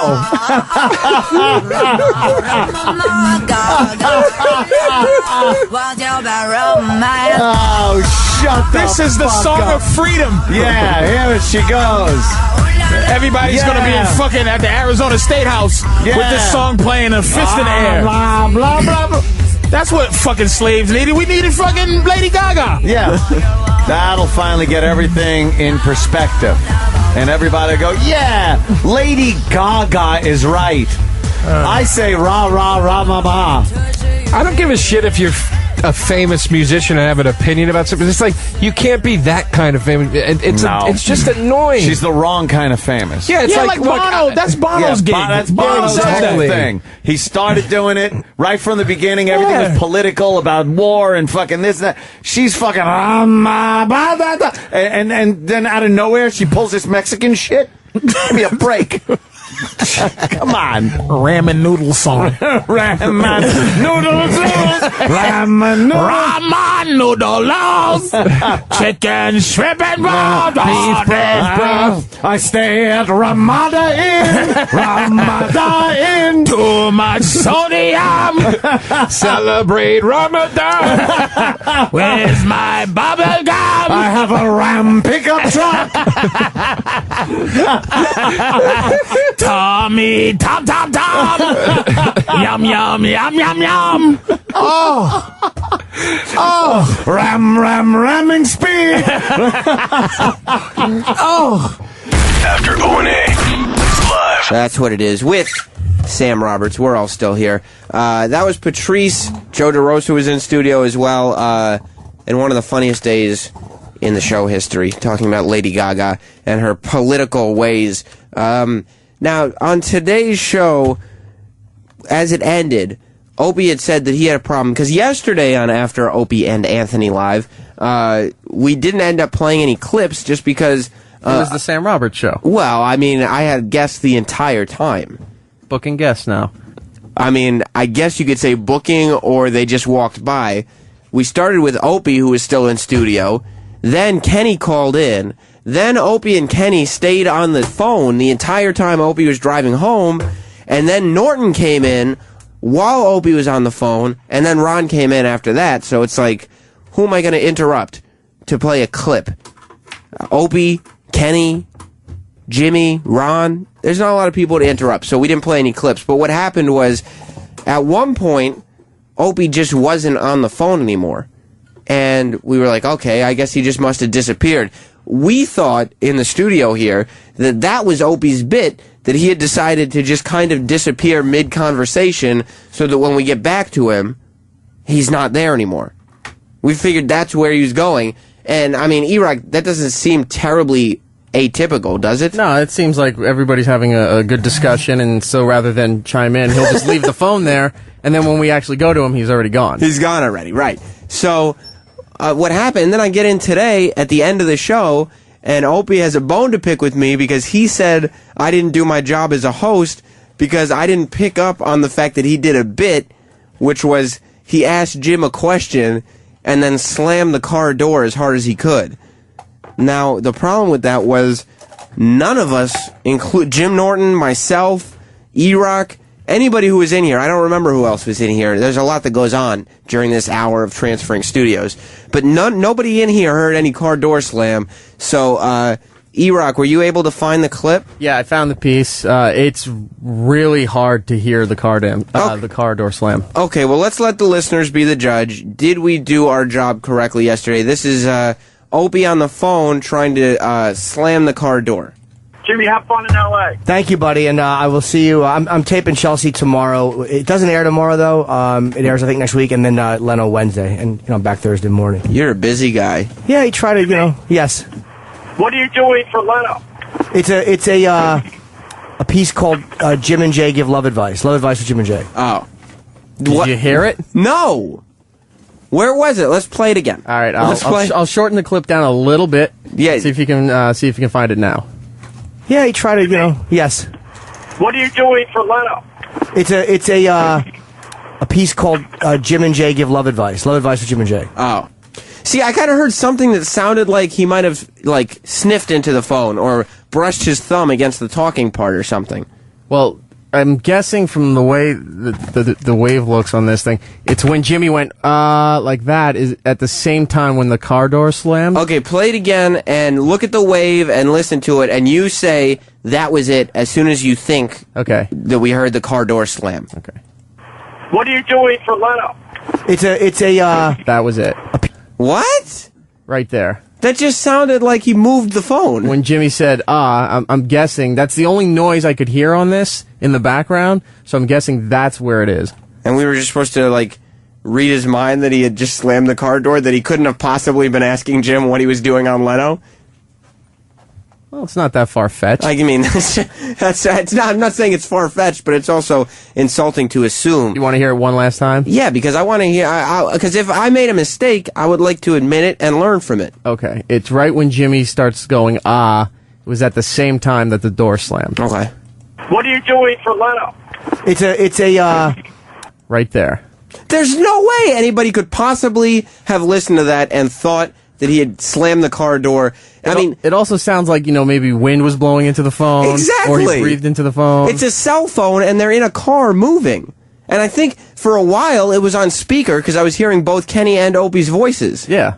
So it's like, how could anybody have thought? And it's not like anybody Twittered in, oh my God, you just missed Opie slamming the car door. Nobody could have thought that was a car door. You're going to make him feel bad. I don't want to make him feel bad. I'm not saying he didn't do it well. I'm saying that he said it was my fault. It's nobody's fault. You just couldn't hear it on the phone, but it's not my fault. It is what it is, Sam. But it's not my fault this time. Nah, I don't think it's your fault. And you would be the first person. I would love to throw it at you and say Sam fucked up, but I don't think you did. It's just, it's not my fault. Now, we were talking also on today's show about the most annoying 30 seconds. By the way, let's play a couple of them that we did play today, but just to revisit, we're going to play some more finalists tomorrow. We narrowed it down to 19 finalists. I got an email from home that my dad said that my dog started barking at the radio when she heard William Desmond's annoying 30 seconds. So let's play that real quick just so the people can re-familiarize themselves.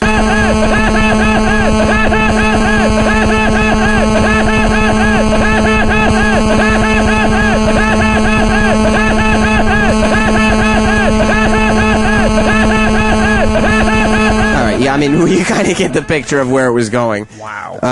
Yeah, I think that is a real contender for most annoying 30 seconds. Somebody's going to win $2,000. The other one, and this one got eliminated. This one was from Brandon Hathaway, and he used audio of intern David and Bobo. This is the David Bobo Show. This is the David and Bobo Show. Bobo Show. Whoa, Bobo. You want swine flu. Whoa, Master. Whoa. Bobo, you retard. Bobo. Danny.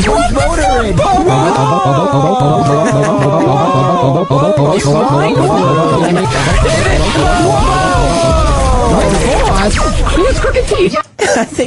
I think intern David. I just heard something I didn't hear the first time that played. What? Deep in the background, when the guy was looping the whoa, that part, he goes, whoa, Master Poe. Yeah, I heard that this time too. I think that intern David probably had made a bigger impact in a shorter period of time than anybody in show history has ever made. Oh, yeah. I mean, he was the best. Including employees. Exactly, including employees. We were talking about him a little bit on the show and about how he hasn't been back here, and he's very strange. Well, during Passover, we wanted to air a bit of David trying to explain Passover and other Jewish things. See, he always wanted to talk about Judaism, but he didn't know much about it. No. Other than, remember we did that the hot wax body shots? Yeah. And the candles that we bought to light and get the wax, and he was so offended the next day because there's some kind of sacred Jewish candles. He was very offended by that, but that's all he really knew. We wanted to play this during Passover time. We didn't get a chance, but since we brought up intern David today, I figured we'd go back because, I mean, this thing is always good. I have one more thing, too, with David, if you want, before we do that. We could tie David into Lady Gaga, if you want. We'll see if we have time at the end. Okay. But this is intern David, the legend that was intern David. And here it is. After O&A Live. You know, I don't understand my own faith, but I certainly don't understand yours. Like, what if you're, like, a good Jew? Like, you're living your life perfect. Why would you have to, like, do all this crap? Well, can't you be the one guy that says, look, I have nothing to atone for. I've done nothing but the right thing my entire life. I'm not partaking. I'm going to have a coffee cake. Right. I feel like whoa. Whoa. It's not kosher. Hey, why don't you just eat? Then you're not going to go to, like, Jewish hell, would you? If you ate on that day? Yeah, that's bad. That's not. That's also called Anthony's house. David, answer my question, though. What if you're a good Jew and you feel like I have nothing to atone for, so I'm not going to fast? Oh. Yeah, you're saying, what if there's one Jew that had not one sin the whole entire year? Right. Why do you have to go through the process? Maybe they're going to repent for other people, and they're going to. It's a team sport kind of thing. Then you're saying. I think so. I got to say, the older I get, organized religion just doesn't make sense to me. There's a lot of wacky rules. It's just a lot of stupid stuff. Yeah. Do you guys have any fun holidays that isn't based around suffering and remembering suffering? We have fun holidays. Yeah, what's one of your fun ones? Hanukkah is a fun holiday. You stole that from us. But that's what's fun about spinning a little the dreidel. Spinning a dreidel is fun. Getting presents is fun. Yeah, but you get not like Christmas, right? It's like one a day. You get 8 days. Not me. No, you get a bunch. Not in my family. I just get presents all on one day. Are you jealous of like Christmas trees? No. In the house? Come on, they look cool. The lights, tinsel. No, we have lights. We don't have trees, but we have lights. We have what? Yeah, they got Hanukkah bushes. A menorah. And Hanukkah bushes. Yeah, but there's no Hanukkah bush. That was a rumor, wasn't that? Isn't that an urban legend? It is. That's made up. But there's a menorah which has the light. A menorah, but yes, of course it has the lights, and that represents the oil that burned for a lot longer than. Right. The Jews thought the oil was only going to last for one day, but it was a miracle, and only ended up lasting for 8. It ended up lasting for 8 days. For 8 days. How is that a miracle? Because they thought it was going to last for 1 day. They didn't think they had enough oil for 8 days. You know, that happened. I had a miracle, too, because I checked my oil in my tank, and I was like, there's no way this is going to last a week. And it lasted a week. Where's your yarmulke? And it was a miracle. Where's your yarmulke? Because I had the heat on to heat my house, the high ceilings. Jeez, oy vey, let me tell you. But, David, was that a miracle, or just a couple people who did terrible mathematical calculations? On oil consumption. It was a miracle. Maybe it was somebody who maybe there was actually 10 days of oil worth. But somebody did not know how to use oil, so they burned it and only got 8 days out of it because their calculations were off. Yeah, Yeah, basically, Jimmy's saying that your religion is based on a guy that didn't know how to do math right. Yes. How does that make you feel? Or just that part of it? I don't think so. I don't think a lot of people knew how to do all those calculations back then. All right, whatever. I think a lot of Jewish guys. Why do I hate this guy? I think a lot of Jewish he's the greatest. Jewish people that I went to school with and stuff always seemed a little envious of Christmas because I don't know the whole holiday spirit thing and the Christmas tree, the decorations around the house, very Christmassy, and you guys just had like a candelabra. Mm-hmm. It just seemed like, wow, that's kind of. I always felt bad. Oh, there's no reason to feel bad. Okay. I heard that. Then I won't. I heard that you guys saw us all having fun, and there was really no actual holiday, and you guys came up with some obscure thing to partake in the fun that us Catholics do. No, that's not true. No. I've heard that over and over again. Well, there are some Jews that feel a little disappointed, but it's all about remembering the oil. Remembering the oil. We remember baby Jesus. Yeah. Yes, you and do. you remember oil. Yeah. Yep. That's great. It was a miracle because the Jews thought they were going to be in the dark for all this time when they wouldn't be able to see. So is that all it was? Is like you'd be in the dark for a few days? Yeah, because it was a big destruction. It was destruction of the temple, and the destruction of the temple, and they thought that there was only enough oil left, and they would be in the dark. Mm-hmm. But what about the next morning? Yeah. Because you just didn't live in Alaska. They thought that the oil was gonna die out and wasn't gonna burn. I got that. But why didn't I got it? Why didn't the next morning when the light would come from the sun? Why wouldn't you be able to see that and work on the temple? And then you blow out the candle or the lamp. Yeah. And then you save the oil for when it gets dark again. Yeah, what are you doing? David. That's a really good point. But I love I love how totally making him lose his faith. No, but I love how you're pointing out how ridiculous that story is, but our story of the baby Jesus being born to a virgin mother is completely sane. And then the little Jesus was born, and then they brought the frankincense and myrrh and all that fun stuff. And we celebrate baby Jesus, and he celebrates oil. We had a little drummer boy, too. You don't have that, right? No, we definitely don't. You know, the little bastard had no gift to give, so he gave a song. You could have given him the drum. That's right. If you really think about it. The ox and lamb were tapping their feet, but they really weren't. They were just stepping in their own feces. And Mary's like, oh, look, they're keeping time. No, they're not, Mary. They're oxes and lambs. They're not enjoying the little kid banging on his drum like Bobby Brady. They're just kind of restlessly walking in a pen. They want to escape. They want to get out. Keeping time. Ox and a lamb just kind of standing there stupidly. Ox and lamb keeping time. Get out of here. The lamb is eyeing up that mint jelly, and he knows he's in trouble. Stinky metronome. So, David, when you pray, can I ask you? You pray, right? You can ask. Thank you, David. Thank you, David. I appreciate that. You're welcome. You'd all be dead if it wasn't for my son, David. Yes. What do you like? How do you start a prayer when you start to pray? What do you say? Oh, there's a lot of prayers. It's all in Hebrew. Well, okay. I'm asking you. Like, I don't know. How would a I don't have my own specific. I don't have my own specific prayers. There's just there's a book that you read all the prayers from. And I just read what it says in the book. Is that the Torah? No, the Torah is different. I have no idea. The Torah, you read from the Torah too, but Torah is actually what it says is the Bible. Oh. The Torah is the Old Testament, so word for word is the Bible. What's the name of your God? Just God? Yeah. You like Jehovah, like that. Jehovah. Oh, okay. Then you know what Jehovah's Witnesses? Yes. That's what it is. Jehovah, that's our God. So Jehovah's your God. How are you tied in with Jehovah's Witnesses? We're not tied in. I'm just saying, that's what it is. That's what our God. See, we have God, but then we have Jesus. And know what's great about we have two like. Yeah, we only have one. We have a president and a vice president. We don't have that. Just one. No? Just one. And head. the Holy Spirit was the Speaker of the House. Yes, yeah. We don't have that either. Just one president. That's all. That's it. What's great about David? Everybody that is Jewish is calling the show going, holy crap, this guy's getting everything wrong. Yeah, I'm a rabbi. David's wrong. David is everyone, wrong. It drives them nuts David out there. Wrong. We get the rabbi on the phone. Yeah, I'm sure he would know. Let's get Rabbi Jeff on the phone. What exactly am I wrong about? Everything, according to the listeners. Rabbi Jeff, what do you got? Hey, how you doing? I'm sorry, but David is desecrating my religion right now. Desecrating your religion, okay? How?